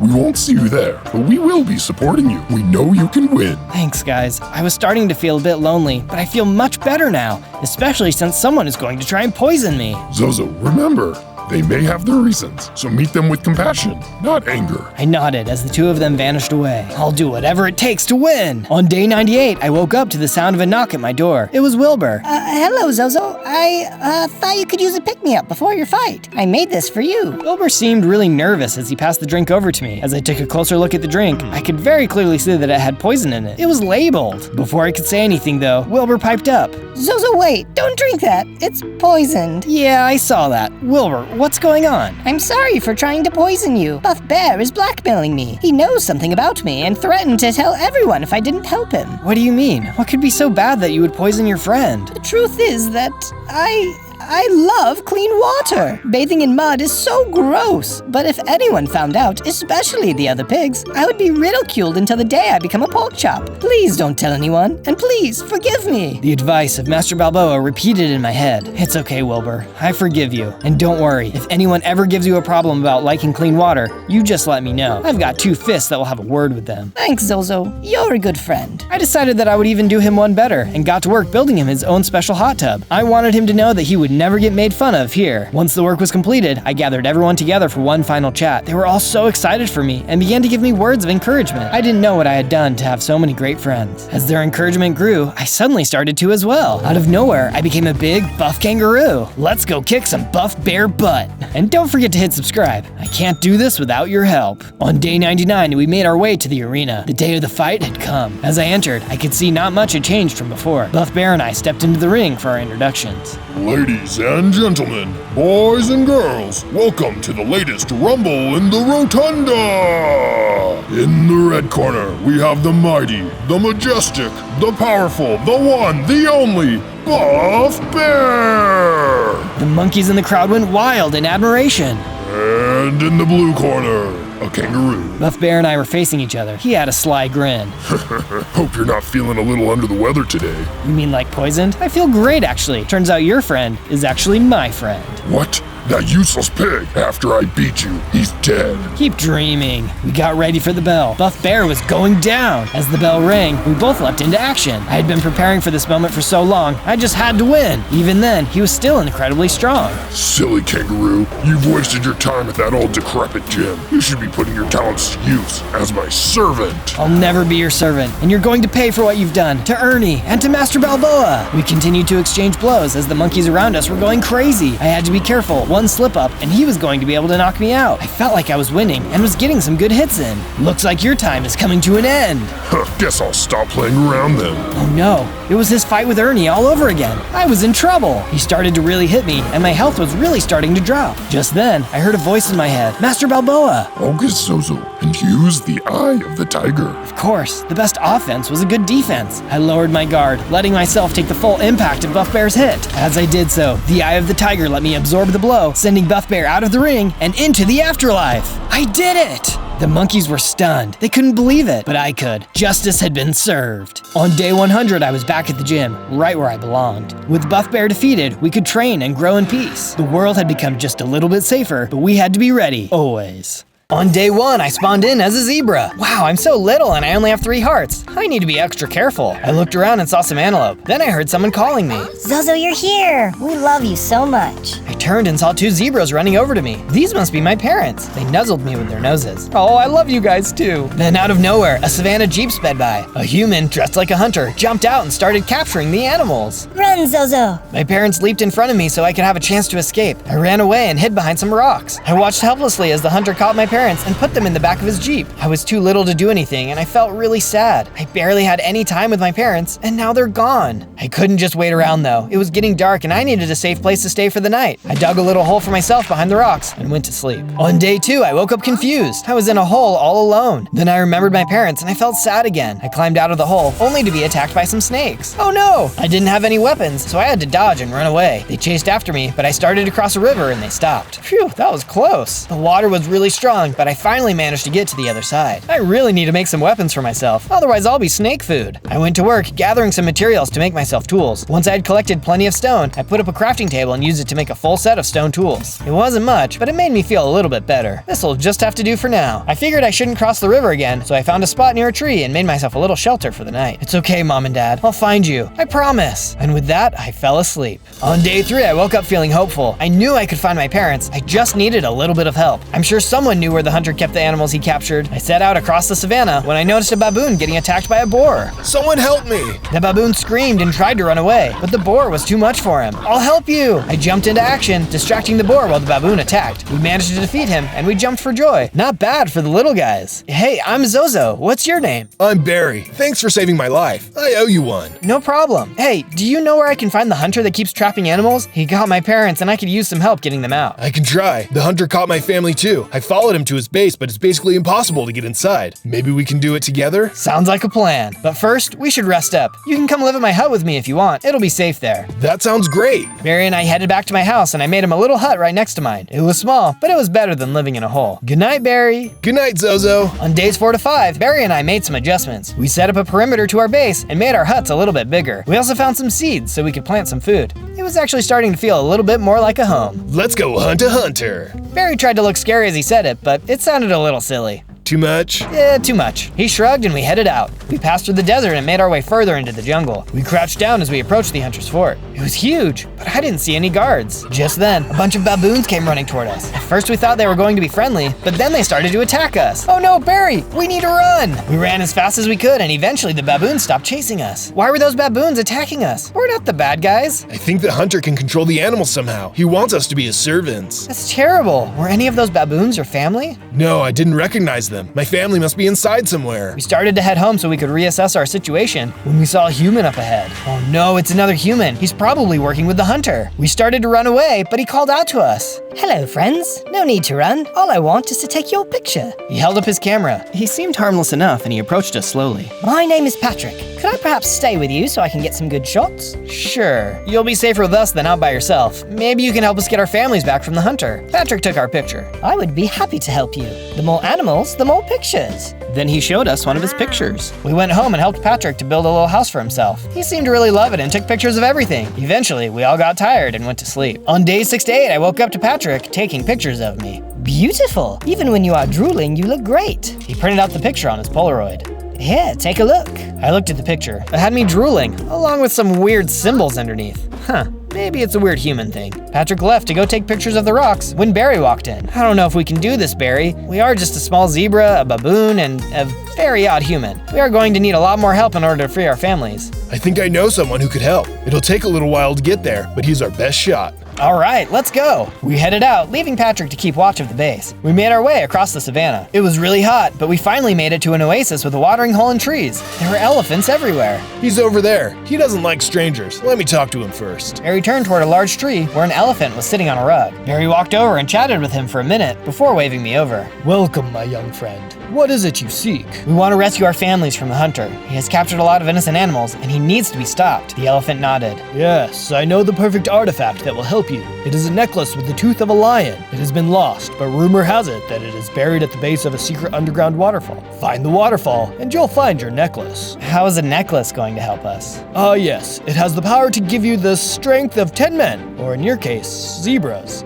Oh wow, thanks so much. Barry and I were much happier as we went home. We could finally defeat the hunter. On days 9 to 10, we arrived back at the base. Patrick was taking pictures of some hippos he had befriended. Wow, what magnificent creatures. We talked to the hippos and found out that the hunter had taken some of their family too. We offered to make them a little enclosure in our base. After finishing up, they were very happy and thanked us for taking them in. I went out to go gather some materials and maybe locate the waterfall. I went back to the river because maybe the waterfall was close by. I crossed the river and saw the snakes that I had met before. Get back, you noodles! I smacked them and was able to defeat all of them. I really have gotten stronger. Maybe it won't be so hard to beat the hunter after all. On days 11 to 12, I kept exploring. I found a rock formation and inside of it was a cavern. I found some more materials and decided to go a little bit deeper. As I went down further, I was suddenly attacked by some nasty spiders. Ugh, gross, none of that! I got a few hits in, but I defeated them all pretty quickly. It was then that I felt a surge of power and I transformed into a bigger zebra. Whoa, I feel amazing. I feel like I can take on anything. I continued down the cavern, hoping to find the waterfall, but there was nothing. I felt sad about that, but at least I'm stronger now. I made my way out of the cavern and headed back to the base. On days 13 to 15, I was making my way back to the base when the hunter drove by in his Jeep. I'll be back for you, Zozo, right after I collect your little friends. I was so confused. How did he know my name? What did he mean about my friends? He drove away really fast and I tried to catch up, but it was hopeless. By the time I got back to the base, I realized what the hunter meant. All of my friends were gone. He must have captured all of them, but how did he get in? I looked around and found Patrick's camera on the ground. The last picture he took was of the hunter shaking hands with Barry. Traitor! Barry sold us out! I was so tired from my journey that I barely made it to my bed before I fell asleep. On days 16 to 19, I woke up discouraged. I figured I needed to move my base, so I went about collecting some stuff. I was looking around the hippo enclosure when I noticed Patrick hiding behind a rock. Patrick, you're okay! Yes, I'm fine. I'm just so grateful that I was able to hide before that awful hunter took everyone away. I can't believe Barry made a deal with him. I know, it's crazy. But hey, I found your camera. I thought you might want it back. Patrick was so happy, he took a bunch of pictures of me. Then we went to scout out a new spot for our base. We worked on clearing out an area near some trees and started to build from the ground up. I built everything I thought we could need, and even a little bit of extra just to keep us safe. I sure hoped no one would attack us because it was a lot of hard work. Soon, everything was complete. Patrick, we need to do all that we can to protect the animals on the savannah. I think we should build some sort of statue that will help them know that they can come here for refuge. I think that's a great idea, Zozo. We started to gather some supplies and built the base of the statue. Can you tell what it might be? On days 20 to 22, Patrick and I went looking for the underground waterfall that the elephant had told us about. We followed the river up a little ways before running into a pack of lions. We didn't know if they were friendly or not, so we approached slowly. Hello, have you seen any underground waterfalls anywhere? The lions seemed nice enough, but they were looking confused. Waterfall? Why are you looking for a waterfall? We were told by a wise elephant that we could find a special necklace buried at the base of the underground waterfall. It's actually a lion's tooth. The lions looked even more confused. There is no such thing. If anyone would know, it would be us. Now it was my turn to be confused. Then I realized it was the elephant that told me about the necklace. An elephant that Barry knew. It must have been all made up. Come on, Patrick, we need to go find that elephant and see what he actually knows. Patrick finished taking pictures of the lions, and we headed to the oasis. Once we arrived, we noticed that all of the elephants were gone. Oh no, what are we going to do? I think I actually hear something over there. Patrick pointed to a large rock formation, and sure enough, an elephant was hiding. It was the elephant we had talked to before. Hey you, we need some answers. The elephant trembled. He actually looked pretty scared. Please don't hurt me. My family was captured by that awful hunter. Barry told me if I lied to you, the elephants would be safe. He's a traitor. The elephant looked really shaken up. I felt bad for him. I understand how you feel. Barry betrayed us too, and now the hunter has our friends and my parents. But if you come with us, you can have a safe home at our base. The elephant perked up. Oh, thank you. I would love to come with you. Of course. I don't think I know your name though. I'm Zozo. I'm Neville. Nice to meet you, Neville. We'll take care of you. We headed back to the base and made it home just in time for the sun to set. On days 23 to 26, I went to make some improvements to our base. I added some new fencing, a large garden, and fixed up a place for the elephant to stay. He seemed pretty happy about it, but I was feeling a little discouraged. What's wrong, Zozo? You've done a great job with the base. No way anyone is going to get inside. It's not that. I'm just upset that the lion's tooth necklace isn't real. It was my only hope to get my parents and friends back. I'm sorry you feel that way, Zozo, but guess what? The necklace is real. What? Then you didn't lie to us. We still have a chance to save my family. Well, it is real. It's just not a lion's tooth necklace. It's a special totem. It has the ability to turn you invisible, but it only works on those with pure intentions. That's perfect. It's going to be easy now. I guess I should also mention, the totem is guarded by a crocodile. Nobody can get past him. Between the three of us, I'm sure we can get the totem. Using the materials I had on hand, I made some weapons and armor for the whole team. Then I went ahead and passed them out to everyone. We were ready to fight. We locked the base up and headed out towards the river. On days 27 to 31, Patrick, Neville, and I went looking for the crocodile. We passed a group of hogs on the way, and they tried to attack Patrick. Hey, I only wanted a picture. He tried to run away, but they kept getting hits on him. Neville and I charged at them, and after a minute, we defeated all of them. Great job, Neville. No way is the crocodile going to get us. We started to head out when we noticed Patrick wasn't following. He was looking down at his feet. Hey, are you okay, Patrick? I just feel pretty sad. All I've done is hide or run away. I couldn't even save any of our friends earlier, and it just makes me feel useless. You're not useless, Patrick. You're a friend, and you've helped more than you know. We all have different strengths. Just use your strengths. Patrick seemed cheered up by this and nodded his head. Thanks, Zozo. You really are a good friend. Patrick hugged me, and then Neville hugged us. It was a little squished, but it was a nice little moment. Neville even managed to take a selfie with Patrick's camera. Nice! We kept trekking through the savannah, all feeling a little bit better about ourselves. On days 32 to 35, we finally reached a watering hole. This is the watering hole, but I don't see the crocodile. I looked around, and sure enough, it looked empty. Maybe he went to go hunt somewhere else. When all of a sudden, there was a commotion. I felt something try to grab me, and I ran out as fast as I could. Whoa, that was close. It was the crocodile, all right. He was just super stealthy. How dare you disturb me? Can't you see I'm resting? We didn't mean to disturb you. We just want the totem you were guarding. And why would I give it to you? There was a hunter driving through the savannah, capturing innocent animals. He's captured our family and friends. We only want the totem so we can defeat him. How do I know you deserve it? You could just be lying to me. Well, if I didn't deserve it, then it wouldn't work anyway, right? The crocodile paused. I suppose that is true, but I can't just let you take it. You have to earn it. Bring me the golden apples off of the tree on that hill, then you can have the totem. The crocodile pointed toward the hill. On top was a small tree. All right, we'll do it for you. Not all of you, only you, little zebra. Prove to me that you are worthy. I wasn't sure I could do it myself, but I had to try. A lot of animals were counting on me. Okay, I'll go. I headed up the hill to retrieve the golden apples. On days 36 to 39, I made my way up the hill. But it wasn't just a hill, it was a mountain. Wow, this is a lot taller than I thought. I finally made it to the top and saw the apple tree. Whoa, that tree is bigger than I thought too. How was I going to reach all those apples? Just then, a monkey with a fancy robe appeared right in front of me. Hello, traveler. Come to retrieve some apples, yes? Yes, the crocodile down the mountain needs them. Ah, yes. It's been a while since he has sent someone up here to retrieve some. The last wasn't so lucky. What the heck does that mean? I shall present a scenario to you, and then you must answer a question. Answer correctly, and the apples are yours. Answer incorrectly, and you will die. Wait, die? Are you serious? Here is the scenario. Two monkeys are traveling together down the bank of the river when they see a banana lying on the ground. It seems to be a normal banana. They look across the river and see a tree. In the tree is a third monkey. He seems to be gathering bananas. One of the traveling monkeys says to his friend that they should take the banana on the ground, since the monkey in the tree is already harvesting bananas. How should the friend respond? I thought about it for a moment. They shouldn't take the banana. It's not theirs to take. The monkey nodded and smiled.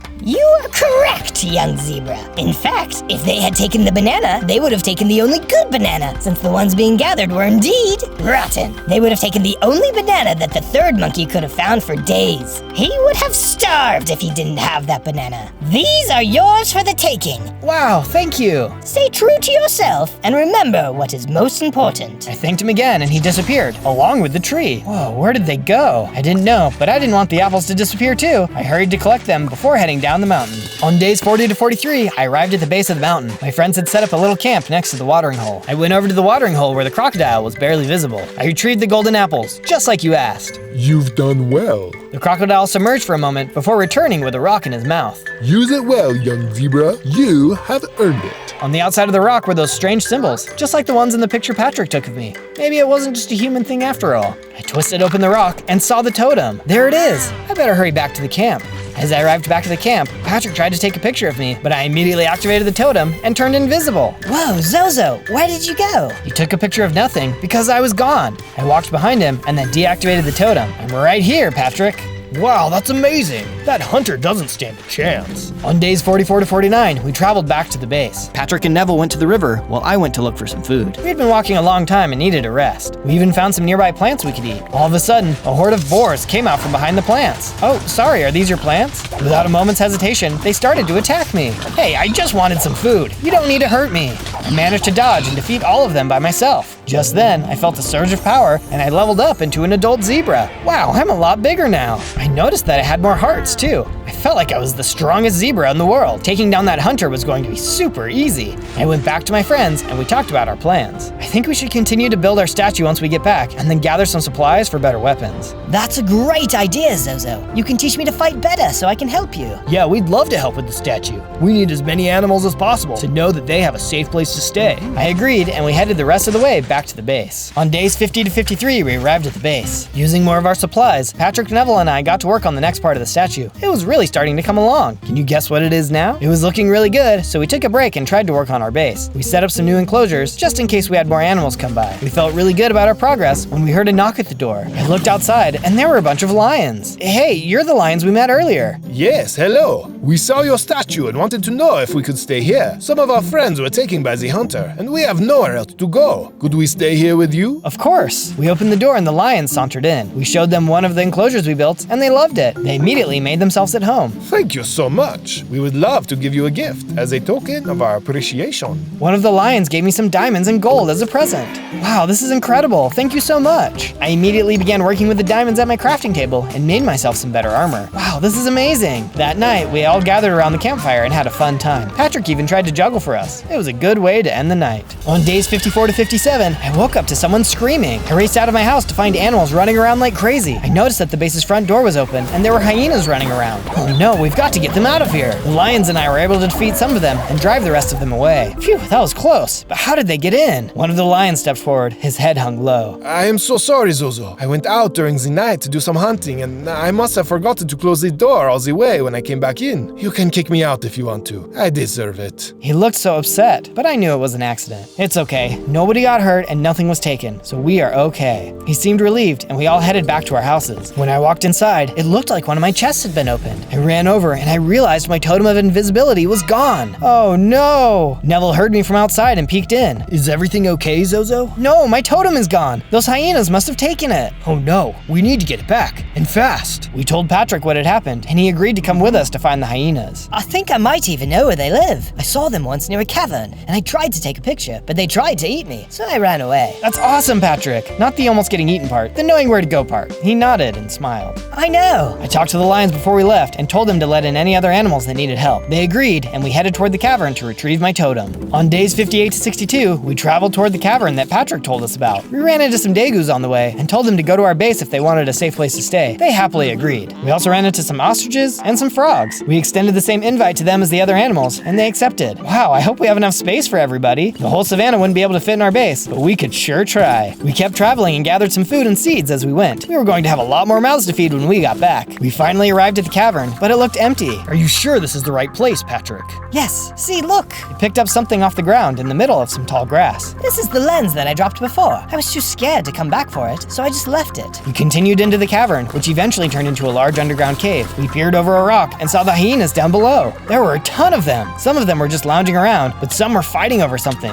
I took a closer look and realized it was my totem. Hey, they have my totem. I whispered to my friends and motioned toward the group of hyenas. There are so many of them. How are we ever going to get your totem back? I thought for a minute and then came up with a plan. I whispered it to my friends and we got into our positions. 1, 2, 3, now! Patrick started flashing his camera from the opening of the tunnel. The hyenas all saw the lights and went running towards Patrick. He hurried and hid behind a rock by the opening as all the hyenas came rushing out. Neville came out from behind his rock and tried to roll a large stone in front of the entryway. I ran out from behind my rock and went down to grab the totem that the hyenas had dropped in the chaos. Got it! I ran up to see Neville struggling with the rock. The hyenas were trying to push it back open. Zozo, can you turn us invisible? Then we can sneak out. There's too many of them. Even if we're invisible, they'll bump into us and find us. Go and defeat the hunter, Zozo. Make sure all the animals are safe. Neville, what are you saying? Don't do it! Neville then pushed the rock out of the way and ran outside. No, Neville! Neville ran outside as the hyenas chased him, getting hits in. There was no way he was going to survive. I hurried and had Patrick climb on my back, and then I activated the totem.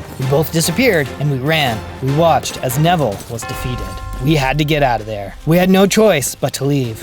On day 63 to 66, we arrived back at the base. Patrick and I were very sad that Neville was gone, but we were going to make sure his sacrifice wasn't in vain. I had my totem, and there was no way I was going to let anyone steal it again. I made an even better safe and hid that in a secret spot in my room. Nobody would ever find it here. We helped all the animals in their new homes and planted some more food in the garden. We went to work on the statue, but noticed it was already finished. Who finished the statue? We did. The lions came up to me and all bowed at my feet. We owe you our lives, young zebra. We hope you accept our work on your statue as a way to show our gratitude. Wow, it's not every day that the king of the savannah bows to you. Thank you, but I'm not the true hero. Neville sacrificed himself so that I could get the totem back. You should be honoring him. Then we shall honor our fallen friend and build a statue of him as well. We all worked together and made a statue of Neville standing on the landing of our other statue. He was raising his trunk in triumph. It was perfect, and I knew Neville would have liked it. On day 67 to 70, I woke up to Patrick taking pictures of me again. Wonderful. Patrick, not now. I'm trying to sleep. Sorry, but I had a thought, Zozo. What if the totem gets stolen again? Or even lost while we are inside the base? We definitely need a backup plan. We should scout out the base, just in case. That's a really good idea, Patrick. Perfect. I'll meet you outside. Don't forget your totem, just in case. He left and I looked toward my safe. I actually felt safer with it here, so I didn't bring it. I would tell him later. We gathered the animals to let them know we were leaving. We told them that if any animals came by, they were more than welcome to stay, unless they were hyenas. And don't forget to shut the door all the way. One of the lions looked away in embarrassment, but he understood. All right, we will be back in time to make some final preparations. Then we will get our friends and families back. Everyone cheered to that, and we took off. On the way there, Patrick took some pictures while I gathered some seeds. We also ran into some small monkeys. We told them where our base was, and they started to head that way. It felt good to know that we were helping. On days 71 to 74, Patrick and I snuck around to the same spot where Barry and I had been earlier. We looked around the base, and it seemed bigger than the last time. I can't believe it. I looked where Patrick was looking, and I saw Barry. It looked like he had gotten bigger. There were other baboons there, and Barry seemed to be bossing them around. He sold us out so he could be the boss of the baboons? Well, I guess so. I still couldn't believe it. Barry had been my friend, and he seemed genuinely interested in helping me. Hey, Zozo, I'm glad you are my friend. Thanks, Patrick. Where did that come from? I was just thinking, and you've been really awesome to me. Just wanted to thank you for everything you've done. Then Patrick hugged me. Thanks, Patrick. All of a sudden, we were surrounded by baboons. How did I not even notice? Right on time. I looked and I saw Barry looking down at us. We don't want to fight you, Barry. Well, that's funny, because I do want to fight you. Barry swung his arm and smacked Patrick. No, stop it. As soon as you give me the totem. What? The lion's tooth necklace? It doesn't exist. You know that. No, Zozo. The totem of invisibility that you got. What? How did you find out about that? I have friends on the inside. All of a sudden, Patrick got up and walked over to Barry. No, Patrick, you're working for him? Why? I had to, Zozo. After our base was attacked the first time, Barry told me to keep my eye on you. He threatened to hurt you if I didn't help him. The hunter wanted more animals, and they told me to gather them all in a safe place so they could collect them later. How have you even been talking? I've been sneaking out at night. I told them about the totem a few days ago. The lions thought they had left the door open, but it was me. It's all my fault. Neville is gone. Patrick hung his head down low. He looked so sad. Barry hit Patrick again. Enough, you. Now, Zozo, give me what I want, and maybe I won't hurt Patrick again. I don't have the totem with me. What? Why didn't you bring it? I thought it'd be safer at the base. Why do you need it anyway, Barry? Why do you think? The hunter will be able to turn invisible and trap any animal he pleases, and I'll be his right-hand man, or baboon, king of the monkeys. It won't even work for you, Barry. It only works for the pure of heart. I had to earn it. So you say. I think you just think you're better than me. He hit Patrick again. Stop it. I'll take you to our base. That's just what I wanted to hear. Move it. On day 75 to 78, we slowly traveled back to the base. Patrick and I were bound and dragged behind the other baboons. I wondered why they even agreed to help Barry. I tried to talk to one of them. Psst, hey, we can get you out of here and you can live with us. You'll be safe there. The monkey looked at me sadly. We'll never be safe, not with the hunter and Barry around. It isn't the worst, actually. The hunter gives us food and a place to sleep, but we are basically his servants. We can't leave because they'll just find us again. I felt really bad for the monkey, but we couldn't give up now. We can defeat them. If you help us escape, we can all work together. The monkey thought about it for a second, but then Barry started yelling. Hey, no talking to the prisoners. He hit the sad monkey, who immediately ran up ahead, pulling me along. Well, at least I tried. We soon stopped at a water pond to rest. I walked over to Patrick. He wouldn't even look at me. Patrick, I know why you did all of this, and I don't hate you. He looked at me. Really? Yeah, you were just trying to protect me, but I'm not giving up. We will defeat Barry and the hunter if it's the last thing I do. Patrick looked back down at his feet and sighed. I don't know, Zozo. We're all kind of in a sticky situation. I think maybe we can get the baboons on our side. All of a sudden, Barry hit me. No talking, prisoner. Keep moving. I tried to formulate a plan the rest of the way. At this point, we just had to hope for a miracle. On day 79 to 84, we were getting closer to the base. Suddenly, Barry stopped. Bring Zozo forward. The sad baboon brought me closer to Barry, still keeping me bound. Zozo, you will go in and retrieve the totem.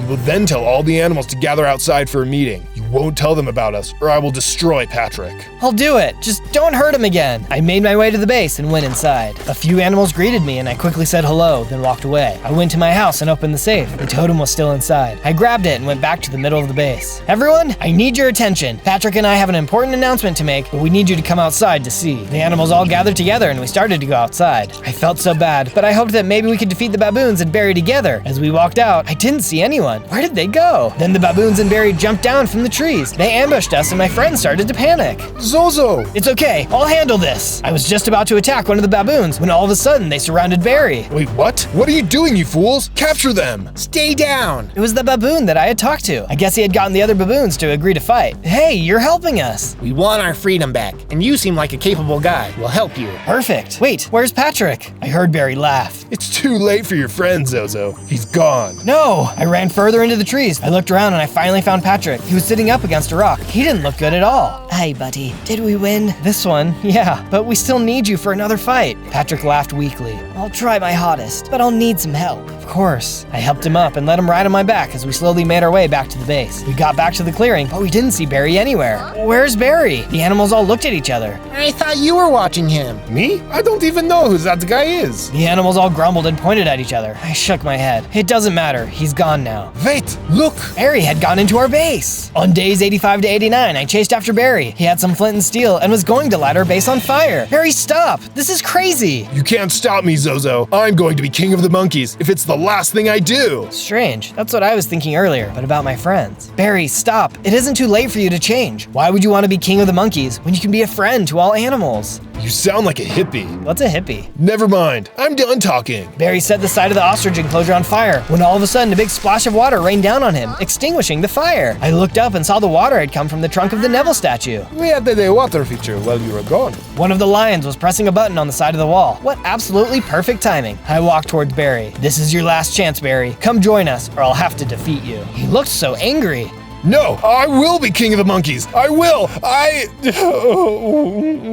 All of a sudden, he slumped down and started to cry. I stood there, shocked. I don't want to be king of the monkeys. Honestly, I just wanted some friends. Well, to be fair, you have a weird way of showing it. I still didn't trust him completely, but I helped him up. It's okay, Barry. You have a home here. On days 90 to 94, Barry moved back in. Some of the animals weren't too happy about it, but he tried his hardest to make it up to them. He made some cool improvements to people's houses, the base, and even helped Patrick. He seemed to really feel bad about what he had done, but he was making it better. Later, he came up to me. Zozo, I need to tell you something about the hunter's base. Okay, what is it? I know a secret way I can sneak into his base around the side. Oh, awesome! So you can open the door. It's not that simple. The controls for the gate are in his private room. Ah, I see. I thought for a moment. You need to go back and pretend to still work with him. You need to betray him now. What if he catches me while I'm trying to do this? He won't. I'll be sure to protect you. Okay, I trust you, Zozo. On days 95 to 97, we all made our preparations. We forged armor and swords for everyone, just in case. No, Zozo, I'm too weak still. I need to stay here. But Patrick, I need you. We've come this far together, and I need you there with me. He can ride on my back. One of the lions bowed to Patrick. I shall carry you, and I will promise your safety, good friend. Patrick agreed. I'm proud of all of you. Today, we are going to rescue our families and our friends. The savannah will be free again. Everyone cheered, and we headed out to the hunter's base. On day 98, we arrived at the hunter's base. It looked the same as usual, which was good. Barry came up to me. All right, Barry, this is your cue. He looked nervous. It'll be fine. You remember the signal, right? He nodded. Thanks, Zozo. You're a good friend. He headed toward the side of the base and disappeared around the corner. We waited a few minutes, and then we heard a loud monkey call. That was our signal to go. Then we saw the front gate start to open. Good job, Barry. We charged through the front gate and into the courtyard as we started looking around. I even saw my parents. Zozo! Mom, Dad, we're here to rescue you. My friends started working on getting the cages open while I headed upstairs. On day 99, I found the lair of the hunter. He had all sorts of animal pelts all over the place and even more guns. Sheesh, this place gave me the creeps. I knew we would meet again, young zebra. I turned around, ready to attack. The hunter was there, but he was holding Barry hostage. Give me my friend back, Hunter. Oh, you mean this traitor? I don't think so. I think instead I'll just add him to my collection. He waved his gun around the room full of pelts. No! I activated the totem and disappeared. I knocked the hunter away from Barry and told him to run. Then I charged the hunter. He blindly shot around the room, but he had no idea where I was. Barry wasn't so lucky though, and got hit as he made his escape. That's a cheap move, zebra. Disappearing so I can't see ya. Says the guy who captures animals and then enslaves them. He got a few lucky shots in, but I was able to deliver the final blow. I unequipped the totem and ran over to Barry. He had been hit and he looked pretty bad. Oh no, Barry, I'm so sorry. I promised I would keep you safe. It's okay, Zozo. I did what I needed to do. Thanks for being my friend. Barry put his head down and was gone. He had made many mistakes, but in the end, chose to do the right thing. On day 100, I felt a surge of power, and I leveled up into a large adult zebra. I was stronger than ever, and knew that from now on, I could protect all of the animals in the savannah. My friends had figured out how to open the cage doors, freeing all of the animals from the hunter's base. I was finally able to talk to my parents. It was a beautiful reunion. We were all free at last. If you want to see what I'll do next, don't forget to subscribe and like this video. Thanks for watching. On day 1, I spawned in as a fire spider. Oh cool, I got 8 legs and 4 hearts. But whoa, I'm not a regular spider. I'm a fire spider. That means I have to avoid water no matter what.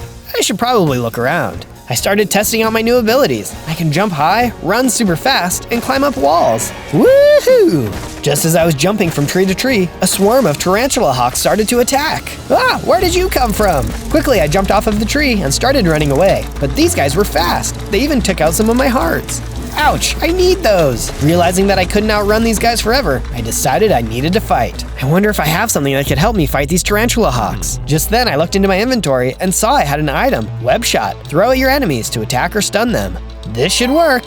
Quickly, I put this ability into effect and started throwing webs at the tarantula hawks. Whoa, this is awesome! I managed to bring down several of the tarantula hawks with my Web Shot until there was only one left. He quickly fled before I could take him down. Ha! And stay out, you flying fiend! I proceeded to look around a little more before I decided to call it a night. On day 2, I woke up hungry and decided to make my first web. I placed it in the tree and waited. Soon, I caught a fly. Tasty. Then I went and took a look around. I stumbled upon a hole in the ground and decided to check it out. Maybe I can find some more fire spiders here. Well, I couldn't find any more fire spiders. I managed to find some stone, but I couldn't mine it because it required tools. I better go get some resources. Just as I was about to leave, a bunch of badgers started to attack. Ah, hey, what's the big deal? These guys were tough, but I managed to fling web shots at them and managed to defeat them. They dropped some loot in the process. I picked up a stone pickaxe and sword. Oh, these will come in handy. With the pickaxe, I mined the stone and even found some iron that I could use for later. Wow, this hole is great. After checking to make sure there were no more badgers, I decided to set up camp in the hole. After clearing out some space, I set up a little place for myself, and even started to build other houses, just in case some more spiders were to come. On day 3, I climbed out of the hole and started gathering wood from the surrounding trees. Just as I was about to bring down one of the trees, I heard a noise. Hey, stop that down there! Suddenly, a pigeon flew down from the top. What do you think you are doing? Oh, sorry, I didn't know anyone was living in this tree. Well, there is. You can't just go around destroying everything you see like some kind of barbarian. I didn't mean any harm, I promise. He sighed. Just be careful next time. Just as the pigeon was talking, a falcon came out of nowhere and started to attack. Oh no, not this guy. You better run, little fire spider. Instead, I used my web to attack the falcon and knock him out of the sky. Oh, thank you so much. That falcon has been attacking me and my friends for a long time. You're most welcome. I'm always looking for ways I can help. Why was he attacking you? He is a servant of the Lizard King, the evil ruler who enslaves animals with fear. Oh no, that's terrible. This Lizard King sounds like he's a real handful to deal with. My name is Percy, and I would be happy to help you with anything you need. Thank you, I could use help. You know, I have a place that you and your friends can stay to keep away from falcons. It's underground and I'm still building it. Would you like to come? Most of the time, pigeons don't like living underground, but that sounds like the safe idea. On days 4 and 5, I helped Percy put together some houses for him and his friends. This place is going to look great, Zozo. A safe haven away from the Lizard King. You're right. I'm gonna have to see if I can get more critters out of danger. I also don't know where any fire spiders are. Well, in the meantime, I will stay here and continue working. Before you go, I wanted to give you this. Percy gave me some iron armor and a sword, made from the iron I had found earlier. I thought it best for your journey. Take care, my fiery spider friend. Thanks, Percy. I will return. Soon I was off to find the Lizard King, when all of a sudden, the tarantula hawk I fought on the first day returned with even more of his friends. We shall have our revenge on you.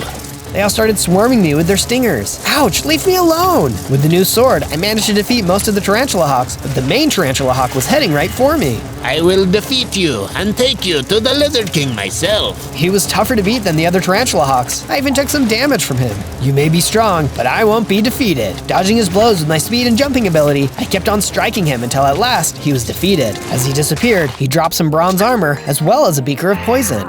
If I'm going to come in contact with any more of the Lizard King's minions, I'm gonna need this. On day 6 through 8, I continued my journey to find the Lizard King. Along the way, I managed to find a village. Hello, anyone here? I went through all the buildings, gathering supplies where I could find them, but could not find anyone. How could an entire village just vanish like this? I started hearing what sounded like voices from one of the center buildings. Maybe there are some villagers still here. After following the voices, I discovered who was in the building. It was the Lizard King. He had on a huge crown and had big red eyes. Yikes, those are gonna haunt my nightmares. Gathering up what courage I had, I charged towards the Lizard King. Hey, why are you being so cruel to all the creatures of this land? They just want to live peaceful lives, free from bullies like you. The Lizard King looked at me with those red eyes. The tiny fire spider who defeated my tarantula hawks. You will pay for your actions. Attack! Then all of a sudden, the floor started shaking, and from out of the ground spawned a giant desert centipede. Uh-oh, this could be bad. The centipede was strong. It had over 20 hearts and it was quick. It's a good thing I can jump and climb, or this thing would surely take me out. Then I remembered I had the beaker of poison and prepared to use it on the centipede.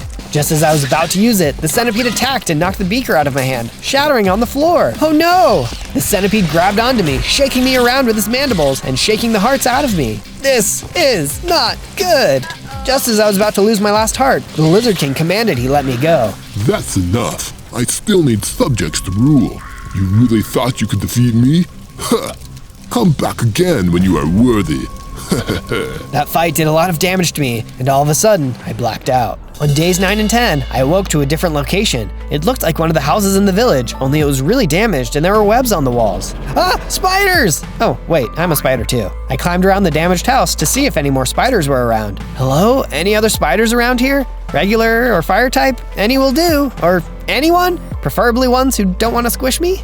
I looked around a little more, and eventually I spotted what appeared to be a small, normal spider. Hey, where am I?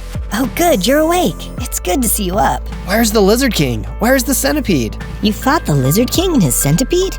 It's a miracle you're still alive. When I found you, they were both gone. I was really worried you weren't going to wake up, but couldn't not help a spider in need. We brought you here to look after you. We? Who's we? Well, me and my brothers and sisters. Brothers and sisters? There's more of you? Oh yes, at least 700. We live in dark, shadowy areas near here, under the protection of Daddy Longlegs. Would you like to meet him? Sure. Oh, and what's your name? Marcy. I'm a jumping spider.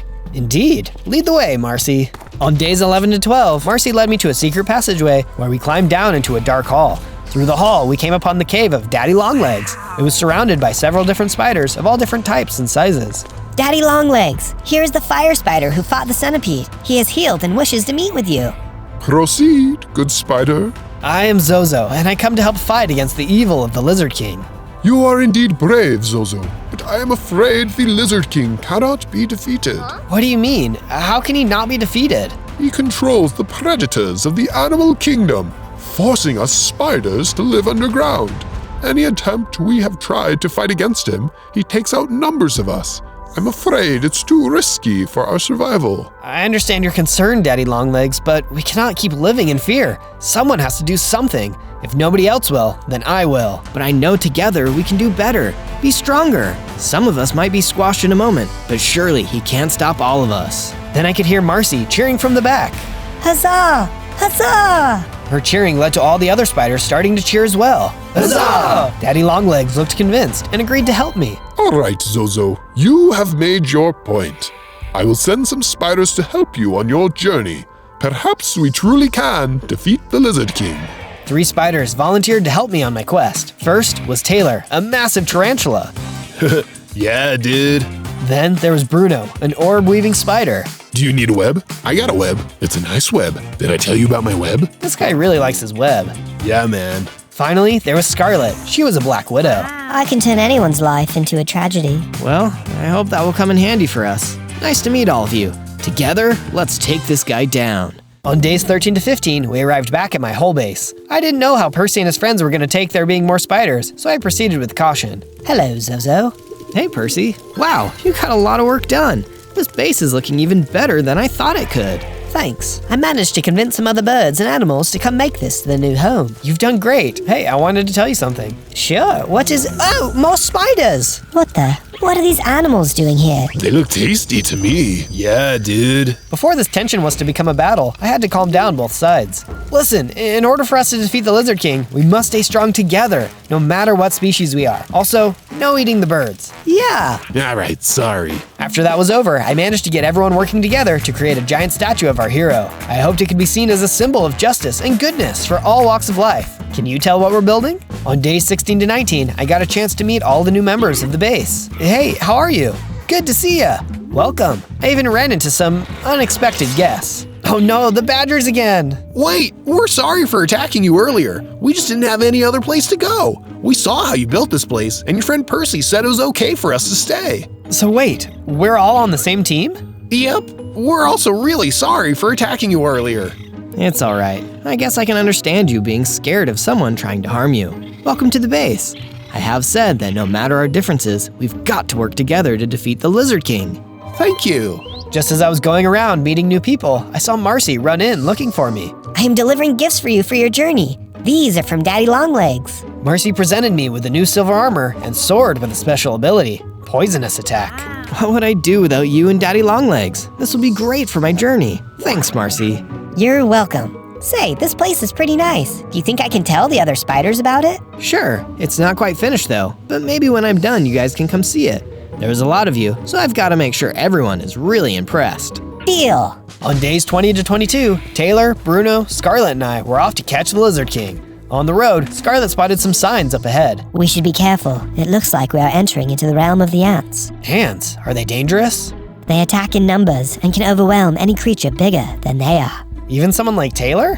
Yeah, dude. Well, then we will definitely be cautious. I can't imagine anything worse than being dogpiled by a bunch of creepy crawlers. We scoured around for a bit, when all of a sudden a giant zombie praying mantis arose from under the ground. Gosh, he must have been attacked by the ants. Those guys are vicious. Yeah, now we gotta put him out of his misery. Bruno started making a web net to trap the praying mantis in, and Taylor threw it over to the mantis, trapping him. I think we got him.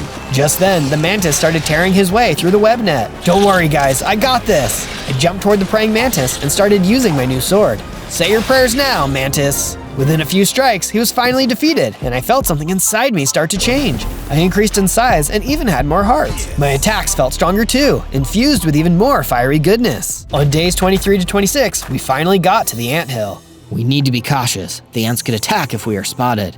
And I don't know about you guys, but I'm not interested in becoming a zombie fire spider today. Just then, a fireball flew overhead. It was the ant guards, and they were shooting at us with trebuchets. Ah, talk about fire ants! All of a sudden, Bruno started working on what appeared to be a giant slingshot. Oh, great idea! Scarlet had some TNT, as well as some flint and steel. We decided that would work perfectly for returning fire. Bombs away! We took out the trebuchet and sent the ants running into their hill. Way to go, team! On days 27 to 31, we decided to go inside the hill. Wow, these guys have been busy. Inside, we found a lot of cool items that I could use for the compound and the statue. Glowstones, I can use these. As we journeyed deeper into the caves, we saw a hidden message on the wall. Subscribe? That's not a bad idea, honestly. Yeah, dude. A little further, and we began to see what appeared to be a story by the ants. Apparently, the Queen Ant was tricked by the Lizard King, and now he has a puppet queen acting for him. That's terrible. These ants should not be under the control of a puppet ruler. We need to do something. All of a sudden, something occurred. Ants began to crawl out from the walls. Get back! I mean it! No matter how hard we fought, the ants were too numerous, and they captured us. On days 32 to 35, the ants led us to the deeper parts of the anthill. Where are you taking us? I kept trying to talk to them, but they would not respond. It was as if something was wrong with them completely. Hello, can you hear me? Eventually, we came to what I suppose is their throne room. The queen ant sat there looking sinister. Spiders? How disgusting. You will make a fine specimen for the Lizard King. Though my children and I are getting hungry. I'm getting pretty tired of creatures telling me they want to eat me. How about I give you something to eat instead? I looked up and I could see what looked like a chandelier made of glowstones. I fired a web shot at it and the whole thing started to come crashing down. No, not the chandelier. I fell hard onto the queen ant, squishing her. Whoa, what a way to go. On days 36 to 39, we began leaving the hill. The hill was even bigger than I remembered, as we wove through many different hallways. We got lost more than once. Man, how could one place look the same at every turn? When we finally decided on a place to go, more ants came toward us. If we couldn't get out, we'd be in real trouble. Stay back, we're armed! Well, technically legged. No, please don't hurt us, and we don't want to hurt you. Okay, well then what is it you do want? We are servants of the true Queen Ant. When you defeated the other queen, we finally freed her, and she wanted to thank you. Well, that's very nice of her. I'm glad she's back on her throne. Feel free to come back anytime. If you have any questions, please let me know. I did have one question. How do we get out? Oh, right. You go up, make a left, and climb out of the big hole in the top. Okay, that seems simple enough. Thanks. No problem. You can climb, right? Spider. Oh, right. On days 40 to 43, we thought it would be best to get back to the compound and put these glowstones to good use. Percy was doing a great job building places for the new creatures finding out about this place. If there is one thing we birds know, it is how to make a nest to come home to. You're doing great, Percy. I also thought these could come in handy. Glowstones, excellent. It was starting to look a little dark here. Right away, we got to work using the glowstones to create light fixtures around the compound. I also made sure that these were built strong enough so that no one could get hurt if they were damaged. The last thing we'd want is for there to be another queen ant situation. No one likes to get smushed. When a spider builds something, it is made to last. Also, when birds, badgers, and other wildlife chip in on the building, it definitely helps in the long run. On days 44 to 50, I continued working on the statue. I'm really excited about this one and feel like it's coming along really well. Can you tell what the statue is yet? All of a sudden, I could see a little jumping creature appearing in the horizon. Marcy, it's good to see you. Oh, Zozo, I'm glad I found you. I have terrible news. Oh no, what's the problem? The Lizard King attacked the spider base with an army of scorpions. Scorpions? Really? Yes, they are one of our biggest enemies. That's terrible. I'm so sorry. I really didn't think he'd be bold enough to take on the entire spider nest at one time. I'm sorry I couldn't have stopped him from doing this. So am I. I wanted to tell you so you won't have to have the same fate. Now we have nowhere safe. Wait a minute. Why don't you all come live at my base? Wait, really? Are you sure you won't mind all of us living with you? Of course not. Besides, us spiders need to stick together. Plus, I've got plenty of room here. There's no limit to the amount of houses we can make for everyone. Ha! I see what you did there. I better go tell the other spiders right now. Quickly, I got started gathering more materials and supplies to start building for my new neighbors. I took a good long while to gather the stuff and start building, but it was all worth it. On days 51 to 53, all of the spiders arrived. Whoa, there sure are a lot of you. Welcome. Among the spiders appeared Daddy Longlegs, and I went over to greet him. Hi, Daddy Longlegs. I'm glad to see you're all right. You're all welcome here. Thank you, Zozo, for doing this. You have given the spiders and many others hope. It was my pleasure. The spiders sure are honored and lucky to have a protector like you. Oh no, Zozo. I may have been their protector before, but you are their protector now. However, if you need advice, I will always be around. I will definitely appreciate that. I know you've seen a lot of spiders in your day.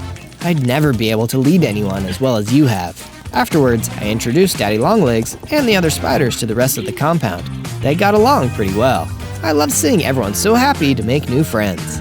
On days 54 to 57, the whole compound got together to start building walls so no intruders could come in. When most of the building was completed, we decided we should celebrate the new compound community. Daddy Longlegs prepared to give a speech. I am truly thankful that we can all live in harmony, thanks to our magnificent friend, Zozo. Oh, guys, I appreciate that. While Daddy Longlegs kept speaking, no one noticed a group of scorpions sneaking up behind him. Daddy Longlegs, look out! But he didn't hear me, and one of the scorpions stabbed him in the back with a stinger. Oh no, Daddy Longlegs! The spiders began attacking the scorpions while I tried to lead Daddy Longlegs to safety. Just stay here, you're gonna be fine. No, Zozo, it's time for me to go. What? You can't go, it's not over yet. It's okay, Zozo. Take care of them all for me. I will. I stayed with Daddy Longlegs until the end. When I checked back, the spiders won the battle. Sadly, it was up to me to share the sad news. On days 58 to 62, the whole compound worked together to build a memorial for Daddy Longlegs. Rest in peace, Daddy Longlegs. You will be missed by us all. I promise I will do what needs to be done. While we were sad at the loss of our friend, we all realized we needed better fortifications. We spent a good portion of the days building up the walls and putting up watchtowers. I was so embarrassed that we were attacked when we thought we were safe. They should protect us, but I just wish I could have done more. Don't go blaming yourself, Zozo. Nobody could have guessed what was going to happen. To take my mind off of all of this, I went back to finish the statue. Maybe this could give us some more hope. Now can you tell who our spider hero is? It's the most famous web slinger of all time, Spider-Man, of course. Just as I completed it, Scarlet showed up and told me a messenger came to see me. We ran to the gate to see it was the ant from the anthill. Hello, what are you doing here? We heard about your attack. We are sorry for your loss. Thank you. It has been hard for a lot of us. Our queen wanted to give you something for your loss, as well as your fight against the Lizard King. The ant handed over a wrapped gift and told me to use it wisely. I couldn't wait to see what it was. I will definitely treasure this. Thank you, and thank your queen for me. I shall, and you are most welcome. On days 63 to 66, I opened the package to reveal a bunch of potions. Inside there was a health upgrade potion. I took it right away, and I gained 8 more hearts. I took a look at the other potions. Stinger Shock can cause your enemy to be paralyzed and allow you to either heal or attack. Boy, if I ever run into that centipede again, I am gonna use this. I met with my friends and told them that this would be my final mission. Be careful, Zozo. I will. I promise to return. We have lost too many friends for me to fail. Good luck, Zozo. Go end this monster, once and for all. Yeah, dude. I said goodbye to my friends, and then I was off. All I could do was hope that I would see them again soon. On day 67 through 70, I journeyed off to find the palace of the Lizard King. I first traveled toward the abandoned village where I first fought the centipede. I don't see him anywhere here. While I continued to look around, I spotted what appeared to be an ancient door. I wonder how long this has been here for. There was an inscription on the door that looked a little faded. I will with water when it rains. When sunlight comes, the water drains. To climb me is to achieve great gains. I quickly realized that it was a riddle and began putting it together. I got it! A water spout! The answer is a water spout! With this proclamation of the answer, the door cracked open to reveal a chest inside. I opened the box to show a full set of diamond armor and sword. I quickly put them to good use. Yeah, dude. I think I've been hanging out with Taylor a bit too much. On day 71 through 74, I traveled into the rainforest. Just as I was scurrying along the ground, a group of howler monkeys started throwing bananas at me. Oh, whoa! At least it's just bananas. One of the monkeys was huge. He must have been their leader. I started throwing web shots at him, trying to knock him out of the tree. You are not defeating me today! I managed to knock several monkeys out of the trees, forcing them to run away. The big monkey was the only one left. You might be strong, but you won't get me. With one last web shot, I knocked the monkey out of the tree and cornered him. Where is the Lizard King? Where is his palace? The big monkey gestured over in a direction. Afterwards, I went off that way. You know, that monkey looked kind of familiar. Yeah, it was probably nothing. On day 75 to 78, I journeyed along until I came to a river. Uh-oh, it's my old nemesis, water. The river was way too wide to try and jump, and I didn't want to risk falling in, so I decided to build a bridge. I was halfway finished when out of nowhere, who was to turn up but the scorpions again. You guys, I'll make you pay for what you have done. I readied my sword and prepared to attack. This is for Daddy Longlegs. I charged at the scorpions, and they leaped forward to attack me. They were strong, and I could tell they were trying to push me back into the water, but with my new armor, I could hold them off. I'll take you all on if I need to. Then I remembered I had the potion and quickly used it against the scorpions. Take this! The scorpions began to move slower, and I could see their attacks before they could make them. Block, stab, slice, gone! One by one, I took out each of the scorpions. I gathered a new item, Scorpion Tail, used to attack or intimidate enemies. Also, it can be used as a disguise. When all that was over, I continued making my bridge to get across the river. On day 79 to 85, I finally finished my bridge to cross the river. When I got to the other side, I found that the only way ahead was through a narrow ravine, but the entrance was guarded by 2 scorpions. Man, these guys are everywhere! While I could have attacked them, I remembered that I still had that scorpion tail in my belongings. I quickly put it on and approached them. La la la la la, just a disgusting scorpion out for a stroll. The guards didn't seem to mind and proceeded to let me through. Well, that was easy. While journeying, I wandered into an open field that looked pretty desert-like. Well, this is a weird place to put a desert. All of a sudden, I heard rumbling and could feel the ground shake. I knew right then what it was. Suddenly, the centipede bursted out of the ground, just like last time, and lunged toward me. It was time to take my revenge. Bring it on, leggy. That centipede was still fast and dangerous, but I was much more confident this time around. Oh, no you don't. I even used the scorpion tail to make a couple of hits, but it broke in the middle of the fight. So much for disguising myself again in the future. Take that, and that! Finally, I took out the potion again and used it for the finishing blows. I'm worthy enough this time. Prepare to be defeated. The potion worked, but the centipede was still quick. Furiously, I used everything I could to finally defeat it. Just then, I started feeling tingly. Ooh, I like this. I changed into a bigger and more powerful fire spider with even more hearts. All right now, Lizard King, prepare to meet your match. On days 86 to 90, I continued on my journey. I was feeling really confident until I realized I had just walked straight into quicksand. Oh, come on, who thinks of quicksand? Suddenly, I started thinking of ways to get out. All of a sudden, I could see Percy flying overhead. Percy, I'm glad you're here. I can see that. How can I help? Maybe you can pull me out, catch this chain, and start flying. Good idea. Hit me. I threw the line towards Percy and began flying, pulling me out of the quicksand. Oh, that was close. Thanks, Percy. What are you doing here? I wanted to see how you were. You saved my life so many times before, and I guess I just wanted to repay you in some way. Well, you definitely did that. If it wasn't for you, I would be in a really sticky situation. It can get risky at times, wandering around out here on my own. You are definitely welcome, my friend. I will let the others know of your progress. Just before he left, Percy warned me about something he saw while flying overhead.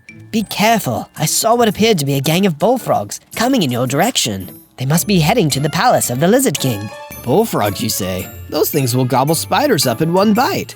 I'll be sure to look out for them. Thanks again, Percy. Take care. On days 91 to 94, I finally ran into the bullfrogs. Wow, those guys are big.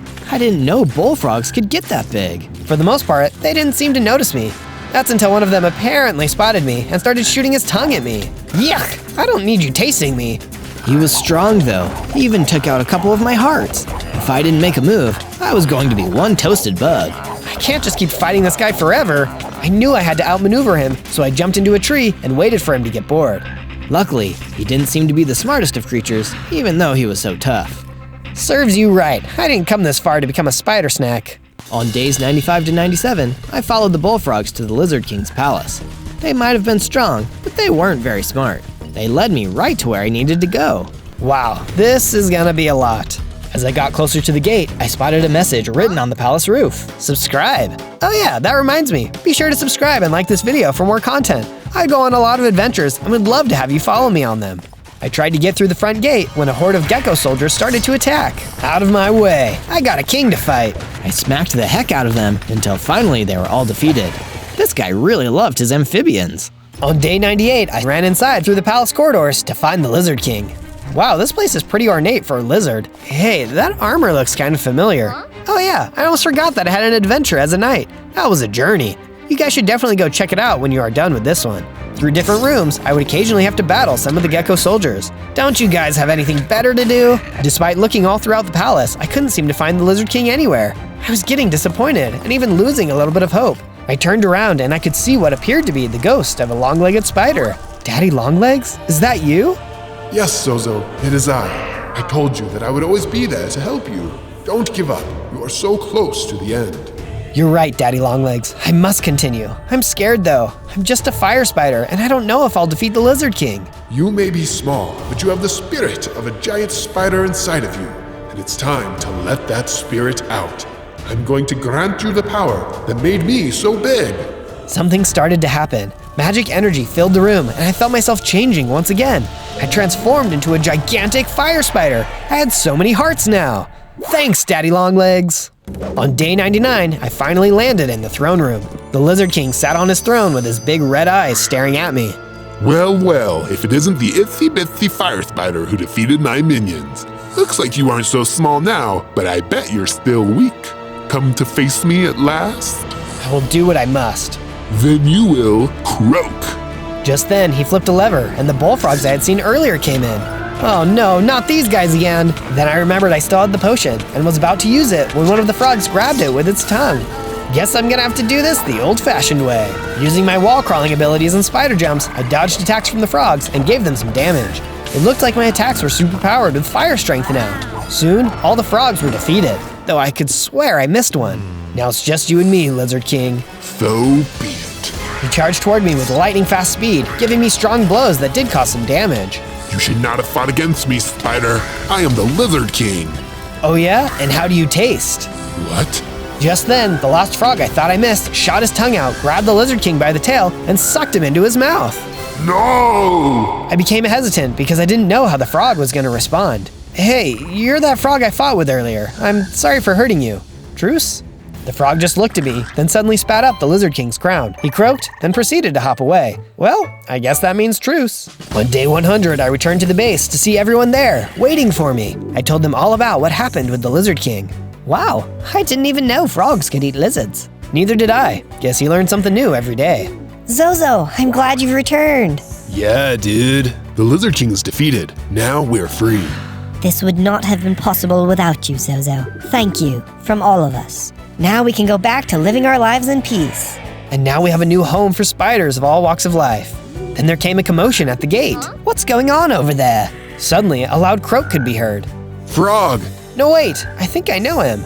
Turns out, it was the frog from earlier, come by to say hello. I'm glad you could come by. Just one rule, no eating anybody. The frog agreed, and I proceeded to introduce him to everyone.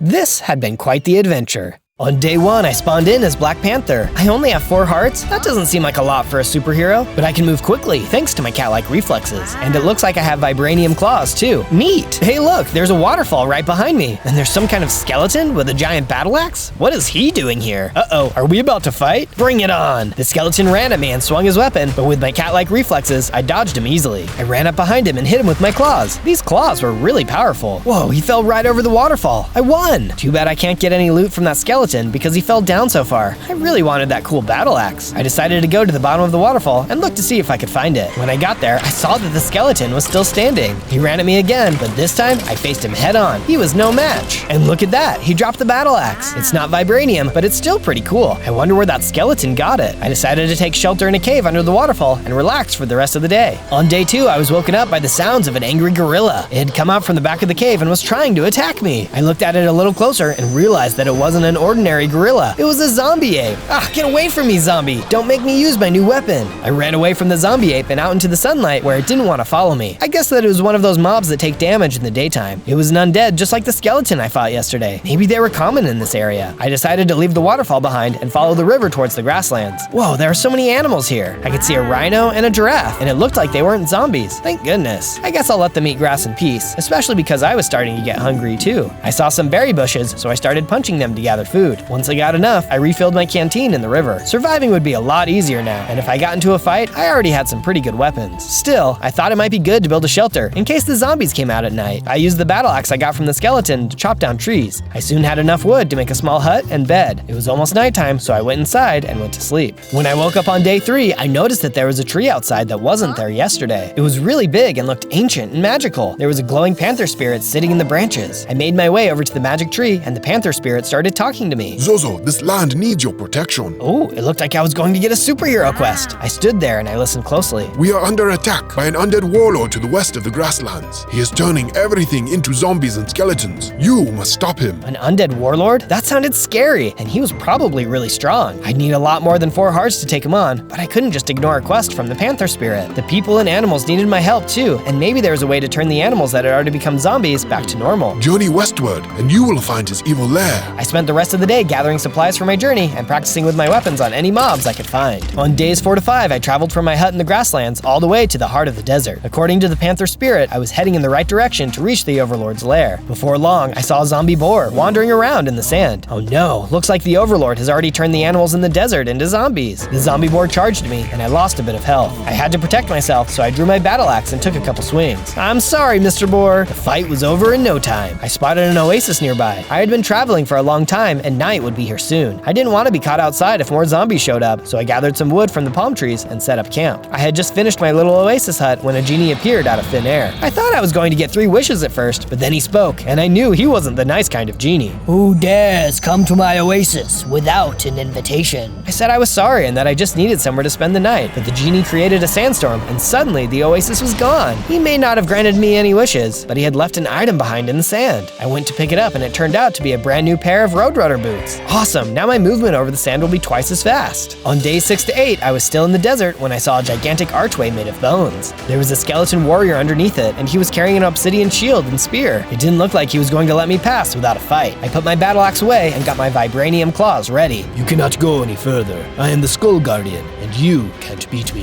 He seemed serious, but I had to try. If I couldn't win here, there was no way I could beat the Overlord. I attacked him, but even my vibranium claws couldn't get through his shield. It was too tough, even for obsidian, and his spear kept damaging me. I was almost out of health. The only thing I could do to survive was run away. Good thing I had those Roadrunner boots. I turned around and got out of there. The Skull Guardian stayed at the archway and shouted after me. You are too weak. Come back when you are stronger. Maybe I still needed some more training. While I was running away though, I was spotted by a group of hoglins. I could have easily run away from them, but I was tired of running. I stopped and decided to face them. I took out my claws and defeated each and every one of them. When I defeated the last hoglin, I suddenly felt something inside of me. I grew into an even bigger Black Panther with more hearts. I also saw that the hoglins had dropped a ton of leather. I could use this when I got back to my base. On days 9 to 10, I went back to the grasslands to expand my hut into a base. I used some sandstone from the desert to make it into a small tower and crafted myself a full set of leather armor too. I then crafted a shovel. I felt a pull to this area for some reason, like it was calling to me, so I dug down until I hit some stone. There, I had an entrance to a mine beneath the tower now. I'd have to check it out further later. I built more furniture inside the base. Using wood I was able to gather from a bunch of trees in the grasslands. The one tree that I didn't use for wood was the ancient spirit tree. The panther spirit wasn't there, but I was hoping that maybe it would show up to help me again. I definitely needed some advice on how to defeat the Skull Guardian. If I couldn't beat him, I would never be able to defeat the Overlord and save this land from zombification. On days 11 to 12, I was walking along the river when I saw the zombie ape from the cave splashing around in the water. Had it followed me all the way to the grasslands? It really might have because it noticed me and ran up to attack. I was a lot stronger now though. This ape didn't know what he was getting himself into. Sure enough, I was able to win against the zombie ape that I ran away from on day 2. I looked at the river to see a water elemental emerging from below the surface. Thank you. That zombie had taken over my home behind the waterfall, and last night it chased me all the way here to the grasslands. Who are you? I am the spirit of the river, and I can see that you are a great hero. This land needs a protector, and I'm glad you were here to save me. I'm not that great of a hero yet. I need to beat the Skull Guardian, or I'll never save the animals. Have faith in yourself. I am friends with the Panther Spirit, and he believes you can do this. But last time I fought against him, I didn't even damage him, and he almost took all of my health. The only reason you lost to the Skull Guardian was because he had an enchantment cast on him that shields him from the attacks of the living. The spirit of the river handed me a potion. Drink this potion, and your claws will be able to strike true.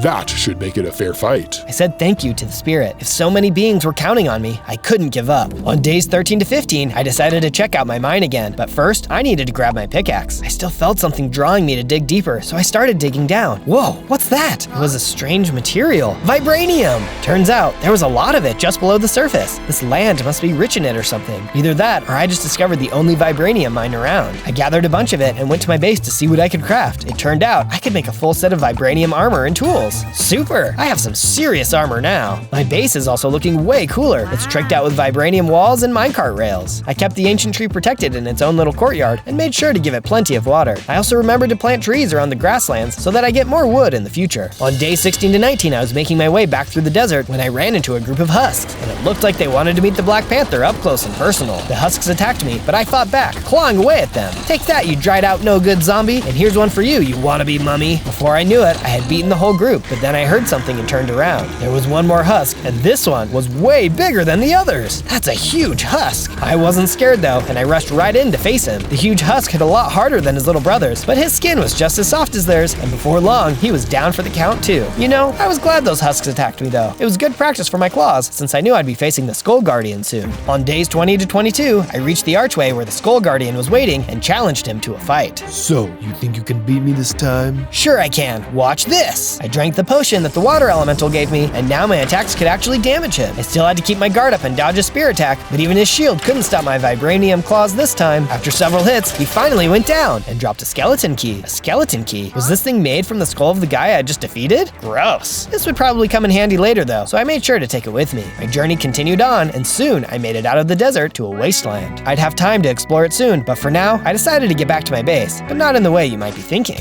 On days 23 to 26, I decided I didn't want to have to cross through the desert again in case I ever wanted to come back here, so I decided to build a massive tunnel back to my base. I dug down a little ways and then started tunneling in the direction of my base, placing torches as I went. It took a long time, but eventually I got to where I thought my base should be and tunneled up out of the ground. I popped up right in front of my base. How's that for good luck? When I got to the door of my base though, I saw there was a package waiting for me with a note attached to it. This must be from the water elemental. I could tell because it was all wet. The note read, Dear Zozo, you're doing great. I knew you could defeat the Skull Guardian. Included are some potions that should make your journey easier. P.S. If you're liking the video, make sure you search for other Zozo videos at ZOZO to see more adventures he's been on. Yep, definitely weird, but when I opened the package, I saw it was full of experience potions. Nice! I drank the potions and felt myself starting to change. I grew bigger and had more hearts too. On days 27 to 31, I upgraded my base to look a little nicer, since Black Panther is a king after all. I started a statue outside too, something that I knew would inspire me every time I came back to my base. I know it's only the very start, but can you tell what it is yet? Next, I laid down some track in the tunnel so I could quickly get back to the wasteland using a minecart. When my minecart ride was over, I exited the tunnel and took a look around the wasteland to see if I could find any sign of the Overlord's lair. That's when I noticed a small village hidden among the rocky hills of the wasteland. The villagers there said they'd been attacked by zombies, and some of them had even gotten turned into zombies. Our iron golem was supposed to protect the village, but it's been broken for a long time. Don't worry, I have an idea for how to fix it.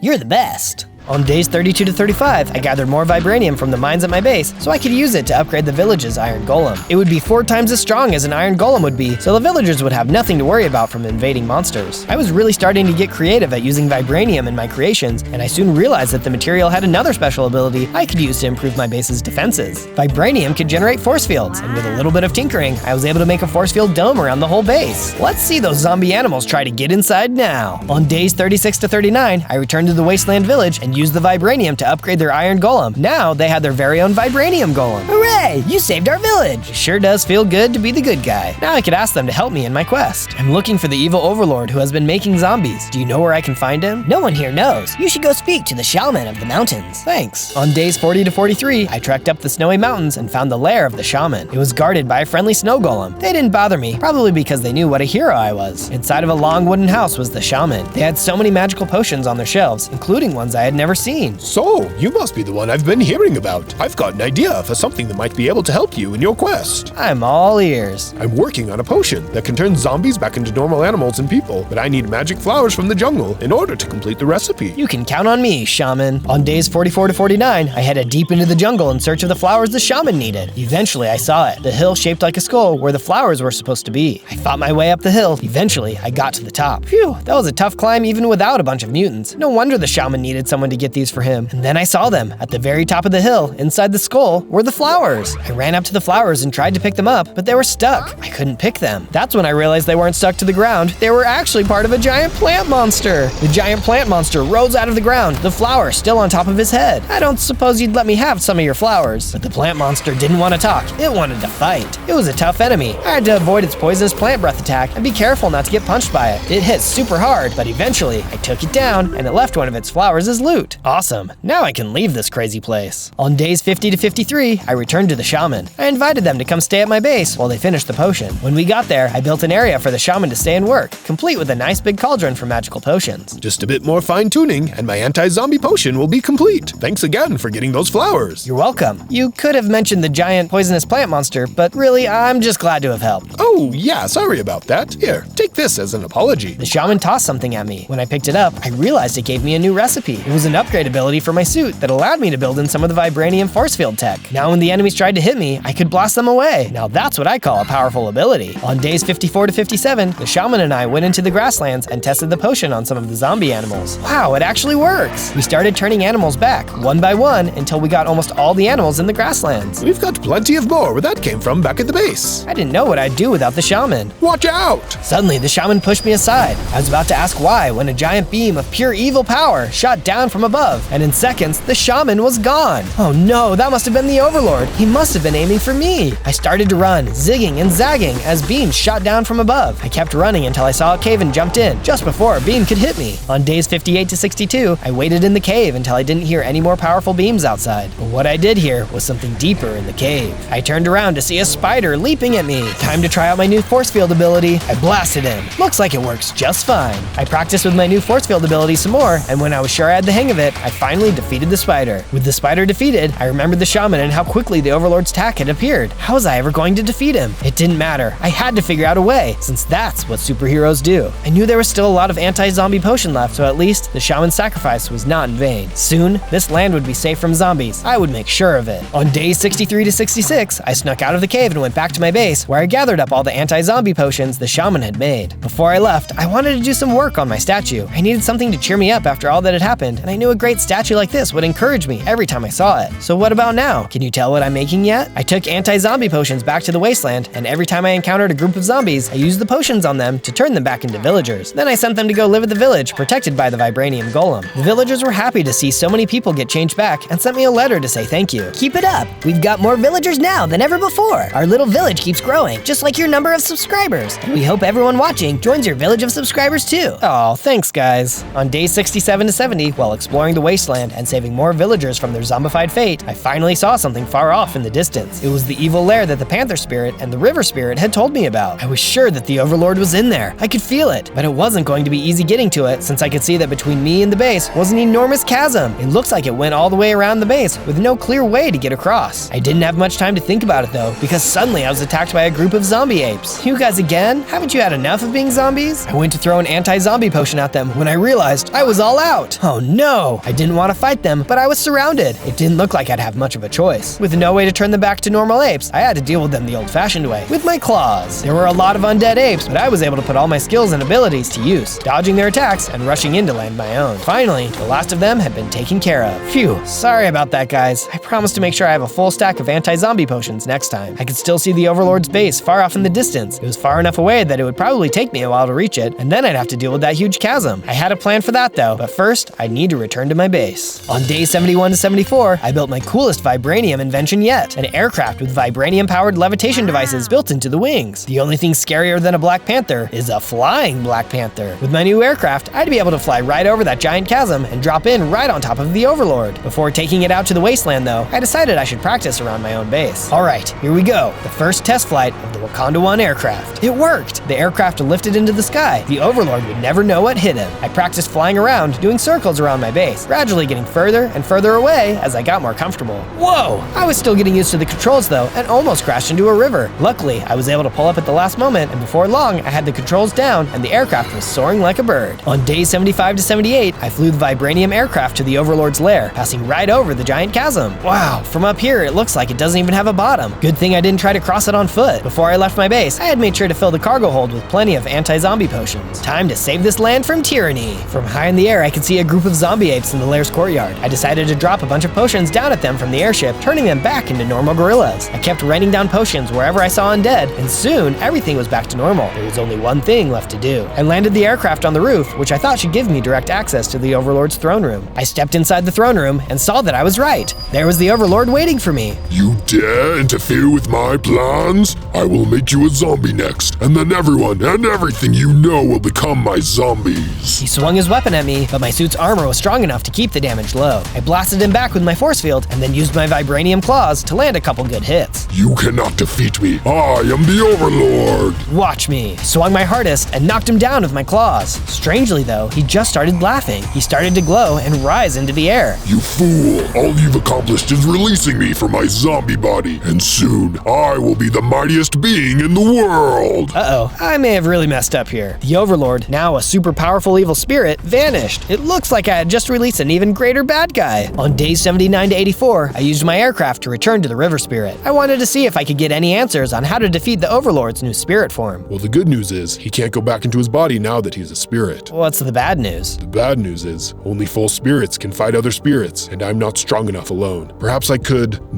No, it's impossible. What? What's your idea? Well, there is one thing that might work. I'm able to impart some of my river powers on others, but it's far too dangerous. You're not nearly strong enough to survive it. But if I was able to handle you giving me some of your river powers, could that turn the tide? Maybe, but you'll need to become much stronger both in body and mind if you want to withstand my powers. I had to stop the Overlord, and this seemed like the only way, so there was only one thing for me to do: get stronger. It was time to start training. On days 85 to 89, I returned to my base and built some new areas where I could start training my body and mind. For physical strength, I built a dojo near the Panther Spirits tree, complete with dummies that I could practice my attacks on. I had an even better idea for how to make my mind stronger, but to make it a reality first, I had to finish my statue. I completed my statue and stood back to look at it. I thought it looked great and felt mentally stronger just from gazing at the powerful panther emerging from the mountain. But it still needed one more thing. I decided to build a meditation spot right under its mouth, somewhere that I could focus and strengthen my mind. After training both in body and mind, I returned to the River Spirit, but he quickly sent me away, telling me I wasn't nearly strong enough yet. I returned to my base again to train, and this time the Panther Spirit himself appeared in my dojo. He told me that he trained with me so I could get better at fighting even quicker. I had an idea for how to improve my meditation training too. I went back to the statue and made it so that the water would pour out of its mouth, creating a waterfall. I then built an area right where the water hit the ground where I could sit in the rushing water and meditate, learning how to focus even with powerful forces raging all around me. As I sat in the rushing water thinking about my fighting training, I suddenly felt myself start to change. I grew in size and gained more hearts. Surely now I must be strong enough to handle the River Spirit's power. I returned to the river and met with the spirit again. This time, there was no doubt. You're ready now. I will give you my powers. The River Spirit combined with mine, and I felt his power within me. I felt stronger, like my attacks would do more damage since they were infused with water power. And I now had the ability to create water anywhere too. Look out, evil spirit. A hero is on his way to take you down. On days 90 to 94, I returned to my base to get my aircraft when a wasteland villager suddenly appeared. He told me that the evil spirit had sent an army of zombie piglins to invade their village, and they needed help. I hopped into my aircraft and flew to the village as fast as I could. When I got there, I saw that the villager was right. There were zombie piglins everywhere. The village was on fire, and villagers were trying to escape. The vibranium golem was fighting off as many piglins as he could, but there were simply too many for him to handle alone. I fought what seemed like 100 little oinkers, using my new water ability to blast them. Eventually, we beat the last one, but the village had been almost completely destroyed. Villagers who had escaped were badly shaken and afraid. My base was big enough now that I was able to invite all the surviving villagers to stay there permanently. All of the villagers agreed to come, even the vibranium golem. On days 95 to 97, I took the villagers down to my train tower tunnel and built even more minecarts for them to start going to my base. I flew my aircraft back to the base so I could get it ready for them. I built enough houses for everyone in the same style as their village, and even built farms that looked exactly like their old home. The vibranium golem seemed happy too. He agreed to keep patrolling the new area and defend the villagers if any threats appeared. Just as I was finishing up the last house, I heard the voice of the panther spirit calling to me. I went back to his ancient tree once again. The evil spirit is waiting for you at the end of the river. It knows you teamed up with the river and thinks if it can destroy the river, it can destroy you too. Don't worry, I've got this. Together, the river and I are invincible. Go to the river delta, where the river meets the sea, and there you shall find the evil spirit. But before I left, he told me that there was one more thing he could do to help me. The panther spirit leapt towards me and absorbed into my body. I felt myself start to change, and I suddenly grew into a huge, superpowered black panther. I had a ton of hearts and felt more powerful than ever. Now, filled with the power of both the river and the panther, I embarked on what I hoped would be the quest that saved this land for good. On day 98, I was making my way downriver towards the ocean when I saw the shaman appear in front of me in ghostly form. Hello there. Shaman, you're a spirit now too. Yes, before that ray of evil could kill me, I used my magic to become a spirit. I've been watching your progress and you've been doing an amazing job. I think you could use some help though. I'll take any help I can get. What I could really use now is some moral support. I can definitely give you that, but it would be even more powerful if everyone watching the video did too, by giving a like and subscribing. The more likes and sub you have, the stronger you'll be when you face the evil spirit. Wow, thanks Shaman. I hope everyone likes and subscribes so that I'll be really powerful. And if you like the video, make sure to type Zozo, Z-O-Z-O, in the search bar to see my other adventures. There's a whole bunch of them. I will do that. Well, I didn't think you had YouTube, but okay, cool. On day 99, I made it to the river delta. A vast ocean stretched out into the horizon before me. Come out, evil spirit, it's me, and I've got the river spirit to help me. I used my spirit powers to walk on the water, and soon I was standing in the middle of this great sea. A dark shadow rose up from below, breaking through the surface of the water. It was the evil spirit.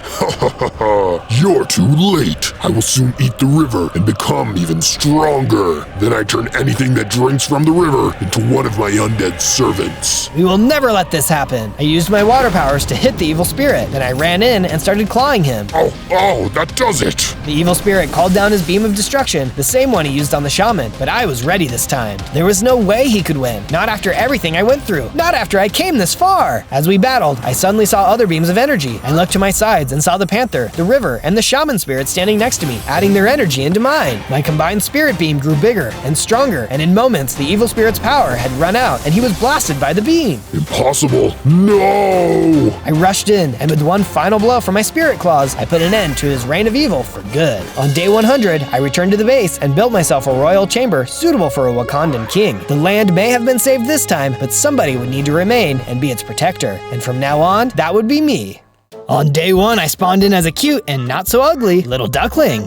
I'm so tiny, I've only got 2 hearts. I guess that checks out. I'm not strong, I'm just a square of fluff. At least I can fly. Nope, I can't fly yet, but I can swim. And check out my duck family. I've got a mama duck and a bunch of duckling siblings. They were all swimming in a pond. Hey guys, wait up for me. Wow, this sure is peaceful, just paddling along. My siblings and I had a great time splashing around together and following Mother Duck around. We didn't even run into any trouble. As the sun set that night, we made a little shelter and all huddled together to go to sleep.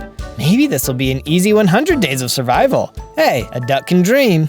On day 2, we were all awoken by the sound of loud barking. I looked around and saw we were surrounded by some mean-looking dogs. Our little duck shelter was super weak. The dogs got right in and started attacking us. Oh no! I would have to be brave. Feel the wrath of my mighty beak.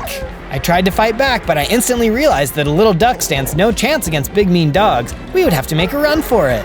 My duck family and I fled away, waddling as fast as our little webbed feet could take us. But it was no use. The dogs ended up surrounding us again. I have to do something. Whoa! Next thing I knew, I was tumbling fast down a steep hill. Ouch! Oof! You could definitely say I was on a roll. I fell with a splash into some water at the end of the hill. I was nowhere near my family anymore. They were all still far above me. My family was being kidnapped. I did what I could to find my way back in time to save them, but by the time I arrived, everyone was gone. This is not good. What'll I do without them? I made my way back to where I first saw my family. I wish I was playing with the other ducklings right now. I don't want to be all alone. If I wanted to survive long enough to find out what happened to them, I'd have to find someplace to hide. I noticed a little hole along the edge of the pond and ducked into it. No pun intended. I waited out the night there and decided to track down my duck family in the morning. On day 3, I woke up without any issues from the other predators. I hopped out of the hole in hopes of seeing that my family had returned. But to my great disappointment, there were no signs of other ducks around. With nothing else to do, I went around and started collecting and mining materials to build a better shelter. I didn't want to be out in the open if the dogs returned. I'll have to be smarter than the average bird brain when I build this shelter. I need to keep the big, bad dogs out. Eventually, I had a good amount of supplies and started crafting my craft table, wood tools, and then began the beginnings of my little house by the shore of the pond. Location, location, location. This house had a great view. It was the perfect spot for a duck like me. On days 4 to 5, I still needed lots more materials for my base. I had to waddle off a little farther away from the pond to get more materials. Suddenly, I saw a peacock in the distance. I came closer and asked the peacock if I could get some wood. I explained my situation to him. The bird gasped. My family was kidnapped by a group of dogs, too. No way! What are the chances of that happening? Do you know where our families were taken? The bird wasn't sure, but explained that they were being kept somewhere so their feathers could be harvested over and over. That's awful, ruining lives just for some measly feathers. We heard a rustling and out jumped an ocelot. The peacock was instantly spooked and ran away. I wish I could get away. But that wasn't an option for me. I would have to be tough. I was only a tiny duck, but I wanted to find my family. I couldn't let this cat ruin my chances to do that. I was able to dodge a lot of the attacks the cat threw at me. Then, without too much trouble, I defeated that rascally cat. You were a bad putty-tat. Once the cat was gone, I could feel myself changing. I was leveling up. I wasn't a little duckling anymore. I was a little bit bigger duckling. I had extra hearts, and let's test out these wings. I can fly a little bit. I'm a flying, talking ducky now. I could only fly a short distance, but it would give me some much needed advantages. This was neat. On days 6 to 8, I returned back to my base and started crafting some stone tools. As I worked, I started hearing something outside. I carefully went and looked around. I was hoping to see my duck family, but instead I saw one of those awful dogs sniffing around my house. I wasn't going to let him get away with his evil deeds. He would be sorry for stealing my family. Hey, you, dog, who are you, and what have you done with my family? The dog refused to give any information. Instead, it lurched at me. The dog probably thought that this would be an easy fight, but this time I had my stone tools. I was ready to take him down, and that's just what I did. Once the dog was gone, I saw that it dropped a note. I picked it up and read it. The note was an order for the dog to find the duck that got away, and to bring me back to the farm located in the Badlands. Aha, I will quack this case soon enough. Now I knew they were somewhere in the Badlands. Having that dog come after me proved to be a very helpful thing after all. On days 9 to 10, I did not want to waste any time. I traveled towards the Badlands. Having my new ability to briefly fly came in handy. Whenever I'd come across ravines or other obstacles, I could flop my way right across them. Up, up, and away! By and by, I made it to the Badlands with no harm done. I spotted the farm, but it didn't look so much like a farm. It looked more like a prison. There were so many sad animals fenced in and caged up. So many birds in cages. That's so mean. Birds need to be free to flap and fly. They shouldn't be cooped up. I noticed all the depressed animals, but I didn't notice the big wolf guard staring me down until I was close to her. I assumed she would yell at me, but instead, she lowered her voice. You shouldn't be here. I would run far away from here if I were you. Wait, you're not going to try and capture me? Not if I don't have to. I'm not exactly happy with what is happening here. I'd leave myself, but things are complicated. Who is in charge here? I shouldn't be telling you any of this, but if you must know, he is a powerful monster. A big, big, big dog. Fearsome and powerful. No one dares go against him, or you'll be destroyed. Just then, another guard came out of nowhere and attacked me. You need to go to obedience school. Didn't anyone tell you not to bite? I tried to fight back, but the guard was too strong. There's only one way out of this. I would have to run. I didn't like the idea of running away from my family, but I knew if I wanted to help them, I'd have to live to fight another day. I took my chance, flapping my wings. I dashed away from the farm. On days 11 to 12, I ran away. I decided to take a rest in a tree. My wings and legs were getting so tired. I was new to this flying thing. I was getting ready to rest my eyes when I heard hooting. At first, I wasn't sure where the voice was coming from, but then I noticed an old owl on a branch. Who are you, young duck? Oh, I didn't see you there. Pardon me. I'm Zozo. What's your name? I am Waymar the Wise. Who are you running away from? I'm running from these dogs that are rounding up a lot of birds and other animals. They are throwing them in cages. They took my whole family. You should be very careful. You don't want to end up in a cage. Who? I know of who you speak. For this happened when I was a young owl, not much bigger than yourself. Animals were being taken from their homes and forced to do the bidding of their captors. We fought together and eventually defeated our foe. I'm much too old to fight again, but I can see the world is in need of a hero. Perhaps that hero is you, Zozo. Who? Me? I don't know about that. I wasn't so sure that I could save the day. I couldn't even defeat one of the guards, but I knew I would do whatever I could to help my family escape. I bid the old owl goodbye and thanked him for his wisdom. I headed back to my base. I needed to regroup and figure out a plan. On days 13 to 15, I woke and realized what time it was. Upgrade time! I wasn't strong enough yet to go up against these dogs in the Badlands, but I could make my base more secure. After all, they could be sending more dogs out to grab me at any minute. So I started improving my little lakeside home. Man, I can't believe Big Dog is capturing all these animals. It's so messed up. If I didn't figure out something quick, more animals would be in trouble. I finished my upgrades and really wished my duck family could see the home I was building for them. I think they would get a quack out of it. Thinking of them made me get an idea. I could totally have them with me, just in a different way. A statue way. You know what time it is, right? Statue making time.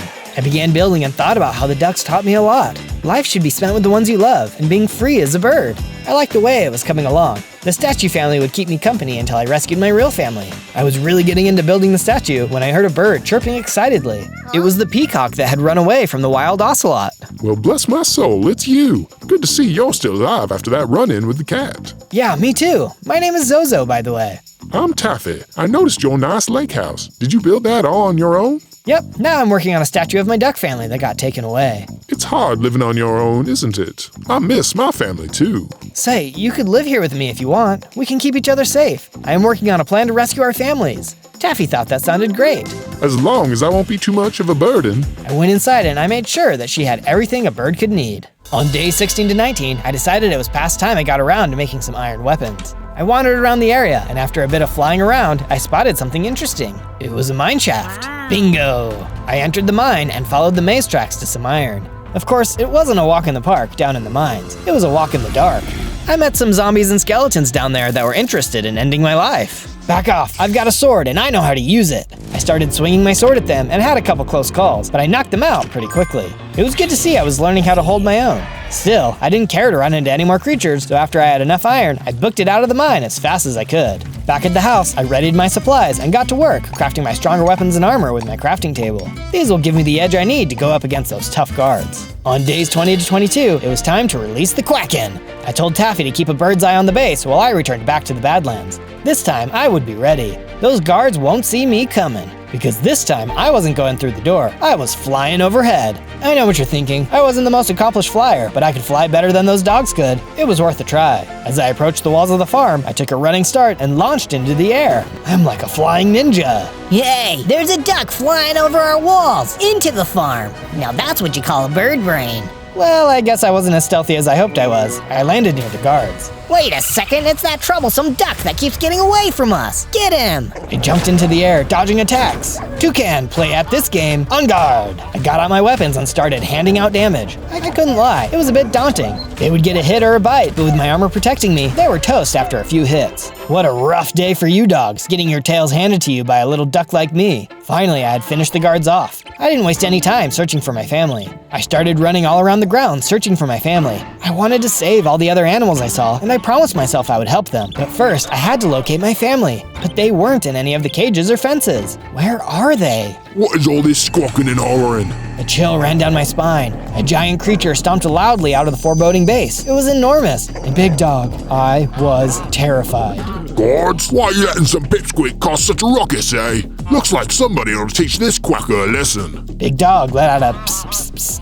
Out came a tiger. He charged at me. I tried to fly away, but it was no use. This big cat could jump high. I used my weapons, and his attacks broke my armor quickly. I was exposed, and I was losing hearts fast. Hi-ya! A big wolf came bounding into the fight. It was the nice guard. She told the tiger to back off. Let's get out of here. We ran for it. Who knew how many more guards would come running after us? Or worse, Big Dog. Shockingly, the tiger didn't chase after us. After a while, we felt safe enough to stop running. You saved my life. I couldn't stand by any longer, and you're really brave. You might have what it takes to take down the farm. I failed to save my family for a second time. I think it's pretty obvious I can't do that. The wolf assured me that she believed in me. It was nice, but I still felt awful that I hadn't saved them yet. Where are you going to go now? Honestly, I didn't think that far ahead. I just couldn't let you become catnip. I have a base I'm building with another bird friend. Why don't you come live there until you figure things out? I'd be very grateful to stay with you both. I led the way back to the lake house. By the way, I'm Zozo. What do I call you? Awoo is the name. Seems fitting. On days 23 to 26, we got back to the base. Taffy greeted us, and I introduced Awoo to Taffy. I'll need to do some upgrades and add a room for you, Awoo. It shouldn't take too long. I made sure to make the room nice and spacious for Awoo. It was the best room in the house. I noticed I hadn't added to my statue in a while, so I got to work on that too. You know, I think I'll add my friends to this piece. I'd like to honor all my good friends and family. Just then, a woo came trotting up. Wow, this is looking great. Everyone watching should subscribe so that they can see all the other cool stuff you'll make. What do you mean everyone who is watching? It's just us here. They know who they are. On days 27 to 31, I went out exploring to find new resources. I was pecking around when I heard someone who sounded very upset. I followed the voice and came upon a raccoon. Hello, is everyone okay? No, everything is not okay. I've been kicked out of my house by a big old monster. He thinks he can just push me out of my home because he's mean and can destroy me super fast. Huh, nobody ain't got no respect these days. I tried to calm the raccoon down and asked him to show me to his house. He walked away and showed me to his home. I approached the door and sure enough, there was a monster cooped up inside. The monster growled and told me to get lost before I became its next meal. Listen, this isn't your home. You really shouldn't take things that aren't— Are you still talking? Be gone or be eaten. Silly food talking back to a predator such as I. If I weren't so cozy in here and already eaten 3 meals today, why, I'd gobble you up in one bite. Scram, pests. It was clear this rude guy wasn't going to listen to anything I had to say. I'd have to teach this guy some manners, and I had an idea.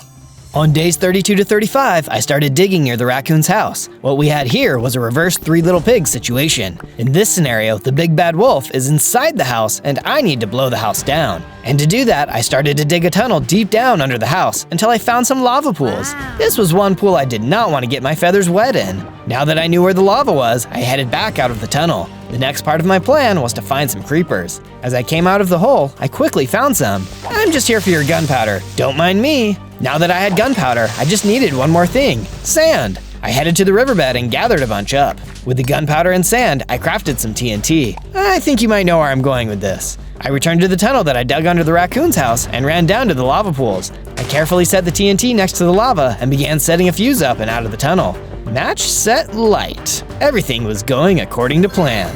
On days 36 to 39, I waddled up to the front door and called out to the monster. The door opened to reveal the grouchy foe. Hello again. I thought I'd let you know that you have a limited time offer to leave this house before I huff and puff and blow this house down. And how do you suppose to do such a thing? Easy. I have a brick of TNT nearby and a fuse that's ready for me to light. TNT? It's dynamite, and I'll win this fight. I would slither on out of here if I were you. This house isn't worth your life. You talk too much, Duck. I yield to no one. Be gone. Okay, but don't say I didn't warn you. I activated the fuse and down the signal went into the tunnel. I took cover. There was a giant explosion and the floor of the house gave way, sending the monster to his fiery grave. Yes, my plan worked. The raccoon was nearby and watched the whole thing.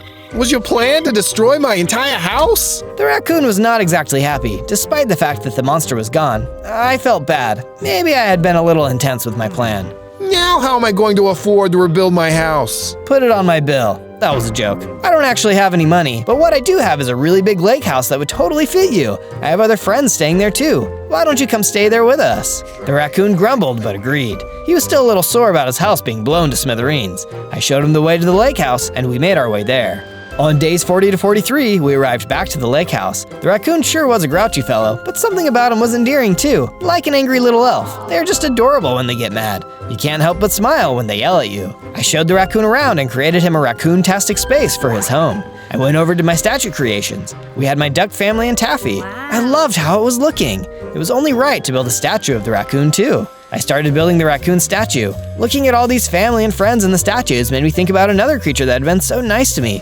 Waymar the wise owl. I didn't want anything to happen to him. Maybe I'll go visit him and see if he would like to stay at the house. We are safer in numbers. I don't want him getting captured. On days 44 to 49, I returned to the tree where the owl lived. I found him sitting under the tree, but he didn't look so good. Mr. Waymar, are you okay? Zozo, my dear boy. I was worried you might have been one of the henchmen. I'm fine. I'm just feeling a little under the weather. It's hard to get food and such these days. I can't fly, you see. I'm kind of stuck in this tree. That was not good. I couldn't stand by and let Waymar suffer. I told Waymar that I wanted him to come live at the house with us and we would help take care of him. He was so grateful but didn't know how he would get there. I'll figure out something. I'll find a way to carry you there. I immediately thought of the mine carts in the mines. Oh, those would work great. I just needed a way to push it along. I headed back to the mine and started collecting the tracks for the cart.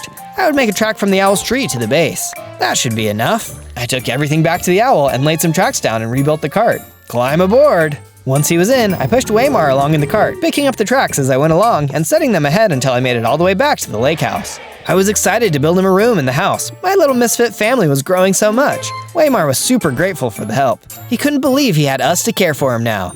Ain't no thing but a chicken wing. I'm an owl. On days 50 to 53, I decided to go deeper in the mine to find some diamonds. I hadn't seen diamonds yet, but I was certain I'd run into some if I went a little farther in. As I went deeper, I ran into a big stinky toad. I smell something most foul, and it's not me. Aha! Care for a slice of my sword? I swung my sword while the toad tried hitting me with his tongue. He was no match for me though, and I quickly took him out. I went a little farther and ran into some tarantulas too. Ooh, these guys creep me out. I made quick work of them, swinging my sword as hard as I could. They too were soon gone. That's when at long last, I had found the diamonds. I mined them up as quickly as I could and then headed back home to make them into things. I made a strong pair of armor and some super strong weapons. As they say, diamond weapons hurt forever. I definitely felt I had a better chance of kicking bad guy booty with these upgrades. I just needed to figure out where my family was being held. As I was crafting, one of my friends told me Waymar needed to see me, so I went to his room. Hey, Waymar the Wise, you wanted to see me?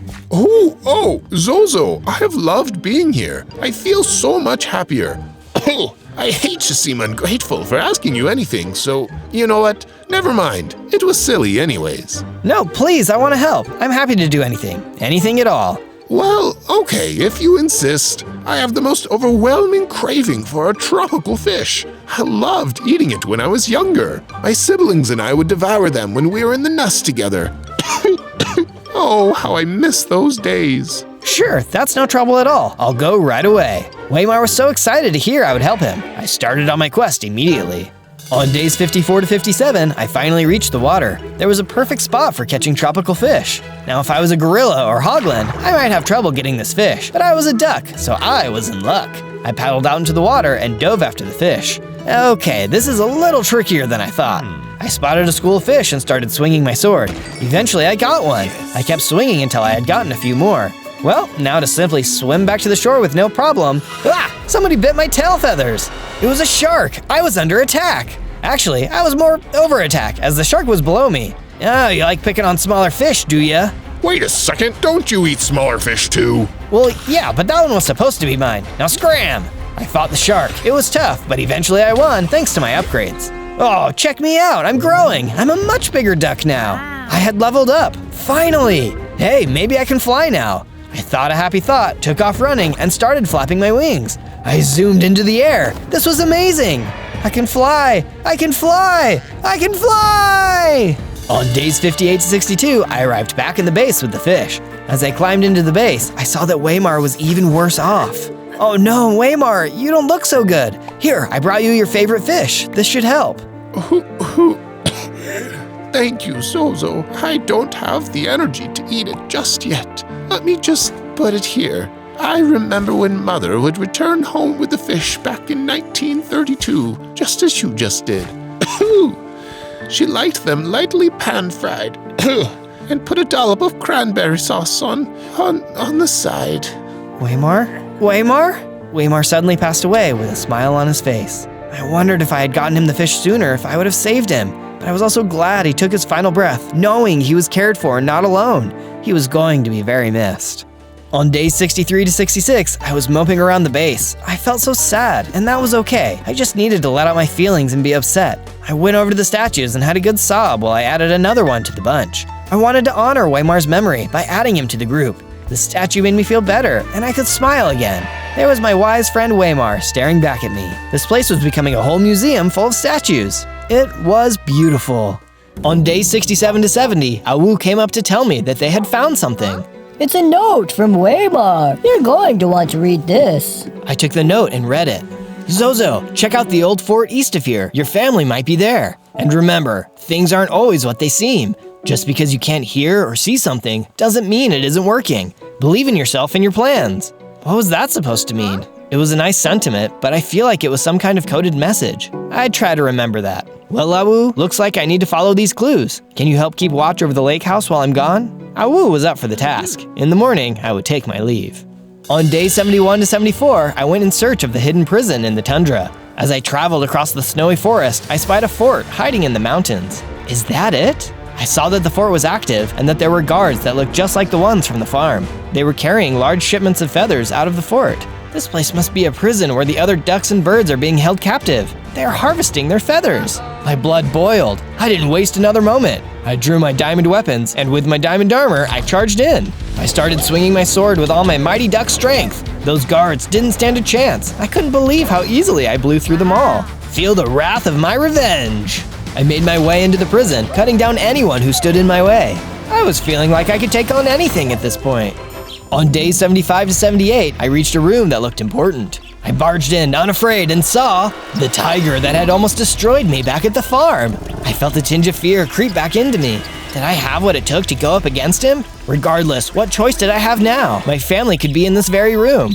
I shook off my fear and went head-to-head with the cat. Or clawed a sword, rather. This tiger was still tough. I got lots of good hits in, but he was so strong. It wasn't doing that much damage. He was good at blocking, too. He even scratched me a few times. And I saw tons of birds in cages. Maybe my family wasn't here. As we fought, I noticed a big lever. It looked important. I took a chance and hit it hard. All of a sudden, the cage door swung open. The birds were free. The tiger was in shock at his sudden misfortune. What's the matter? Cat got your tongue? Some of the birds started to attack him. While he was distracted by all of the birds flying out of their cages, I was able to attack his weak spot. He was done for. The tiger was no more. I looked around the room and saw my baby duck siblings. They were so excited to see me and couldn't believe how much I had grown. I was so relieved to see them. And where's Mama Duck? The ducks look sad. Mama got taken by the big bad dog to his mansion. The other birds say that it's on some sort of volcano. That seems like a bad place to build a mansion. This dog isn't as smart as I thought. Don't worry, little ducklings. I will rescue Mama. On days 79 to 84, I spent some time searching the room where I had originally found the tiger. You never know what kind of information you can find, and this tiger was clearly a leader of this operation. He had all sorts of confidential information laying around, and if nothing else, I could take his valuables. He didn't have any use for them now that he was toast. I looked all around and found a treasure chest. Bingo! I opened it up and found a map. I looked closer. Well, what'll you know? A map right to the volcano mansion. And what else do we have here? I saw that there was a whistle in there too. I blew it, but nothing happened. Why he kept a broken whistle, I'll never know, but I'll just keep it, just in case. With the room fully inspected, I went back to the ducklings. Alright, you guys, let's get the quack out of here. I built you a home that's super secure. Let's go. I saw some of the birds that had helped in the fight against the tiger. They looked unsure of where to go and what to do. I invited them back to the lake house with us. They were very grateful and agreed to come with us. We waddled as fast as we could back to the base. On days 85 to 89, I returned safely home with all my ducklings in a row. I immediately started expanding the house and made more rooms for all of the birds. They loved their new living quarters. Sure beats a small cage. Awu and Taffy had something exciting to show me while I was away. We built something very enchanting. They had found items to make an enchanting table and had what we needed to enchant my armor. Wow, thank you! This is incredible! If I wanted to rescue Mama Duck, I needed to be as ready as possible for going up against Big Dog. This would give me a fighting chance.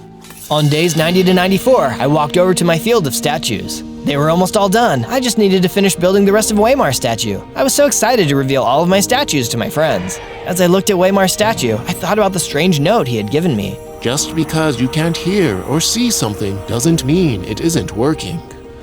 You know, that gives me an idea about something. I put the finishing touches on the statues and it was finally finished. A field of all my favorite friends. What a sight! On days 95 to 97, I knew it was time to go rescue my mom. I followed the map to the mansion on the volcano. This place was spooky. I could see the appeal of building a mansion on the volcano now. That is, if you're an evil villain, it's perfect for that vibe. I had to admit, I felt a bit scared, and that was okay. That didn't mean I was going to run away. No, I was saving my mother, come dogs or lava. I brandished my weapons and started fighting my way through the guard dogs along the path to the door. On day 98, I was exploring the mansion when I went into a room with a strange-looking bunny man inside of it. What the? Who are you? Who am I? Who are you? Oh wait, I'm you! You're me! Yeah, you're me from my bunny video! Oh yeah, that was an awesome adventure! When everyone is done watching this video, they should go check that one out. Amazing! Well, I've got a family to save. See ya! On day 99, I made it into Big Dog's lair inside of the spooky mansion. After defeating tons of guards, I felt something funny happening. I was leveling up. This is just what I needed. I needed to be a mighty duck to defeat a massive dog. I'm as strong as I can get now. I was super buff. I was going to give Big Dog some trouble with my new strength. He's going to have to answer to this firecracker. It was time for the ultimate smackdown. I looked around the room and saw Mother Duck in a cage. Mom! Zozo, what are you doing here? I'd like to ask you the same question, troublesome quacker. Looks like you haven't learned your lesson. And you've been hitting the gym, I see. Like that's gonna help you. I'm here to take my mother home. Can't you see me and your mom are madly in love with each other? Trying to split us up, are you? I'm not in love with you, you freak! You will be if I keep you locked up long enough. It's called Stockholm Syndrome, love. Look it up. Works in the fairy tales all the time. Dude, you've got some serious issues. This is no way to treat someone you like or love. That's no way to treat anyone. What a weirdo. This dog needed to be put out of his misery. I drew my weapon and attacked Big Dog.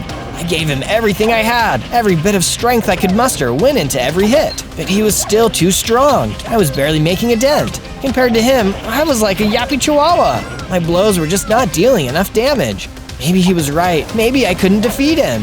Had I come all this way just to fail? Then I remembered the broken whistle in the chest. Just because you can't hear or see something doesn't mean it isn't working. I pulled out the whistle and blew it. Nothing. But that's how it was supposed to work. It was a dog whistle. Only dogs can hear it. Big Dog stopped attacking and sat politely. Good boy, now play dead. Big Dog's armor came flying off of him. Go look! Big Dog was completely hairless. Big Dog explained that he wanted all the feathers to cover his naked self. There is nothing wrong with being hairless, and I'm sure many of us would have donated feathers to you, but you chose to ruin people's lives over this. I have had enough with your silly excuses. You aren't going to cage up anyone ever again. With that, I gladiator kicked him out of his window and down into the river of lava. On day 100, I let my mom out of the cage and we went back to the lake house. The ducklings were so excited to see their mother. We all had a wonderful reunion. I introduced everyone to my new family. Everyone couldn't stop raving about all the crazy adventures we'd had and how great the lake house was. We were going to live happily ever after. No more living in cages, just freedom and family. On day 1, I spawned into the ancient forest as a super cool elemental wolf. A wolf spirit tuned into the power of the elements. This is awesome! And I've got 10 hearts too. That's so exciting. I wonder what I can do. I concentrated hard and blasted a powerful ball of energy. This would be an excellent weapon if anybody tried to attack me. And that was exactly what happened. A ghast floated out between the trees before me. What? Why are you here? Aren't ghasts supposed to stay in the nether? You know nothing, little wolf. The world is changing, and the wheel of time turns on the command of our master, Fungi the Mushroom Lord. Will you swear your allegiance to him? What? Fungi the Mushroom Lord? I'm not gonna swear allegiance to anyone if I don't know what they stand for. If you are not the servant of the Mushroom Lord, then you are his enemy, and it is my duty to destroy his enemies. All glory to the Mushroom Lord! The ghast started firing deadly fireballs at me. I was lucky that with my elemental powers, I took less elemental damage from the fire than a normal wolf did. I turned and ran as fast as I could, losing the ghast somewhere behind me. I wasn't expecting to get attacked so early, and who was this Fungi the Mushroom Lord? Before I could take the time to process any of this, zombies came shambling towards me out of the trees. In a moment of panic, I hit them with an energy blast, destroying them. Using my powers like this is exhausting. I need to find somewhere to sleep and figure all of this mess out. I found some shade beneath the tree and laid down to get some sleep. On day 2, I woke up from under the tree and went exploring the ancient forest. It seemed that this experience wouldn't be as awesome as I thought. I need to find out everything I can about this Mushroom Lord and why nightmarish nether creatures like the ghast are serving him. But first, seeing as how my powers exhaust me, I need some tools and some food. I started on the tools first. In the ancient forest, I was completely surrounded by trees. That's why it was so easy to break one of them down and collect enough wood to make myself a trusty wood pickaxe. Well, not that trusty, but it's a decent means to an end. I used the pickaxe to mine up some of the stone blocks. Between the stone and some spare sticks, I soon had a stone pickaxe and a stone sword. Not quite as defenseless now. That brings me some small comfort at least. I continued exploring the forest with my new tools until I happened upon an evoker standing in a clearing. I approached to ask him a few questions. Greetings, proud evoker. I'm Zozo, the elemental wolf. I have an important question to ask you, but first, an even more important question. Do you have any food? Of course, Zozo. Here, have some of this meat. It's what a growing wolf needs. The evoker gave me some meat, which I ate, seeing my hunger bar replenish. Thank you for this great kindness. And as for the other question, do you know anything about Fungi the Mushroom Lord? I ran into his guest. He seems like some kind of threat to this land. You speak the truth, Zozo. Fungi is a great evil. Some say he rose up from the deep dark. Others say he was grown in some kind of fungal patch of pure evil. All we know for sure is that he controls mutants, monsters, and abominations across the world. And if he isn't stopped, the entire overworld will descend into corruption and filth. That sounds like a job for a certain elemental wolf. Rest assured, Evoker, over the next 100 days, Fungi the Mushroom Lord will be defeated.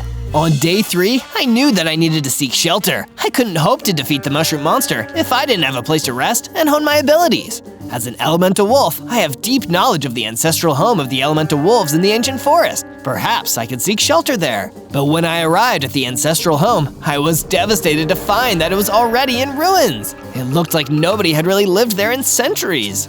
This must mean I'm the last and only elemental wolf. No matter, I have a duty and I still need to see it through. I'll rebuild the ancestral home myself.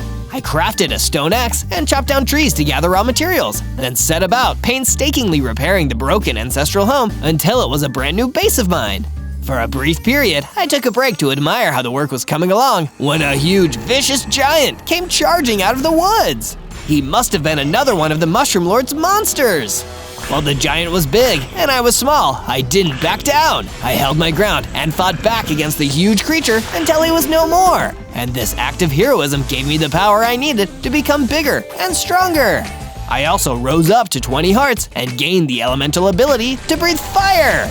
Yes, this is more like it. I spent the rest of the day finishing up work on the base, proud of myself for how well it was all developing. From day 4 to day 5, I ventured out further into the forest, wanting to find more wood and stone that would help me rebuild the ancestral home to its former glory. When I have a fortress that's truly fit for an elemental wolf, it'll give me the confidence I need to vanquish the Mushroom Lord and save the world. But I must have been talking about saving the Mushroom Lord a little too loudly, because suddenly, the same ghast I'd run away from earlier had popped out of the trees. You insolent brat! You have no idea the power you're messing with! The Mushroom Lord is a god, and you are a mere ant!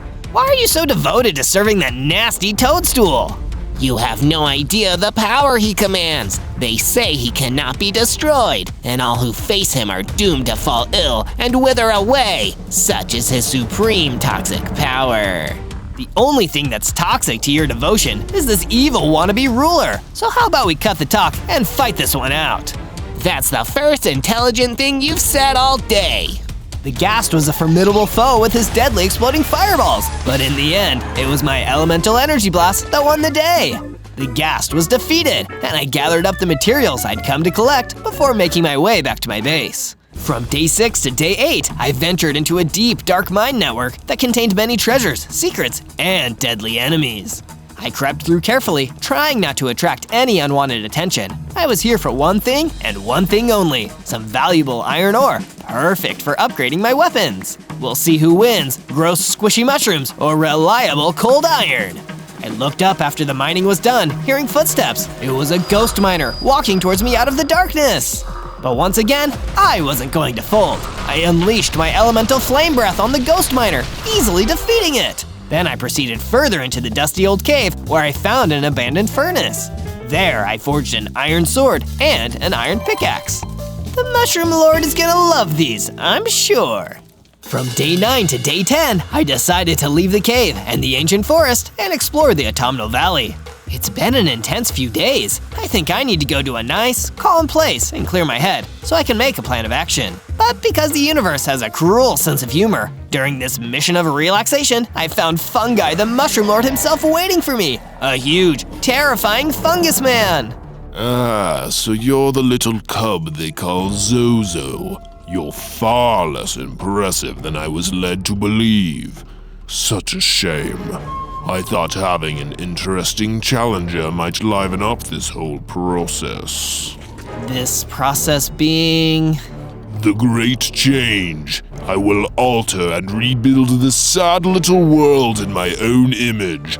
So far, none have offered up a meaningful challenge, and I don't expect that you will change this. Allow me to prove you wrong, Fungi. I unleashed my strongest attacks on him, Energy Blast, Fire Breath, and even the strikes of my new Iron Sword, but it had no effect. That's when he struck me with an energy blast of his own that almost destroyed me. All I could do was run away in terror. I ran as fast as my elemental wolf legs could carry me. Even when I could no longer see Fungi the Mushroom Lord, I still felt terrified of him. I don't think I'd ever been so close to total destruction.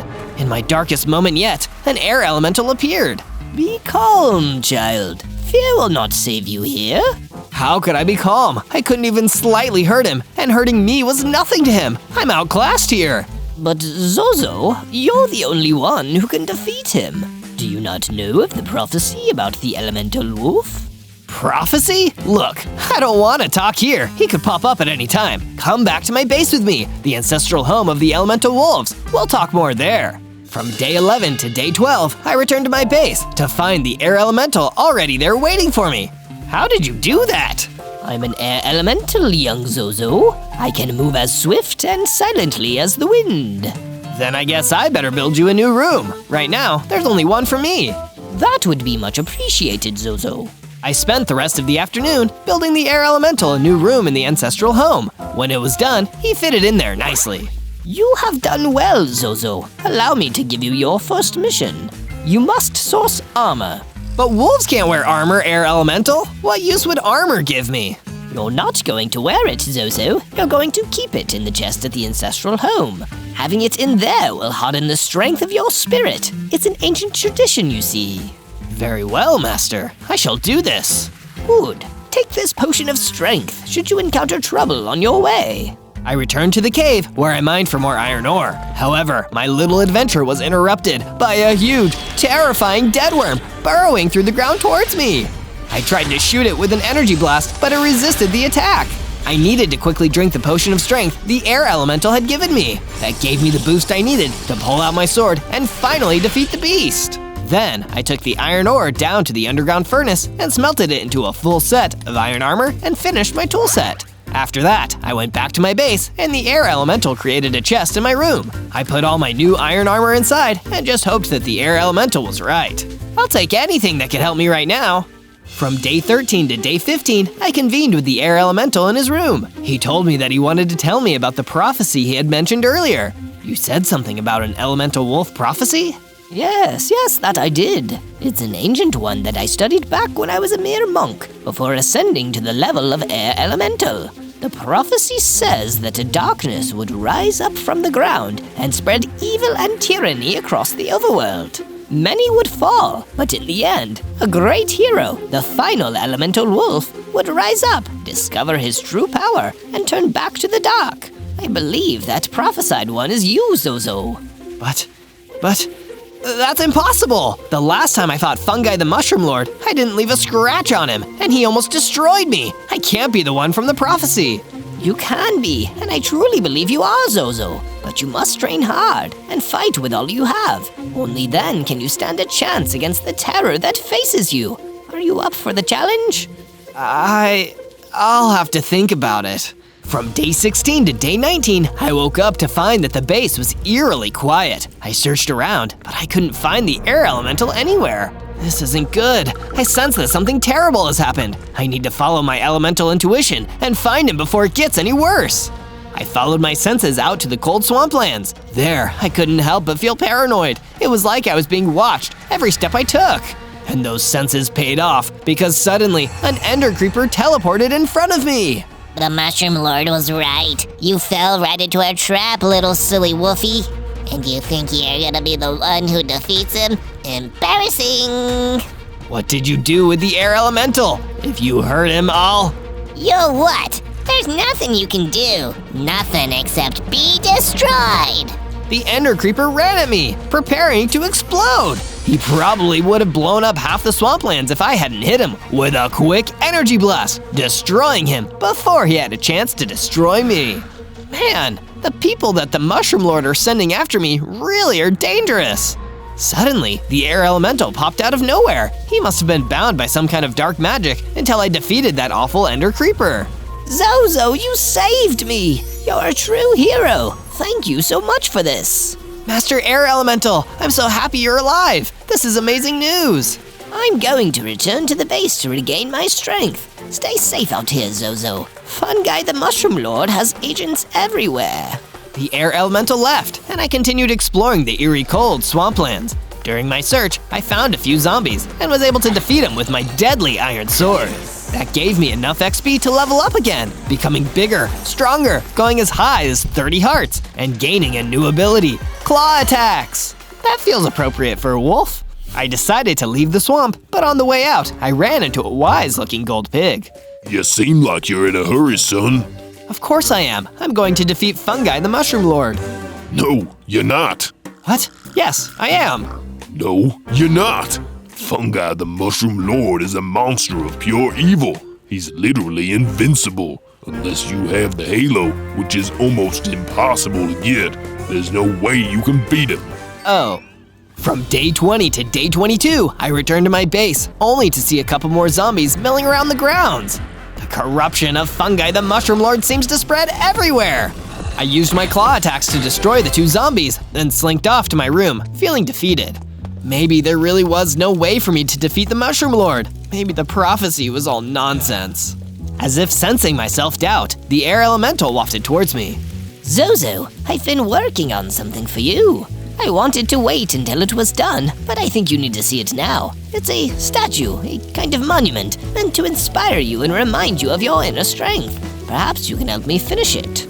I went out behind my base and saw the beginnings of a statue. Already, it was amazing, even awe-inspiring. I felt so grateful to the air elemental for everything he'd done. Can you guess what it is yet? If you can, tell me down in the comments. And while you're down there, remember to subscribe to Zozo and hit the bell to make sure you never miss one of our adventures. From day 23 to day 26, a swarm of gas floated towards my base, launching explosive fireballs, trying to damage the statue we'd been working on. Oh no, more of the Mushroom Lord's minions. Don't worry, I'll handle them. Be careful, Zozo. I leaped into action. I had already taken on one gas, so I was feeling pretty confident about this fight. But they outnumbered me. I had to be careful not to take any hits. Since they'd come from the nether, the gas managed to resist my fire breath. But luckily, my energy blast seemed to do the trick. One of them even dropped an item I'd never seen before, a fire aspect enchantment for my sword. Wow, this is so cool. I'd better try it out. I ventured off to the Autumnal Valley to practice my new fire aspect sword on a horde of meandering zombies. Each hit of my new weapon made them burst into flames. Once the zombies were dispatched, a mysterious stranger approached me. Wow, that's a mighty impressive blade you've got there. Thanks. Who are you? Well, I'm a weaponsmith, see? I specialize in quality crafted swords, bows, you name it. I've been trying to get to safety since the Mushroom Lord's forces started swarming all over the place. I don't suppose you know anywhere I could stay? Sure, come back to my base in the ancient forest. We returned to my base, and the weaponsmith saw some of the damage the gas had left, so they suggested some ways we could improve the defenses, making my ancestral home better protected against attacks. I built a perimeter wall to keep the Mushroom Lord's minions at bay, and in return for giving me the idea, I surprised the weaponsmith with a new room that he could stay in. This looks fantastic, Zozo. Thank you. From day 27 to day 31, I decided to ask the weaponsmith if they knew anything about the halo, the mystical item that could supposedly be used to defeat Fungi the Mushroom Lord once and for all. Oh, yes, sir. I've heard many legends of such a thing. Supposedly, an ancient and powerful being fell from the sky many centuries ago. It was the first being to wield a halo, and it used the power to create the overworld and fill it with life. Then, it created balance between all the elements, between light and dark, good and evil. But then the dark and evil it had created to balance out all the good tried to overthrow the mighty creature and steal the halo for their own dastardly means. In the end, the ancient thing cast its halo out into space. Some folks like to think it's what formed the heart of the sun and keeps it burning. Huh, that's quite the story. You think you could forge a halo of our own? Well, that's no small feat, Zozo. It would just be a knockoff if I made it. Besides, a halo requires a powerful being, one able to bring balance to all the elements in order to wield it. But the real thing could be out there somewhere. There's some stories about it being lost at the heart of the swamplands, so maybe start there.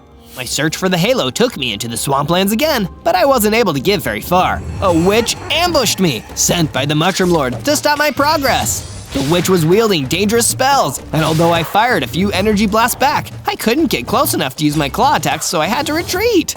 From day 32 to day 35, I was still determined to track down the ancient halo. Maybe the prophecy of the elemental wolf meant I could wield it and use its power to stop the Mushroom Lord. I ventured back to the cold swamplands, and luckily that pesky witch had gone. But the place wasn't empty. Completely by chance, I stumbled across a weird creature that looked like a mix between a chicken and some kind of lizard. Hey, what the heck are you? Why, I'm a cockatrice, but my friends all call me Clarence. Are you with the Mushroom Lord? I heard he controls all sorts of monsters and mutants. That's rude. I'm actually trying to get away from the Mushroom Lord. Sorry, I didn't mean to offend you. Say, why don't you come back to the ancient forest? My base is there. Sounds like a plan, Zozo. I'll see you there. Clarence ran out of sight, adding another person to my forces in the war against evil. But then, all of a sudden, the Mushroom Lord emerged. Clarence, there's no use in hiding. You will be mine. Oh no, I need to make myself scarce. Before the Mushroom Lord could see me, I quickly dug a small pit into the ground and hid in it until he passed through. Phew, that was a close one. From day 36 to day 39, I made my way back to my base, where Clarence was waiting for me. I immediately started working on a comfy new room for him, and when the room was done, Clarence and I sat inside, discussing our common enemy. So, what made you want to leave the Mushroom Lord's armies? He's just so cruel. All he cares about is controlling the overworld and making everyone do his bidding. Some of us just want to live our lives, do our own thing without him telling us what to do all the time. Say, Clarence, I've been searching for a halo so I can use its power to stop the Mushroom Lord once and for all. Do you think you could help me find it? Well, what do you know? I heard about something like that. They say that the halo glows bright with the heat of the heavens, so why don't you head someplace hot to find your halo? That's a pretty good idea. I'll head to the desert. Things are pretty hot out there. Listen, Zozo, I wanted to repay you for letting me stay. I noticed you had an unfinished statue outside, so I thought I'd give you a hand with it. What do you think? I went to take a look at the statue's progress. Whoa, I'm really impressed. Thanks, Clarence. You didn't need to do that. I'm happy to help, but I still appreciate the gesture. The statue was looking better than ever, a large recreation of an elemental wolf like me that perfectly told everyone around not to mess with us and that this forest was protected. Even if the statue was unfinished, seeing it closer to completion made me feel inspired. From day 40 to day 43, the weaponsmith informed me that I'd need some much stronger gear if I was going to explore the desert in search of a magic halo. Listen here, Zozo. You don't want to get stuck in the desert without the right equipment. Luckily, I can make you what you need. I just need you to head into a cave near here to grab the right materials. No problem. Just be careful. There could be all sorts of critters down there. I set off to the cave that the weaponsmith had pointed out, and it didn't take long for me to meet some critters, just like they'd warned me. I had to fight my way through the nasty insects, but lucky for me, my fire aspect sword was burning through them pretty easily. It was only as I got deeper into the cave that I discovered a nest of the bugs with a Myrmex queen in the center. I used an energy blast to clear the path. Too much fire, and I'd run the risk of getting burned myself. With the nest cleared out, I found what I needed: diamonds! Bringing them back to the weaponsmith, they were able to turn the diamonds into a matching diamond pickaxe and diamond sword for me. Now I was ready to head off to the desert. From day 44 to day 49, I was certainly glad to have a diamond sword handy. When I first made my long journey to the desert, I encountered a troll, a huge, ugly beast that tried to smash me to pieces. Luckily, I was able to dodge out of the path of his attacks. He was much bigger and slower, so my wolf speed made it easier to duck and weave between his clumsy, cumbersome swings before I could land the final blow with my sword. With the troll defeated and out of my way, I continued towards the desert. But when I arrived, it was clear just how dangerous this place was. Someone was already in trouble. Help! Somebody, help!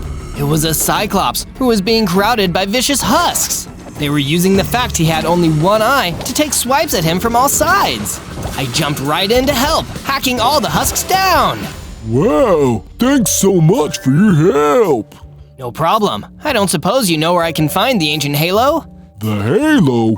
I'm pretty sure there's an old temple around here somewhere that might have what you seek. Come on, I'll lead you there. Just keep an eye out for more husks, will ya? From day 50 to day 53, we made our journey to the ancient temple and looked around. The place was pretty much deserted, all just ruins like when I had found what was left of my ancestral home back in the forest. The Cyclops and I went into separate directions to search, leaving each of us alone. Suddenly, I was confronted by the witch I'd found in the swamp.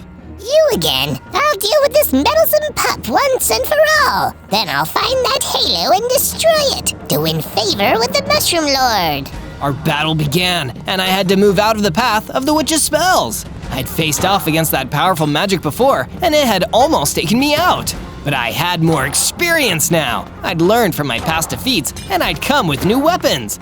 So I leapt into action and swiped my diamond sword at the witch. It worked! I landed some strong hits, then used the rubble of the temple as cover. Jumping back out at the right time, I was finally able to beat the witch for good. The Cyclops had been hiding, but reappeared to show me around the temple. There was a hidden area underneath the floor. Go down there alone, Zozo. I'm way too scared. I went into the underground area alone, and there we found something I never expected to see. It wasn't the halo, it was a lightning dragon. Ah, you must have come seeking the halo. Sorry to disappoint, but don't worry, you're on the right path.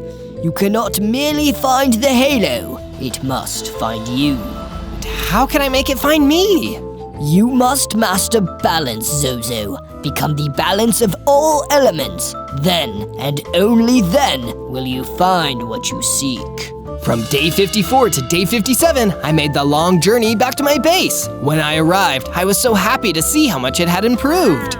I took a look at all the upgrades that my friends had made while I'd been gone. There were more defensive walls around the perimeter. We even had a watchtower where I could keep a lookout for the Mushroom Lord's forces. It was all coming together really nicely.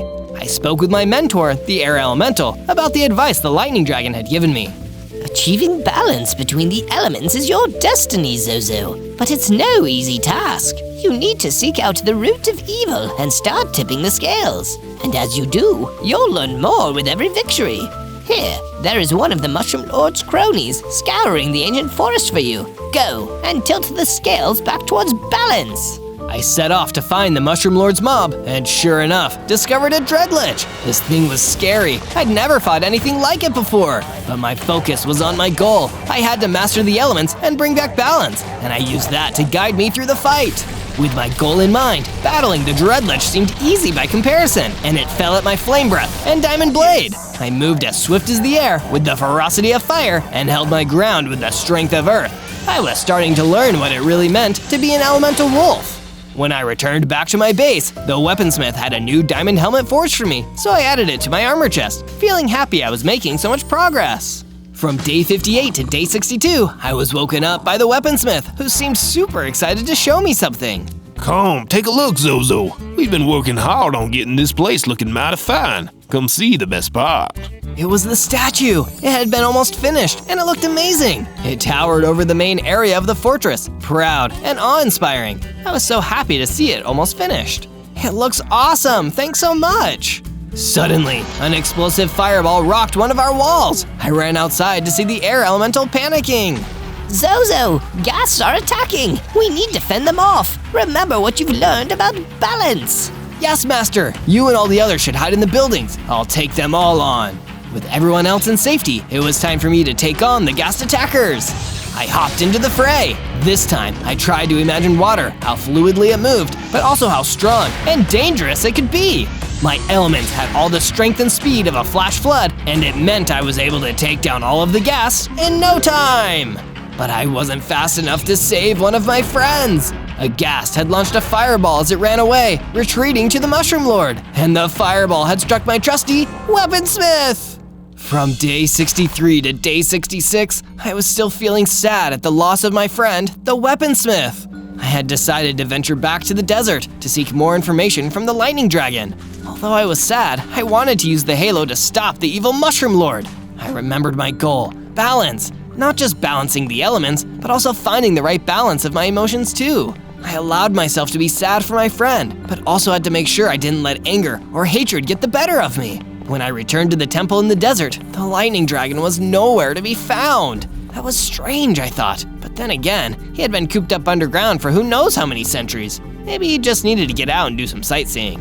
But in his place was an old book. He must have left it behind. I opened it up to read, and it told the story of the halo in much more detail. And And even better, there was a clue about where to look for it. I couldn't allow myself to get impatient. Learn how to master balance and the halo would find me. That's what the dragon told me. Suddenly, I was attacked by the ghast, the one who had escaped. This was my chance to defeat it. But while I could have done so out of revenge for my fallen friend, the weaponsmith, instead, I remembered my lessons about balance and dealt with the last ghast. From day 67 to day 70, I headed into the heart of the ancient forest like the book had suggested. There was a sinister fortress waiting for me. It was the Mushroom Lord's hideout. It was no wonder his forces had been able to find my base so easily and so many times. His base wasn't far from mine. It had been under my nose the whole time. I tried to get closer to the fortress, but it was guarded on all sides by mutant zombies. Halt! By order of the Mushroom Lord! I'm not halting for him. His time is up. I need to end his reign of terror once and for all. I attacked the mutant zombie and easily chopped it down, but in the commotion, more of them started swarming to my location. There was a huge horde, too many for me to take down alone. Just as I was about to be defeated, I heard the voice of the air elemental in my head. Zozo, don't give up hope. Things are tough right now, but you can't take on the Mushroom Lord until you're ready. Get to safety. With that, I ran back to a safe distance where the air elemental was waiting for me. From day 71 to day 74, once we had made our way to safety, the air elemental noticed my discomfort. I know you're frustrated, Zozo, but you can't give in to that frustration if you hope to succeed. I understand, we all do, but you just want to do right by others. But don't worry, victory will come in its own time. As we headed back to our base, we came across a note that some of the Mushroom Lord's forces had left on a tree. We thought it was to send a message to all of his various mutants and monsters, but it was entirely possible he wanted to brag to me specifically. Good news, my minions. I have in my possession the ancient halo. It was not lost. I have had it all along. But we cannot be complacent. The last thing we want is Zozo getting his hands on it. So be alert. And if you spot that elemental wolf, you know what to do! The air elemental offered me some food to replenish my hunger, and we continued towards the base. From day 75 to day 78, we returned to my base in the ancient forest. Although my spirits were pretty low, seeing how much my home had been improved was enough to make me smile again. The place had gotten much bigger, not quite the size of the Mushroom Lord's fungal fortress, but still with more rooms and better storage and crafting areas. It reminded me of the weaponsmith and how he'd be proud to see how far we'd come. Suddenly, there was an attacker at the perimeter wall. It was one of the mutant zombies. It must have followed our trail back from the Mushroom Lord's base. Immediately, I went in to attack it, but not out of anger. I had to make sure to follow the air elemental's teachings and not let myself be too frustrated. I fought with all the ferocity of fire, but also the calmness of still water. I stood my ground like stone and finally moved with the swift speed of the air. I was in tune with all the elements, and it allowed me to beat the mutant zombie. To my surprise, I leveled up. My victory had made me even stronger. I now had 50 hearts and a new understanding of my elemental abilities. This gave me a special power, the Dragon Fireball Attack. Even better, the mutant zombie dropped a clue. Fungi the Mushroom Lord was going to be in the Autumnal Valley soon. From day 79 to day 84, I headed off to the Autumnal Valley, where I had first encountered the Mushroom Lord. Back then, I had learned that he was planning to unleash the Great Change and turn everything in the overworld into an awful fungus-filled realm. But how was he going to do it? Was that what he needed the halo for? And why come to this place specifically? My thoughts were interrupted by another cockatrice popping out in front of me. Hey, who are you? I'm Carl the Cockatrice, and you must be Zozo the Elemental Wolf. So, are you friendly like Clarence? I know not all cockatrices agree with the Mushroom Lord. Oh, you want to find the Mushroom Lord? Well, he's planning to use the winds here to carry his fungus spores across the overworld. Here, I can take you to him. I trusted the cockatrice like Clarence, but to my surprise, he turned on me. He was still loyal to fungi. We battled, and I used my Dragon Fireball Attack to finish off Carl. From day 85 to day 89, I decided to find anyone else that could help me put a stop to Fungi the Mushroom Lord's plans. I thought the most knowledgeable person to ask, after my mentor the Air Elemental, would be the Lightning Dragon. So I headed back to the temple where he had been before. But sadly, he still hadn't returned. That's when the Cyclops popped back up. Oh, hey there, Zozo! Hi, you're the Cyclops from before, right? Yes, sir. Simon's the name. Didn't get a chance to thank you for dealing with that witch and those zombies before. No problem. I don't suppose you know where the dragon went? No idea. Haven't seen him since he left the temple. That's a shame. I really needed his advice. Anything I can help with? It's the least I could do after you helped me out. I don't suppose you know how I can get the halo and defeat Fungi the Mushroom Lord? Fungi? Well, the halo would help you for sure, but you mean you haven't tried netherite yet? Netherite?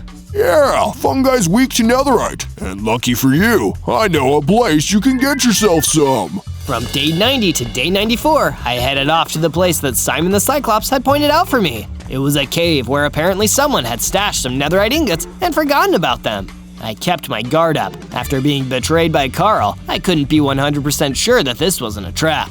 And at any rate, the last time I was in a cave, I had a whole nest of nasty mermexes to clear out. But much to my pleasant surprise, I found the chest without any trouble, and sure enough, it was filled with netherite ingots. But I couldn't just hurl them at fungi and call it a day. No, I needed to craft them into something that could help me win the day. I thought back to my old friend the weaponsmith, and it gave me the perfect idea. I'd make a netherite sword. Luckily, there was something that looked like a smithy right next to me. By combining the ingots with my trusty diamond sword, I was able to turn it into a brand new netherite sword, one that would weaken the Mushroom Lord when we next battled. From day 95 to day 97, I made my way back to my base in the ancient forest. It had been a long journey, and the ancestral home of my fellow elemental wolves was almost restored to its former glory. There was just one final touch. Here, Zozo, we've been working on it to keep your spirits up, but you should be the one to put the final piece in place. With that, I added the final piece to the elemental wolf statue. With the statue done, the air elemental approached me. It's time, Zozo. You've learned much about harnessing the elements and restoring balance to the overworld.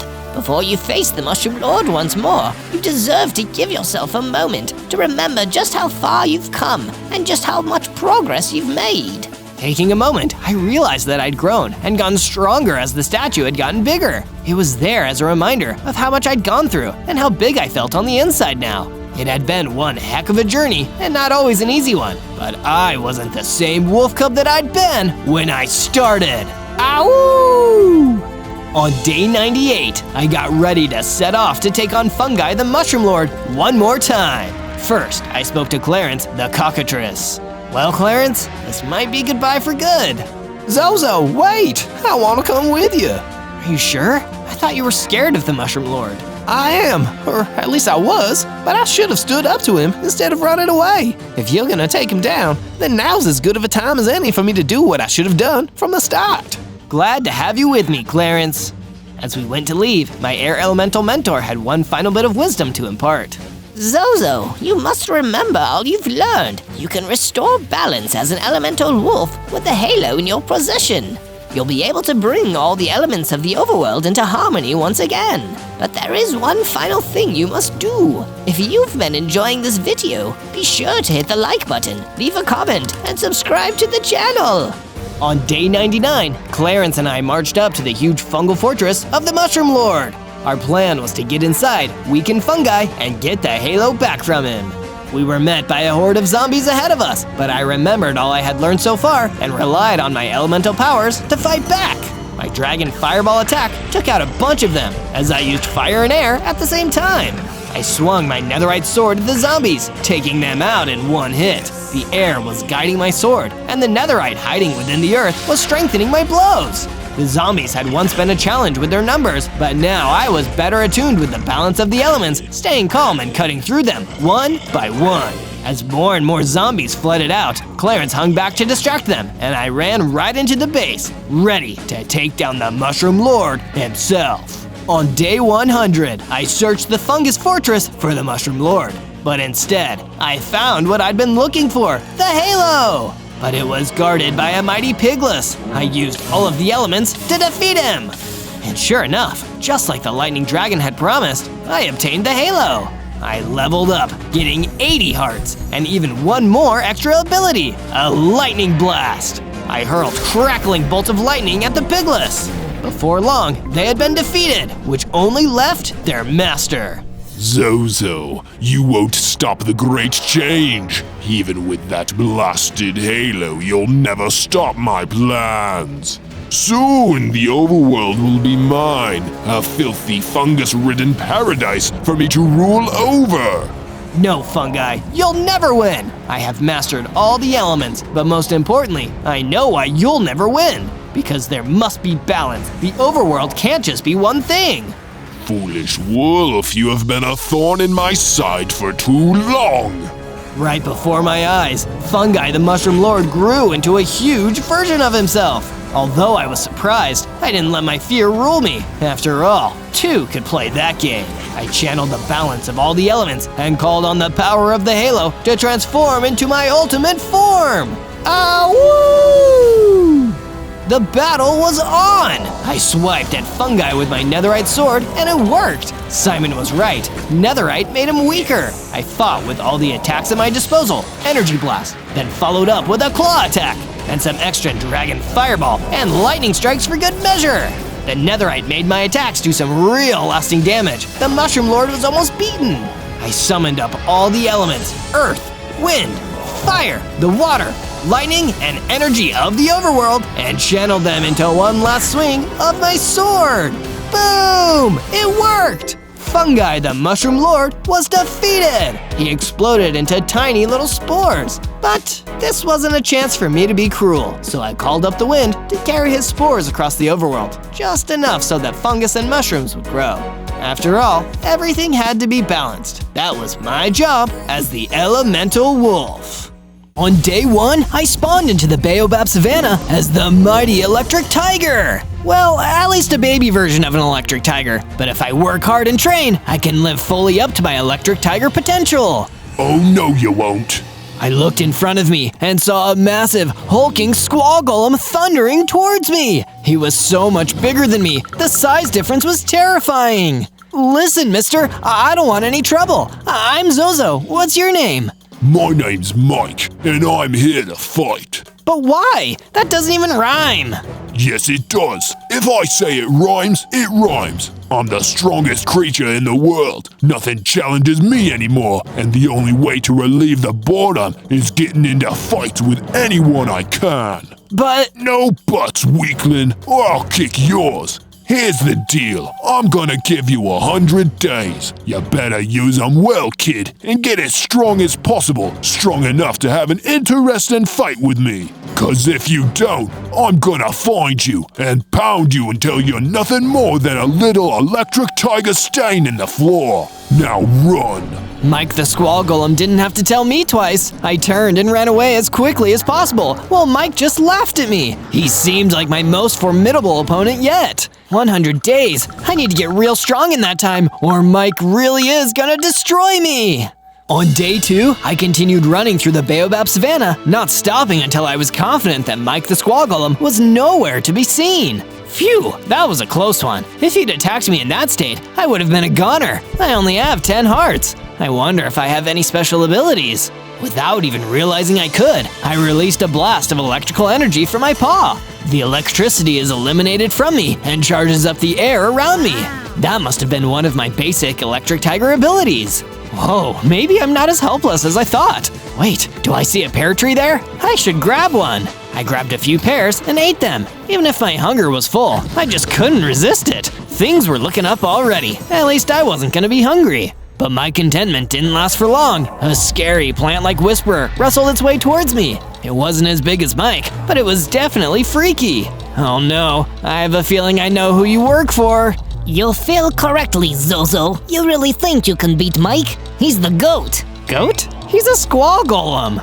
No, GOAT is an acronym. He is the greatest of all time. G-O-A-T. And that's why you've got no hope against him. Then why even bother coming after me? I didn't even want to fight. I'm gonna destroy you myself to save Mike his time. As the whisperer approached me, I fired my energy blast, but it didn't even slow him down. All I could do was run away, knowing that even with my energy blast, I had no hope of fighting him. I was hiding behind a small clutch of trees when suddenly a wind caller teleported in front of me. Come with me if you want to live. Sure, let's go. I'll follow you. Wow, people normally have questions. Let's go. The wind color ran off, and I followed him without question, happy to finally have someone on my side. On day 3, I continued following the wind color deeper into the baobab savanna. He seemed to have confidence and power. It definitely made me feel safer around him. I've been waiting for you to arrive, Zozo. You have no idea how many people have anticipated this special day. Special? This doesn't feel that special, aside from you saving my life from all the weird creeps who have been trying to attack me. Those weird creeps, as you aptly put it, have been bothering people for quite some time. But if you stick with me and my allies, we might be able to change that together. The wind collar led me to a small shack, leaving me to talk to its inhabitant, a mysterious figure called the Illusioner. So, you are the one the wind color selected, You don't appear all that strong, but perhaps that will change. I still don't understand what's happening here. Who are all of you people? And what does any of this have to do with me or that nasty squoggle, a Mike? Windcolor and I are just 2 members of a secret group called the Order of the Shield. For years, we have made it our purpose to find and train a champion capable of destroying Mike and ending his reign of terror. If you accept this responsibility, we will do all we can to help you realize your destiny. Well, seeing as Mike is gonna come after me anyway, I agree to working with you. Good. Go with Windcolor. There is no time to waste. You must get strong enough to defeat Mike once and for all. From day 4 to day 5, the wind color and I went deeper into the baobab savanna. We didn't stop until we found an area that was big and flat enough to start constructing a base. First, I knocked down a tree and used its resources to construct a wooden pickaxe. I then mined into the ground and collected enough stone to create my first set of real tools, a stone pickaxe and a stone sword. From there, I gathered more stone and granite and made a basic base with a bed for myself and another one for the wind color to stay in with me.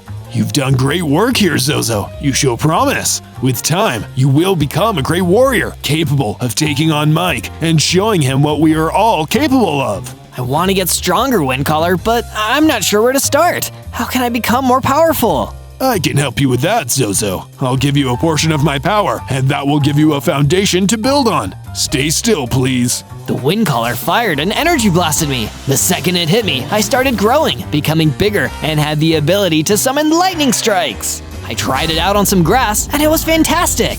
Wow, I'm really starting to live up to my electric tiger name now.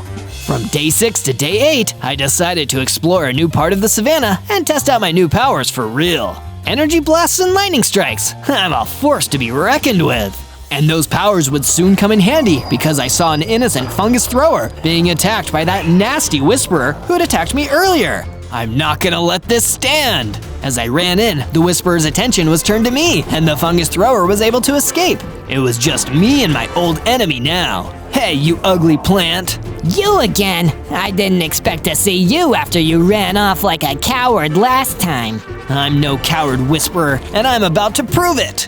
Talk is cheap, tiger boy. Let's go. I unleashed a powerful lightning strike on the whisperer, and this time it was completely destroyed. My electric tiger powers were coming in clutch already. Yo, fungus thrower, it's safe to come out now. I'm friendly, I promise. When I found him on the beach, the poor lad was shivering from fear. Dude, that was scary, but also amazing. I thought I was a goner, and then you came in like a superhero, like bam, zow, kapow. It was awesome. Well, I don't like to brag, but I guess it was pretty awesome. You're real good at this whole fighting bad guys thing, dude. Tell you what, I know there's a real nasty bad guy not far from here. Follow me. Let's see if you can beat him. Sure, it couldn't hurt to try. Let's go. From day 9 to day 10, I followed the fungus thrower into the bamboo jungle until we reached a clearing. There, a freaky frozen zombie was waiting. Yikes, that thing seems unpleasant, but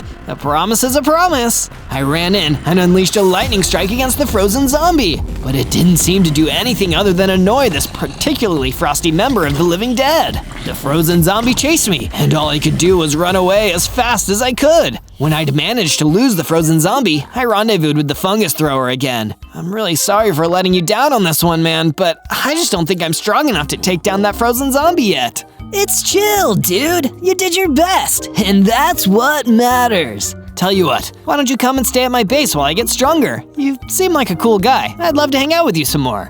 Oh, you're too sweet, man. Let's do it. From day 11 to day 12, I returned to my base with the fungus thrower. It was exciting to have another friend added to my team. Fungus thrower left to relax while I built a new room for him, along with the rooms for me and the wind caller. What do you think, buddy? This looks awesome, Zozo! I can't wait to hang out here! And hey, I got a little restless while you were building the bedroom, so I built a couple of upgrades of my own. Go take a look! The upgrades that the fungus thrower had created were truly awesome. He'd made a beautiful path connecting all the buildings and a storage room for the base, with a furnace that I could use to smelt and forge metal. Say, that gives me an idea. I searched until I found a cave that might contain some valuable materials, and sure enough, right at the entrance, I found a rich vein of iron ore. I mined and collected a bunch of it before going back to my base. Once I was there, I used my furnace to smelt the ore into ingots. Then I made a full set of iron tools. I still had a little left over, so I used that to make an iron helmet and a chest plate. This looks awesome! So I've got shelter and weaponry covered. Now, I need to make sure my food sources are sustainable too. I built a small chicken farm on my base and herded a few chickens inside, so I'd never run out of eggs or yummy chicken. From day 13 to day 15, I spoke to my mentor, the wind caller, and asked him if he knew any other ways I could train and get stronger. A very good question, Zozo. To become a better fighter, you need to fight and hone your battle tactics. I've heard reports of another one of those sinister whisperers wandering around the bamboo jungle. Go out there and defeat it to grow your strength. Because everything Windcaller had said so far hadn't led me astray, I followed his advice and went out to the bamboo jungle again. I searched until I found the whisperer that Windcaller had told me about. I will destroy you in the name of Mike! Not if I destroy you first, Whisperer. With my new iron sword, it wasn't hard to battle the Whisperer into submission. When the Whisperer was destroyed, it dropped a potion of strength onto the ground. Perfect timing! I was starting to feel super thirsty. I picked up the potion of strength and drank it, and I felt the change immediately. I started to get bigger, stronger, and my hearts grew to 30. The Windcaller was right. Fighting that Whisperer did make me stronger. From day 16 to day 19, I continued exploring the overworld until I came upon the Cypress Swamplands. It was a strange, mystical place, and the more I wandered around, the more I got the sense that something important was waiting for me here. And that feeling proved to be right when I came upon an ancient book of secrets laying around. I decided that it might be worth reading, so I flipped through until I found a section called How to Defeat Squall Golems. Wow, that's appropriate. A section read, the stony flesh of a squall golem may seem impenetrable. Even diamond swords and the strongest of arrows just seem to bounce off. But if one could obtain a sword of netherite, then the playing field would be evened. A netherite sword? I need to get my hands on one of those then. My moment of victory was interrupted by a pair of whisperers suddenly appearing and wandering towards me. They must have come here to stop me from reading this book of secrets. You overgrown weeds can't scare me. With my lightning strikes and energy blasts, the three whisperers were destroyed for good.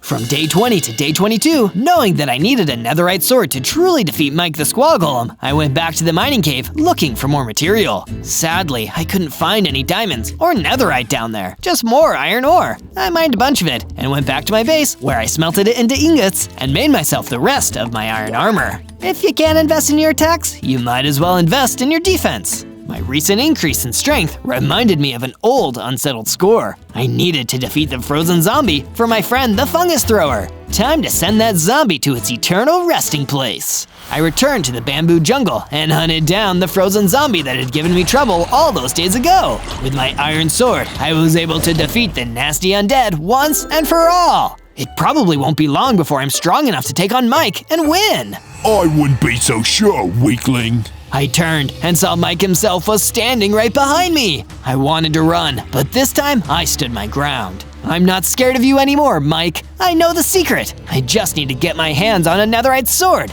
I'm a champion of the Order of the Shield. What's so funny? You think you're the first champion? You think you're the only one who knows about netherite swords? I've destroyed 100 foolish champions like you, and you'll make it 101. Mike punched me, taking off a frightening number of hearts. All I could do was run for my life. I was clearly still not strong enough to face him yet. From day 23 to day 26, I went back to my base and informed the fungus thrower that I defeated the frozen zombie of the bamboo forest. Way to go, Zozo! You've no doubt achieved a whole new level of strength from that battle. And I plan to get even stronger now that I was able to fulfill my promise to you. Oh yeah, buddy! I know you can! I knew that I needed stronger materials in my inventory if I really wanted to work my way up to that netherite sword, so I went digging for more iron in my mining cave. While there were still no diamonds to be found, the iron ore was plentiful. I helped myself to as much of the iron as I could carry and smelted a bunch of it down into some more ingots. I made a temporary smelting location to smelt the iron while I mined. I already had a set of iron tools and armor, so out of all the iron, I made an anvil, so we can repair our gear when it loses durability. My pickaxe can be the first candidate to get repaired. Once I was done mining, I went above ground to my base where Windcaller was waiting for me. Zozo, I've given the base a new addition that will be sure to keep you safe while you build up your strength. That sure is nice of you. Consider it my thanks for all the hard work you've put in so far. I went to see what the Windcaller had added to the base and found a well-constructed security bunker to hide in case of invasion. This looks like it will come in handy. From day 27 to day 31, I was far away from the base, exploring the cypress swamplands when I had first learned about the existence of netherite swords. If I remember my last visit correctly, I also defeated a couple of whisperers while I was here. The whole area looked totally peaceful now, without any of Mike's minions to be seen. As I was taking in the pleasant vibes, I was approached by a kindly Fletcher, who seemed rather happy that the swamplands were free of baddies. Wowee zowie! You must be Zozo the Electric Tiger. I heard you took down those whisperers some days ago. That's me. I'm the toughest, and only electric tiger around. That's wicked awesome. It's good to know that there are people out there looking for strength who are also nice and willing to stand up for the weak. I will do my best to help those in need. I heard there were some other whisperers skulking around and looking to challenge you. They must really want to stand up for that Mike guy. I can take them. Do you know where they are? Not right now, but they'd probably hunt me down and try to beat me up if they knew I told you that. Then they'd be right here in the swamp again. I know. What if you stayed at my base for a while? At least until I have my match with Mike. That way, I can protect you. The Fletcher agreed, and together we went back to my base where I added a base extension. I made a small outdoors library with a few couches to have a nice cozy place to relax. The books that I put on the shelves would teach me strategies and techniques for winning battles. Because knowledge is power. Later, I was approached by Windcaller, who had some bad news. Zozo, we have to come with you again. Mike's minions have discovered the Order of the Shield and are attacking its members. We need to check on the Illusioner before he could be next. Oh no, that sounds serious. Let's go! From day 32 to day 35, Windcaller and I crossed the Baobab Savannah to reach the Illusioner's shack. When we found the place, it was too late. The shack was under attack by a Whisperer, and the Illusioner was desperately fighting for his life. You Order of the Shield fools can't win. Mike makes right. The saying is might makes right. What you said is just silly. You're calling us silly? Just for that, you're going to die. The Whisperer destroyed the Illusioner right before our eyes. You monsters! Talk about pathetic. Is this all the Order of the Shield is made of? You're dead wrong. I'm Zozo, the Electric Tiger. I am the champion, and I'll show you how strong I am. I called down a lightning strike, getting the Whisperer's attention and dealing a bunch of damage in the process. With a few swings of my iron sword, I made that Whisperer pay for what it did to the Illusioner. More Whisperers emerged from the edges. I was so angry, I didn't even need to use my energy blasts to bring the pain and take them all down. When the battle was over, Windcaller and I planned what our next move would be.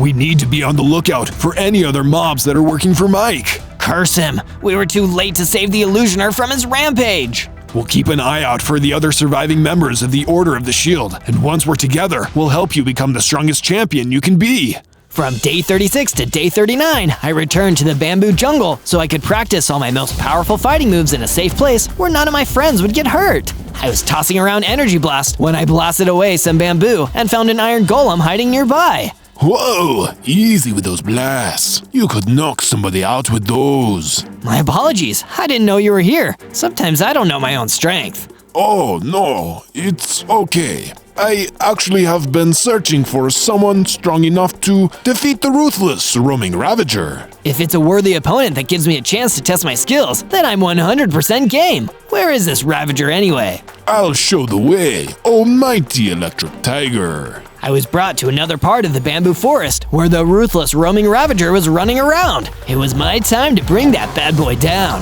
I fired some energy blasts from my paws, and the Ravager responded by jumping over to me and making a few attacks. I countered with my iron sword. The battle raged on for a while, but I knew from the start I would come out on top. And I was right. I returned to the Iron Golem to tell him that I had successfully defeated that rascally Ravager. Ha! You really are one tough tiger. That's for sure. From day 40 to day 43, I was in the base and decided to see how the fungus thrower was doing. It looked like he had been hard at work decorating the base with all sorts of tiger patterned banners and paintings. This base looks absolutely awesome now. Good job, Fungus. I'm glad you like it. I was just sprucing the place up in preparation for the pigs I invited over. You invited pigs? Yep, I invited some pigs because I thought they might enjoy themselves here. That's a bad pun, but not a bad idea. I say yes. Fantastic! I mean, fantastic! The pigs that Fungus Thrower invited arrived soon after and were the life of the party. I even got to train my defenses against their classic pig pile technique. After entertaining our fine piggy guests for a while, I went for a walk out in the base and ran into Fletcher. Everything all right, Fletcher? I'm worried about my home back in the Cypress Swamplands. Do you think you could go check on it just to be safe? Sure, buddy. It's the least I can do for a friend. From day 44 to day 49, I went back to the Cypress Swamplands like Fletcher wanted me to. I was expecting there might be a few whisperers milling about, but I never imagined that I'd see Mike himself. What up, Tiger? Ready to take another shot at the big man? Mike, this should be between you and me. What you did to the Order of the Shield was unforgivable. Nah, no way. I've been beefing with those bozos since long before you showed up. And if you're the chosen champion they kept talking about, then I had to take them down before you become any stronger. So you did it because you're afraid I'll get stronger than you? Well, now you've made sure it'll happen. I will beat you, Mike, one of these days. You want to make this personal, huh? Alright, let's make it personal. See if you can take on my man, the Piglin Brute. To my surprise, Mike ran off and stuck me fighting with one big mean mob that he called a Piglin Brute. It sure did live up to its name. I'm about to show you why they call me the Piglin Brute. Because I'm brutal. Yeah, I already got that. Put up your dukes, Electric Tiger. He slammed me with an attack that was definitely brutal, but thankfully my iron helmet was able to soak up some of the damage. I traded blows using my sword and started to wear him down, but the knockback of his attacks was giving me some trouble. This will be a tough fight.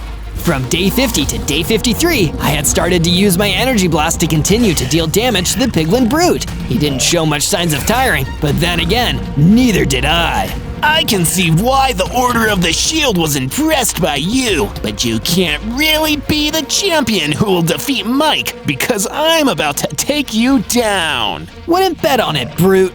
I launched a couple of strikes at the Brute, then I hit him with my sword and knocked him off balance so I could defeat him with some classic Electric Tiger Energy Blast. Bye-bye, Brute. You were my biggest and meanest opponent yet, but I've won this round. The Piglin Brute disappeared, and I soon found an item that he dropped. It was a map leading to Mike's fight club. This is quite a discovery. I didn't know whether Mike expected me to find this or not, but either way, this meant that I could go to his base whenever I wanted. From day 54 to day 57, I cleared the Cypress Swamplands of all remaining hostile mobs so that Fletcher wouldn't have to worry anymore. The last one in the area was especially tough, a Vindicator who could take a lot of hits from my iron sword. I really had to stay on my guard the whole fight, relying on my new combat strategies that I had been practicing. Sure enough, I was able to win with plenty of hearts to spare. The Vindicator even dropped a netherite ingot, which was the first step to the netherite sword that I'd need to defeat Mike. I quickly returned to the base to tell Fletcher the good news. So, the swamplands are safe? They sure are. You mean that you found a netherite ingot, just like that? I sure did. That's some kind of coincidence, huh?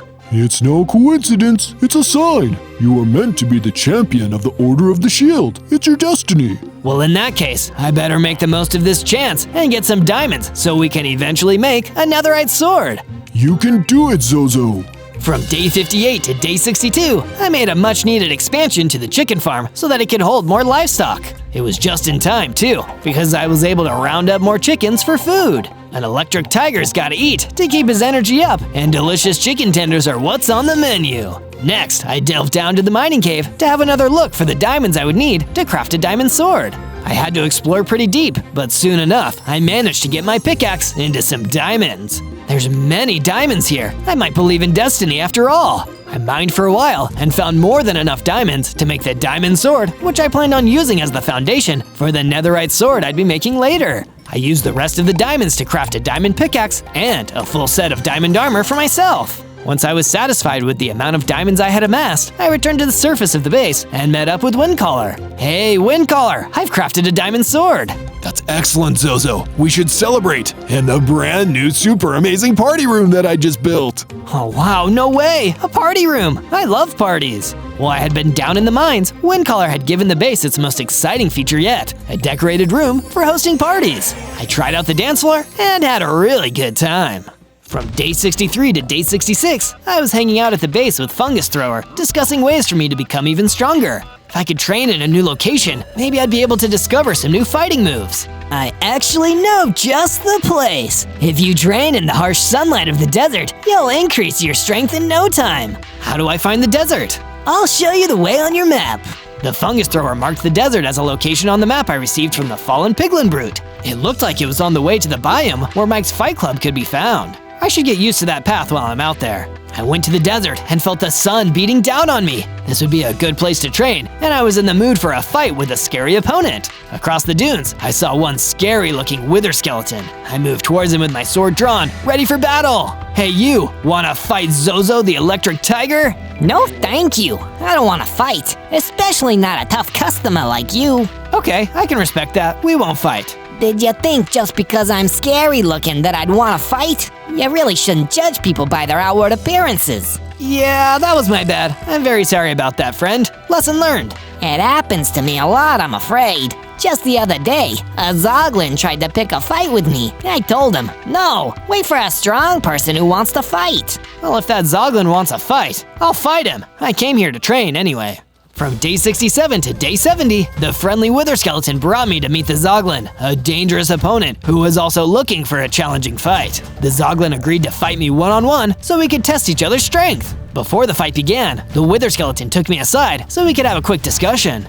Are you sure you can win, Zozo? I didn't mean to put you in danger. I think I've got a chance, but thanks for being concerned. No, thank you for fighting this battle for me. That's what a strong person does. Now I'm gonna go kick some Zoglin butt. The fight between myself and the Zoglin was off to an exciting start when the Zoglin charged straight at me. I dodged his powerful tusks and hit with my sword while his back was turned.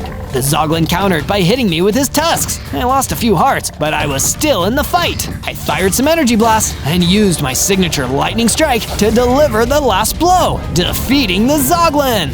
Zozo, you did it! I am the Electric Tiger Zozo! Remember the name! From day 71 to day 74, I had completely left the desert behind and was traveling through a new biome, the Eroded Badlands. According to the Piglin Brute's map, this was the same biome where the entrance to Mike's Fight Club could be found. The map also says you can find more of my Zozo videos by searching ZO in the YouTube search bar. You should try it out. I followed the directions on the map further into the Eroded Badlands, and I could see Mike's Fight Club in the distance. Just you wait, Mike. I'll fight you one of these days. I heard that, Zozo. Suddenly, Mike was right next to me, and he was looking as strong as ever. You shouldn't have said that, Sparkplug. Now I'm gonna give you a taste of my super special punch, the Mike Spike. Oh no, I forgot that today is one of those days. Mike Spike! He punched me, and my heart started to deplete. Thank goodness I was wearing diamond armor. I drew my diamond sword and swung at him, but the damage it did was really low. You're still weak, kitty cat. No way! Well, I need a netherite sword to even stand a chance? I ran away from the fight, retracing my steps through the Eroded Badlands. I still wasn't strong enough to beat him. From day 75 to day 78, I followed the map home to my base and went directly into the bunker to work out. Somehow, I couldn't find the energy to train, probably because I was disappointed that I had to run away from Mike. Mike was the strongest in the world, and I still didn't have the netherite sword I would need to actually challenge him. From what he said before, even that might not be enough. Cheer up, Zozo. You have our strength too, so don't give up. It was Windcaller. He had come into the bunker to check on me and raise my spirits. Thanks, Windcaller. I'm feeling like I'm weak today, so I really needed to hear that. Follow me. I'll show you something that might also help. There was now a new watchtower at the front of the base where we could look out at the Baobab Savannah from. All of a sudden, I feel a whole lot better, Windcaller. Now I remember what I'm fighting for. You are the champion, Electric Tiger Zozo. Don't forget it. Now that I was feeling better, I went to go visit Fletcher. Hey there, Fletcher. Zozo, I got you this special magic apple to help make you strong enough to face Mike. Well, an apple a day, as they say. I scarfed down the apple and began to grow into an even bigger electric tiger with 60 hearts. In addition to bigger damage and more health, I could also perform a special whirlwind attack. Mike won't know what hit him. From day 79 to day 84, I was feeling strong and decided to go back to the eroded Badlands. This time, there was no sign of Mike, so I fought some skeletons to test my newfound strength. I wanted to prove to myself that I had what it takes to become the strongest. A nearby weaponsmith saw me defeat those mobs and thought that I was pretty cool, so he offered to upgrade my weapons. This is my chance to get a netherite sword. Yeah, no, absolutely. Just give me your diamond sword and your netherite ingots, and I'll take care of the rest. I gave the weaponsmith what he needed and waited in anticipation for him to finish my super cool netherite sword. It didn't take him that long, and I could tell just by swinging it that this netherite sword was the most powerful weapon that I'd ever had. Thank you, weaponsmith. I promise to use what you've given me for the side of justice. Go on and save the world. Every weaponsmith dreams of creating a hero's weapon.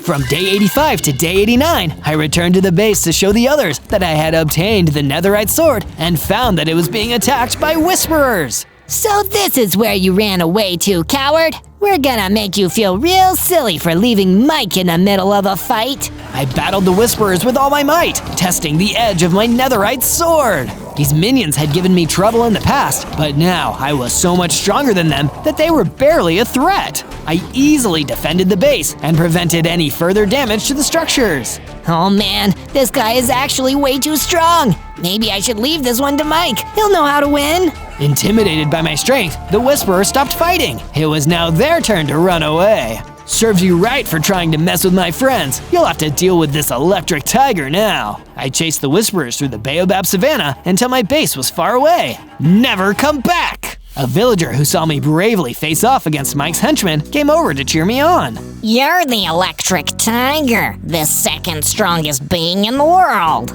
Soon to be the most strongest, or first strongest, whichever sounds better. Do you think you can spare some of your strength and give me a hand building a bridge over the river? Sure thing, villager. I used the materials the villager gave me to finish building the bridge across the river. Thanks, Zozo. Only a truly strong hero could do something like that. From day 90 to day 94, I continued onward across the desert and through the eroded Badlands until I saw on the map I was getting close to Mike's arena. I could see one of the whisperers who had attacked my base lingering nearby, and I drew my netherite sword in preparation for a battle. I'm here to see Mike. I'm going to challenge him for the title of strongest being in the world. Oh, no you didn't. You're gonna need to get this guy first. He's the second strongest in the whole world. An armored pillager showed up, taking the place of the whisperer as my opponent. I've heard people say that you're the second strongest in the world. Not true, because that's me. I've never beaten Mike, but I'll beat anyone who isn't Mike. You won't beat me. I'll take your title, then I'll take on Mike. Then bring it on, Zozo the Electric Tiger. The armored villager waited for me to make the first move, which I did, using my netherite sword. He blocked the attack and countered with a strike from his own weapon. I lost quite a few hearts and had to dodge back to avoid the worst of his attacks. I used my energy blast to keep him at a distance, but his armor was as tough as mine. You're pretty strong, pillager. Are you ready to give up and run away? No way. I'll never back down from a fight again. From day 95 to day 97, I continued to battle against the armored pillager, utilizing all my specially trained techniques to try and gain an advantage. Have another lightning strike. I can handle your lightning strikes all the livelong day, Zozo. We'll see about that. I circled around the armored pillager with my whirlwind attack and delivered sword strikes wherever I could. I was still having trouble cracking the second strongest fighter's armor, but I figured I could soften him up for a lightning strike if I just kept attacking. With my whirlwind active, I spun around and unleashed my lightning strike. With that attack, the pillager surrendered. The electric tiger defeated the armored pillager and became the true second strongest in the world. No, I couldn't achieve my dream of becoming the strongest in the world. Why did you want to become the strongest so bad? I'm doing it to protect my friends and myself from Mike. It started that way for me too, but when I realized I would never win, I became his follower. All the people who believed in me before became sad and stopped being my friends, but they went on to form the Order of the Shield. Wait, you were the original champion. No, I was just the guy who tried to be a champion before there was a champion. You've got to be better than me, Zozo. I will, Armored Pillager. I'll defeat Mike and become the strongest in the world, once and for all. On day 98, I went back to the base to tell everyone that I would soon be facing off against Mike for the ultimate title. I went to visit Windcaller first, who was standing at the top of the watchtower. Thanks to the strength you gave me at the start, I was able to become the champion that you always thought I could be. It was like I said long ago. My strength was the foundation, but you built it into something better and made it your own. Thank you for believing in me. Here is a bit more of my strength in the form of a potion. Drink it before you go into battle. Next, I met with Fletcher outside of the chicken farm. I wanted to assure him that once I was the strongest, I would use my strength to protect all of the biomes from evil. Very soon, the world will be safe. I'm glad I was able to help your quest for strength, Zozo. You gave me what I needed when I needed it most, and I'm so grateful that I was able to meet you. Make the most of your magic powers. The special techniques will be the key to victory. After Fletcher, there was only one last friend to thank, the fungus thrower, who was chilling in the party room. This room is the best room. Other than a mushroom, of course. That's a fungus. I look forward to hanging out after I beat Mike once and for all. It'll be a big celebration. On day 99, I made my way back to the eroded Badlands and saw the first glimpses of Mike's base. I approached, and there were the Whisperers waiting to stand in the way. Move aside, small fry. I'm here for Mike. You guys don't need to be involved. The Whisperers bolted for the hills, and I ran straight into Mike's base. On day 100, I walked into Mike's fight club with my netherite sword drawn. Mike, I'm here to fight. The big golem himself, Mike, appeared before me in order to fight. Zozo the Electric Tiger, you fought all the other strong people in the world, and now you think you can steal my crown. I do. I'm gonna make sure that you are put down for the count. Lots of people have said that to me before, and I've beaten them all. I didn't get to be the strongest because I made excuses. I just kept fighting and winning. But you didn't fight the Whisperers when they started going after the Order of the Shield. You didn't want a champion to fight you. I don't care what those weaklings do or what fights they get into. All that matters is the fight between me and you. That's how it's always been, destined champion. Let's do this in a place worthy of this showdown. Mike left, and I ran after him. He turned into his fighting arena. I followed him in when he hit at the entrance and slammed his golem fist into my body. It was the Mike Spike, his signature opening move. I drew my netherite sword and dealt some real damage to him for the first time. I followed up with a whirlwind and a lightning strike. Mike threw me across the fight club. Then he jumped and slammed onto me, dealing a lot of damage. He tried to attack again, but I hit him with an energy blast. He caught him off guard, and I was able to land a bunch of other energy blasts after. Then I remembered to drink up the strength potion Windcaller gave me. I felt much stronger now. As we stood there, swinging away at each other, hit after hit, I was wearing the golem down. Eventually, one of us fell. Mike actually dropped. Yes, Zozo the Electric Tiger wins! I had completed the 100-day challenge to defeat the strongest being in the world. I had won! On day 1, I spawned as a golden hydra. Whoa, this is amazing! I looked around and noticed that I was in some sort of cave. I ventured out and immediately saw some scary dread knights. There he is! Catch him! No thanks! I scurried away, the men following after me. You come back here! They started shooting darts at me. Ah! One dart hit me and I lost some hearts. Wait, I only have 5 hearts? This is insane!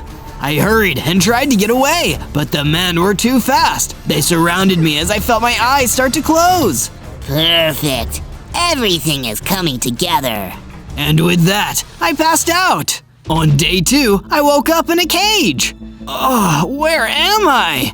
I looked around and noticed that there were more cages around me, but most of them were empty. I almost didn't notice the frog sitting in the cage nearby. He blended in with the floor really well. I was waiting for you to wake up. Come on, we gotta get out of here. But how? Even if we can get out of the cages, I don't know how to get out of the prison. I know a way out, but you need to be the one to unlock the door. I looked closer and examined the gate. I began to hit it with my heads, but that started to make me feel dizzy. The frog laughed at me. Oh, no, use your fire spit. Fire spit? I did what the frog said, and I spit at the lock. But it wasn't fire, it was golden little orbs. I left the cage and started firing away at the frog's cage until it opened too. Thanks. Don't mention it. I'm Zozo, by the way. I'm Freddy. Freddy and I made our way over to the exit and broke through the door, up the stairs. We were home free. On day 3, Freddy and I hurried as fast as we could away from the underground prison. While we were running, I spotted some pigs and chickens and hurried to gather their meat before they could scamper away. I gathered up their meat and shared some with Freddy. We both chowed down. Thanks, Zozo. And I gotta say, that prison break was amazing. I didn't know you could spit gold. Neither did I. In fact, I didn't know much about anything, except that some evil guys were after me. Freddy and I agreed to go our separate ways. I went further into the forest to explore. Maybe I would find some other hydras. Little Hydra! I turned and saw an old troll walking slowly up behind me. He looked hurt. Would you mind helping me? I was attacked and need to get back home before it gets dark. Of course. We slowly made our way to his home, a little cottage next to a river. Thank you, little Hydra. Please come inside so that you are safe. There are all kinds of monsters outside. The guy seemed nice enough, so I stayed with him for the night. On days 4 to 5, I woke up in the troll's house. He had cooked some stew for both of us. Thank you. What did you say your name was? I'm Horace, just a poor old troll trying to make his way in the world. Horace seemed better than yesterday, but still very tired. Is there anything I can do to help you? Actually, I'm more concerned for your safety. You are the Golden Hydra after all. The Golden Hydra? A prophecy was given many years ago by a great seer. She said that a Golden Hydra would be born, and it would be his destiny to either save or destroy the land. Is that me? I believe it is. What should I do? Build yourself a safe house, gather materials, strengthen yourself as much as you can. You need to be at your best. Horace gave me some stone tools and a full stack of oak planks. Use these to start. I hope to hear from you, little Hydra. Be careful who you trust. I left Horace's house to find a good place to start a base. I found a nearby lake on the plains with some nice level ground. I used my stone tools to gather additional material and started working on a modest Japanese-style gold Hydra base. It may have only been one building for me so far, but there was plenty of room on the plains for this base to expand with more buildings and features. It was all coming together when I heard some men yelling. There's the Hydra! Get him! It was more of those evil Dread Knights! Not today, you goons! I spit my orbs at them, and they all turned to gold. Oh, wow, that is not what I expected. Just then, I felt power rush through me, and I grew into a larger Hydra. Now I have 11 hearts. Nice! I'll beat whoever controls those Dread Knights in no time.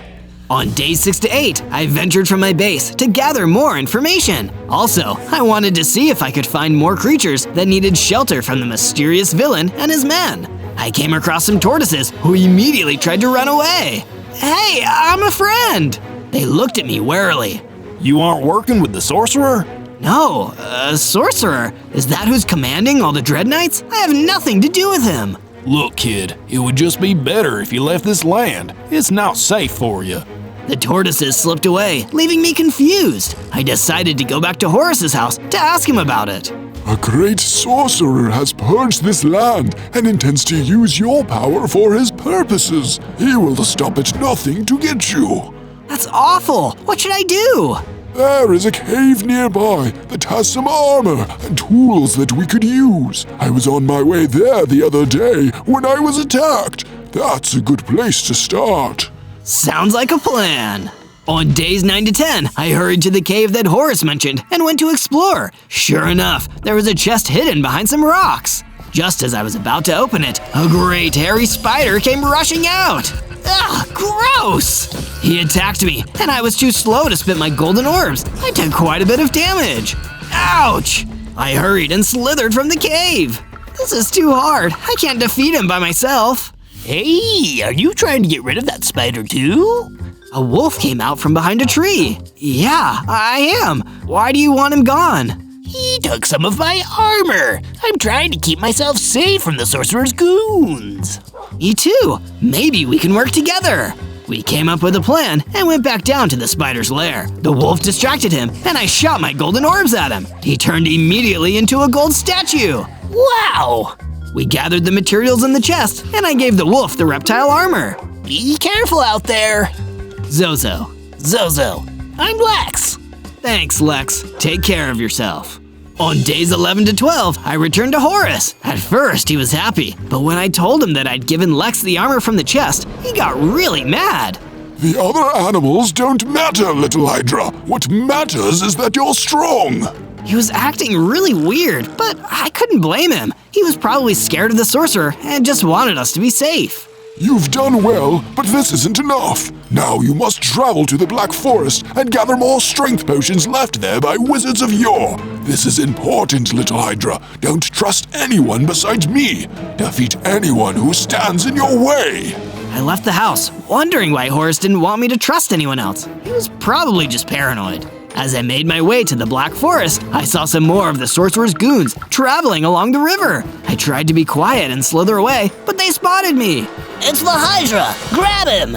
I dodged some of their darts and shot my golden orbs at them. They tried to escape, but after a few shots, they were all statues. Nice! I soon reached the depths of the Black Forest, hoping to gather the potions Horace wanted.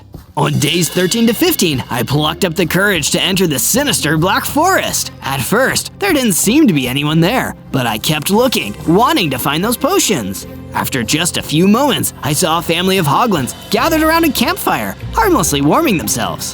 Why does Horace want me to defeat these hoglins? They seem really nice. I slithered in, and the hoglins were taken aback. I don't mean you any harm, I'm just curious if you have any armor.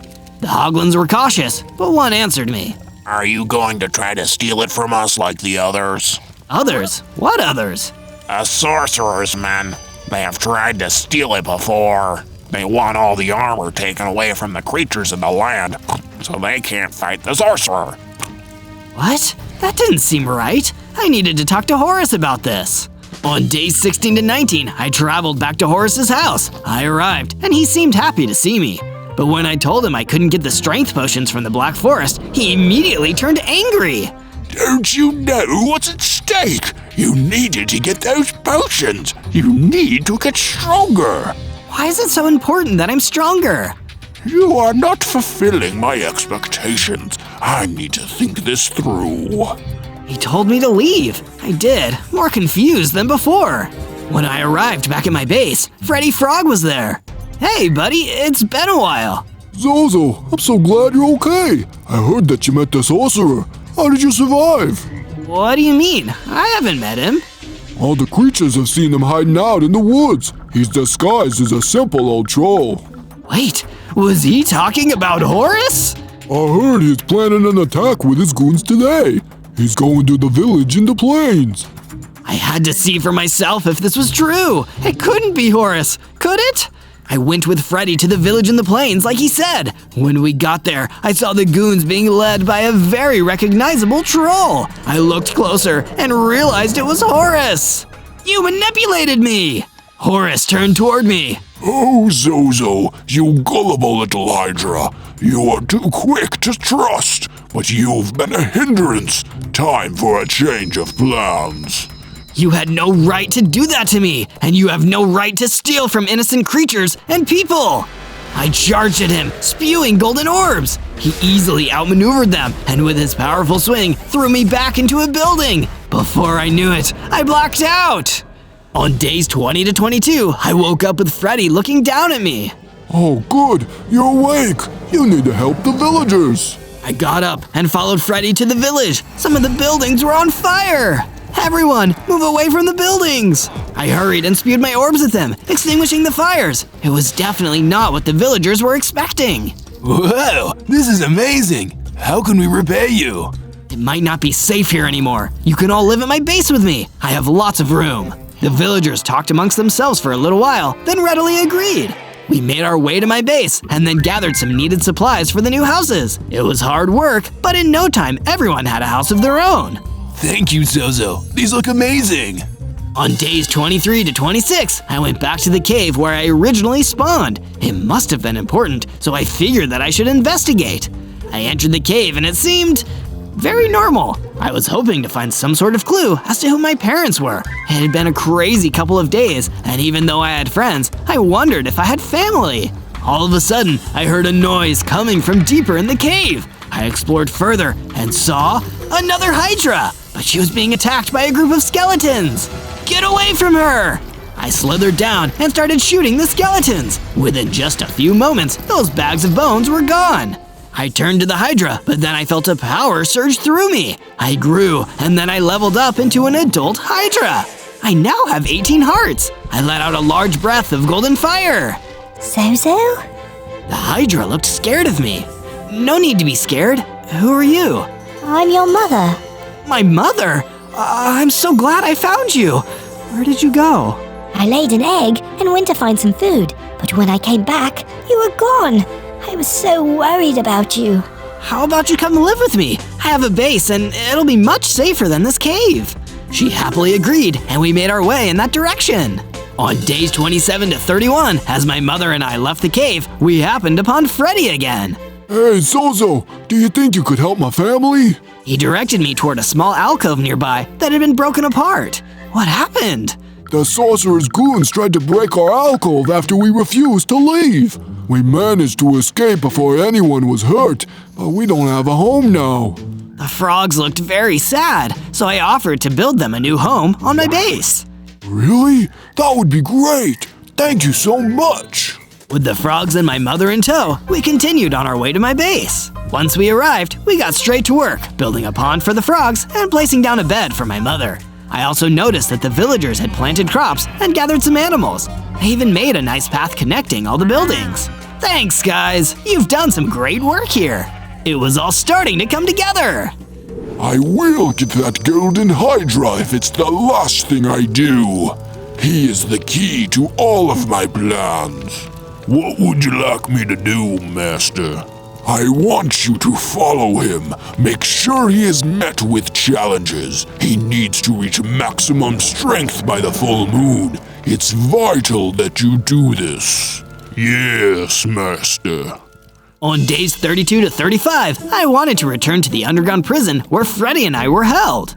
If Horace wanted to befriend me, why did he capture me in the first place? That's a good question. Maybe there are some answers at the prison.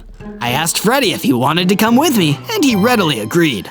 We made our way down the tower where we had escaped, and noticed that there were iron golems standing around this time.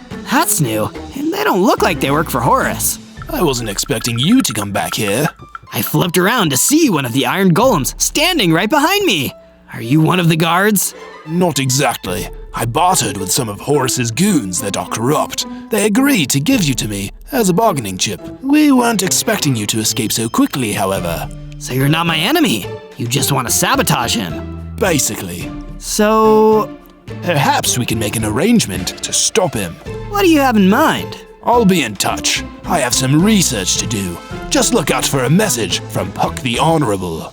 Honorable? You captured my friend Freddy. Sorry, what can I say? I like frog legs.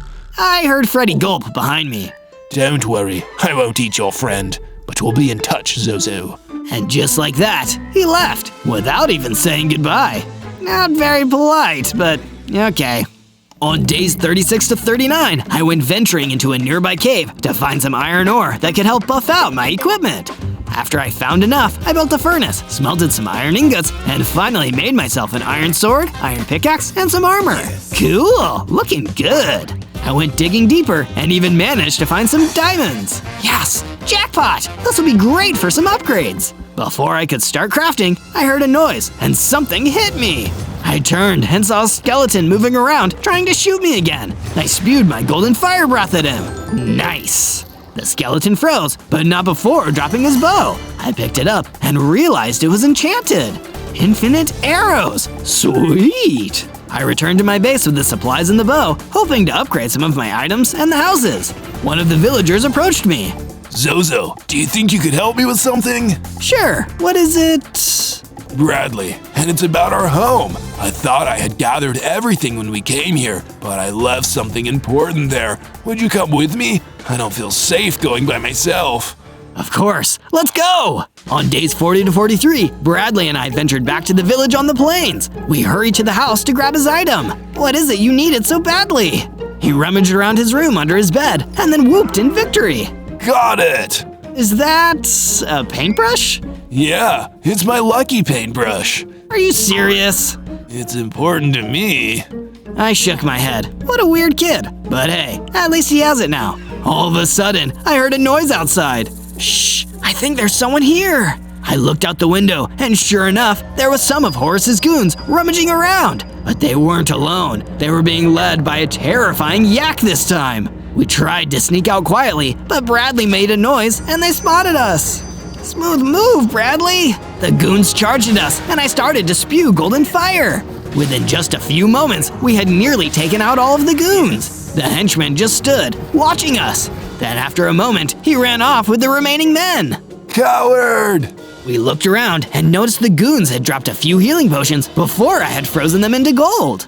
Nice! Now we have a little bit bigger of a potion stash, just in case. Sheesh, that was awesome! Was the paintbrush worth it, Bradley? Absolutely. On days 44 to 49, Bradley and I traveled back to the base. Once we arrived, I found a note on my door. Puck the Honorable sent me a message to meet outside my base near the river. It didn't take me long to find him. I've been doing some research about Horus and his plans. I think that if you are able to create a certain item, you can overpower Horus. Great! What is it? An amethyst sword. It's the one thing that will harm Horus, even if he reaches the full extent of his magical powers, and it may just save your life. What do I need to do? You'll need to gather 2 amethyst crystals and a stick. That's all you'll need to make it, though I can't promise those crystals won't be guarded by an incredibly dangerous mobs. Great. Sounds like a walk in the park. What? You expected saving the world to be easy? No, I just wish I hadn't been duped by Horus in the first place. Don't beat yourself up, kid. You'll get the hang of it. Puck handed me a paper with some instructions on it. This should help you. And just like that, he left. Again. I need to tell him it's polite to say your goodbyes. On days 50 to 53, I followed the instructions Puck gave me to find the crystals. It said to go to a cave and consult with the ancient being. I realized that it had led me back to the cave where I had fought the giant spider. As I entered, I noticed that the spider was still there, frozen in gold. He must be the ancient being. I wonder if there's a way I can reverse it. I went up to the spider and tried to shoot an orb at him. Nothing.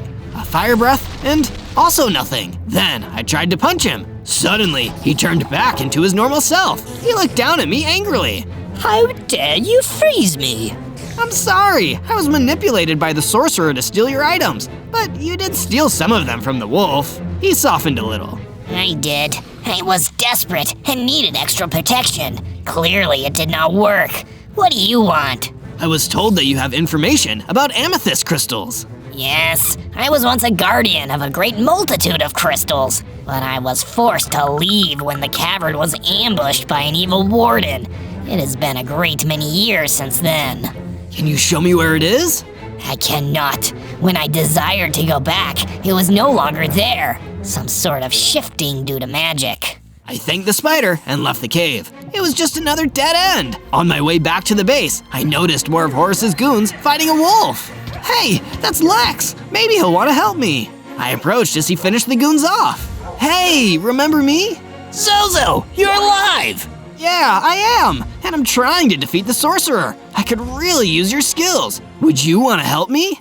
I don't think I can, Zozo. I'm good at fighting his goons, but he's too powerful. I think you'd be better off on your own. Before I could even argue, he ran off into the distance. Well, that was underwhelming. Maybe he'll change his mind. On days 54 to 57, I went exploring a little more. I found myself close to where I had found Horus that first time. I wondered if he was still at his house. I decided to investigate. When I got closer, I heard voices. The master needs some items taken to him. Make sure they get there safely. It was the henchman I had seen earlier, the yak! He had a few goons, and he was dragging some chests of things. It seemed like a good opportunity to attack. Hey, coward! The henchman turned toward me. You just can't get enough, can you? He sent the goons forward to attack. I maneuvered around them easily, and within a few moments, most of them were gold statues. The henchman got mad. Before I knew it, he attacked me. Ouch! How is he so fast? I felt my heart's dwindling. He slashed at me again, faster than any other human I had encountered. I tried to breathe my golden fire at him, but it was in vain. I need to get out of here. I hurried and slithered away, retreating into the bushes. Look who's the coward now. The henchman ran off. I didn't dare follow him. I was too weak and needed to go back home. If I can't defeat just one henchman, how am I supposed to defeat a sorcerer? He managed to take out a few of your men, Master, but he could not withstand my blows. He is not even close to being ready. Yes, he is weak, but he will get stronger. Just keep attacking. Send out as many men as possible. They're disposable. Will do, Master. On days 58 to 62, I made it back to my base. I was met with a much-needed surprise. Zozo, we made you something, sweetie. My mom led me to the edge of the base. Whoa, is this a statue of me? It was a HYDRA, but it wasn't completely gold. It was more of an orange color. Actually, it's a statue of your father. My father? I wanted to tell you earlier, but I didn't know if you were ready. He died right before you were born. He was trying to protect us. He couldn't wait to meet you, Zozo. I looked up at the statue. It's amazing. It's not done yet. We still need some more quartz for the teeth. Would you like to help us? Of course. I headed to the desert where I had previously seen some ruins made out of quartz and collected those materials for the statue. After giving the quartz to Mom, she quickly added the teeth to the statue, and now it truly looked magnificent. On days 63 to 66, I woke up to someone calling my name. I went outside. It was Lex. Hey, Lex, what's up? I went back to that cave with the spider, and to my surprise, he wasn't a gold statue anymore. Oh yeah, I should have warned you. No harm done. He actually told me that you were looking for a cavern with amethyst crystals in it. I think I might actually know where that is. Really? Show me. Lex led the way to a small desert. We finally arrived at what looked like a rock formation with a door. Great, let's just push open the door and head inside. We tried to push, pull, and roll, but the stone didn't budge. I even tried my golden fire on it. No luck. Maybe there's a special combination or code word? Maybe, but I have no idea what it might be. It was disappointing, but now I knew where it was. At least I could come back to it later. Let's head back. How about you stay with us? You don't have to be alone, Lex. He sighed. I know, I was wrong and scared, but I know you're our best chance at stopping the sorcerer. Thanks for not giving up on me. Of course, that's what friends do. Lex smiled and we headed home. On days 67 to 70, Bradley approached me again. Hey, Zozo, do you think you could help me with something else? Is it another paintbrush, Bradley? No, actually. I wanted to practice shooting with the bow I have. Do you think you could help me with some target practice? Of course. Where did you have in mind? There's actually an archery area near my old house. Maybe we can even bring some of the stuff back to the base. That sounds like a great idea. We headed back toward Bradley's old home. When we got there, we noticed some movement outside the houses. Hey, those are the tortoises I met earlier. They told me to take a hike. Maybe we should go. Then I noticed the tortoises were fighting each other over some food. I approached carefully. Hey, friends, remember me? Ugh, you again. We don't need your help, HYDRA. You're just making things worse for us. The sorcerer and his goons have driven us out of our homes, and now we hardly have food. The leader came toward me and snapped his teeth. I don't want to hurt you. He snapped at me again, and I had no choice but to spew golden fire at him. After he turned into a statue, I punched him. He quickly came back to life, looking surprised. Why did you do that? Like I said, I'm not here to hurt you. In fact, we would love for you to stay at our base. It's safe, and there's plenty of food. There's no need to fight each other. Thank you, HYDRA. We are in your debt. On days 71 to 74, we made it back to the base. This time, we were met with an unwanted surprise. My mom rushed out to us. Zozo, they're attacking the base. We need your help. I slithered over and saw the yak and his dread knights waiting for me. Hey, you don't belong here. The henchman looked at me and just like before, attacked in a flash. I still wasn't strong enough, but I knew I needed to protect my friends. Using all of my strength, I let out the largest burst of golden fire I could muster. Not bad, Hydra, but not good enough. Come and find me when you are ready. I'll be waiting with your precious friend. And before I knew it, the henchman left. I had managed to statuefy his goons, but he escaped. Again! Wait, what did he say about a friend? I slithered inside as fast as I could and realized that my mother was nowhere to be found. Mom? Mom! He took her, and I had no idea where she went. I retreated to my house, blind with rage. And then I started to cry. This was all too much. How was I ever supposed to defeat anyone like this? I stayed in my house for a while, not letting anyone in. Finally, after a long time, I heard a knock at the door. Zozo, it's Lex. We have something to show you. I reluctantly left the house, not wanting anyone to see me like this. But they needed someone, and I needed to be strong for them. Lex showed me that they had fixed up the crops, bred the animals, and improved the security by building some walls. Great! Thanks, Lex. That's not all. He turned me toward the statue of my dad, and I realized there was a smaller version next to it. It was of my mom. You'll get her back, Zozo. We believe in you. I didn't know what to say. I just nodded. And you are sure he is getting stronger? Yes, Master. He is almost to his full form. Excellent! Then the plan is working.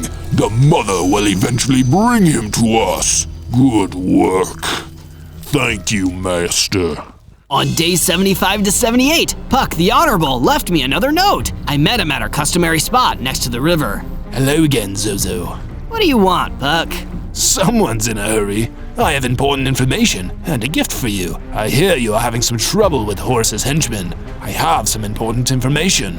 His whereabouts. He actually lives very close to Horace. It's a bit hush-hush, but I have my ways. He handed me a map, and I went to grab it. Be careful, Zozo. You don't know what you'll find there. Give me the paper, Puck. Do not lose yourself along the way. Remember what you are fighting for. I know what I'm fighting for, Puck. My mom has been taken by those creeps, and I intend on saving her. Then I'm going to put the henchman and Horace in their rightful place. Puck handed me the paper. Good boy. Now go get your mother back.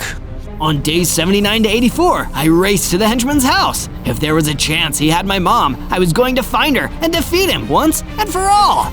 I followed the directions and found myself outside of a large wall. Inside, it was a modest-looking house. This is where the henchman stays? Quite a cozy home he made for himself. I snuck around to see if he was inside, but I didn't see anything. Suddenly, I felt a gust of wind. The yak was standing right behind me. Come to retrieve your mommy?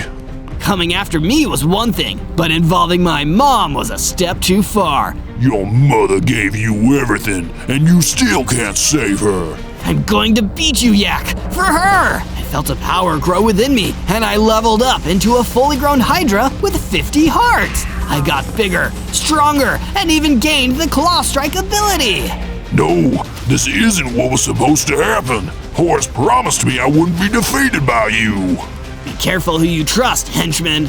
And with a swipe of my claws, I defeated him. He burst into golden sparks and was gone. Zozo! I looked and saw my mother coming toward me. She'd managed to escape. Mom, did he hurt you?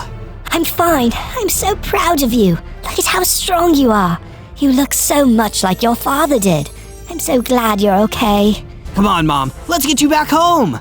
Oh, and before we go, I found this while I was imprisoned. I figured you might want it. It was a golden key. On days 85 to 89, my mom and I arrived back at the base. Everyone was so happy to see my mom, and they ushered us over to the statues. We almost finished it while you were gone, but we wanted you to put on the finishing touch. Freddy handed me a few glowstone blocks, which I added to my dad's statue, completing his fire breath. It was perfect. And I have more amazing news, Freddy! The golden key my mom found at the henchman's base. I think it's literally the key to getting into the Amethyst Crystal Cave. The henchman and Horace must have known that the Amethyst sword could foil his grand plan. That's why he had the key to unlock the cavern.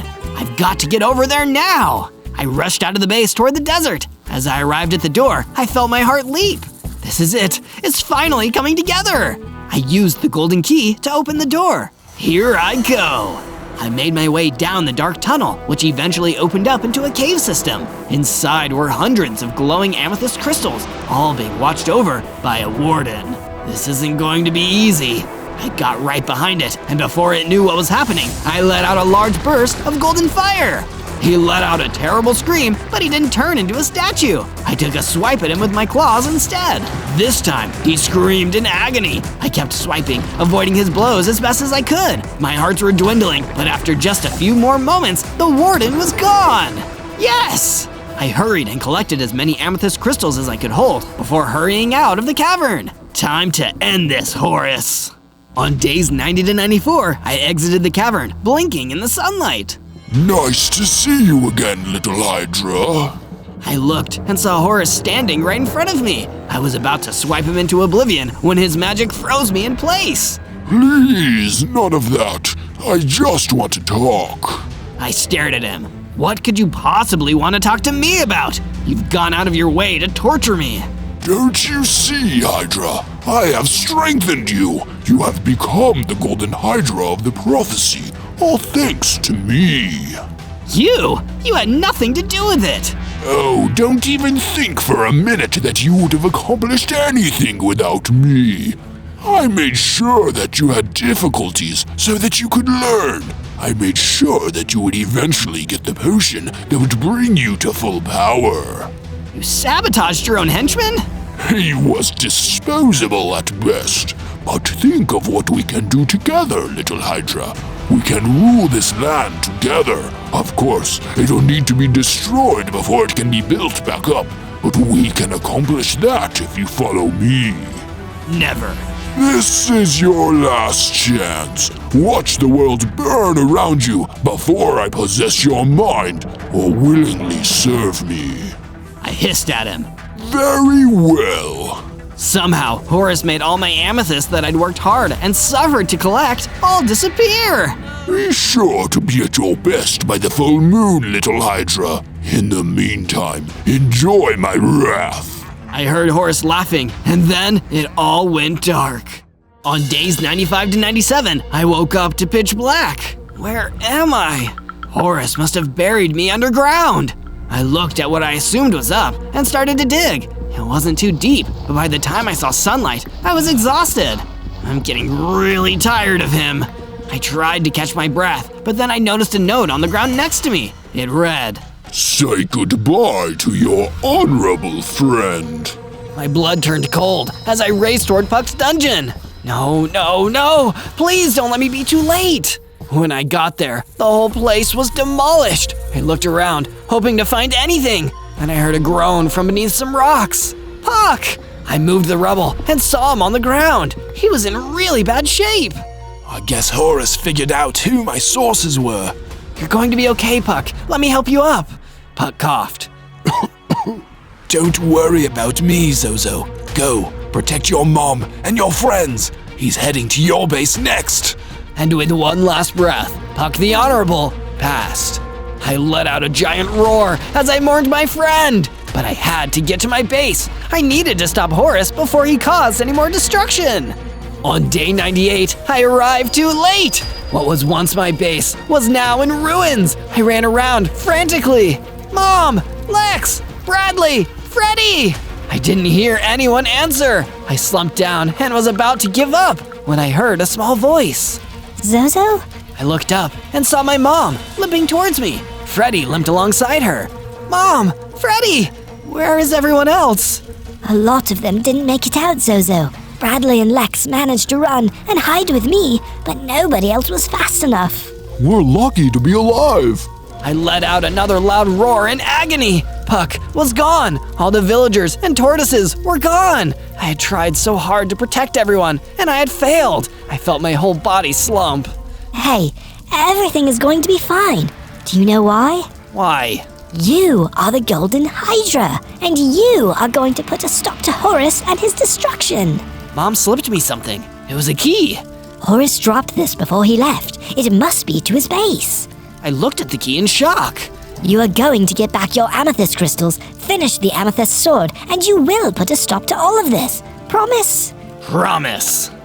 On day 99, I headed to Horus's base. It had massive black walls, and inside there was a huge tower raising high into the sky. I carefully entered the front wall gate. To my surprise, the courtyard was completely empty. I explored a bit and located a back door, probably for the goons, and I used the key to get inside. Freddy, you're the best! I snuck up the passageway and went to open the door to the main chamber. A Dread Knight spotted me immediately. It's the Golden Hydra! I quickly took him out. So much for being stealthy. I was a Hydra after all, a golden one at that. It was hard to keep a low profile. I opened the chamber, and to my surprise, only Horus stood inside, smiling at me. Did you really think it would be that easy, Hydra? But at last, you're a day early. What exactly was your plan here? Give me back the amethyst crystals, and nobody has to get hurt, Horus. No. I was prepared this time. I smacked him back with my claws and grabbed for the crystals. Before he knew it, I was down the passageway.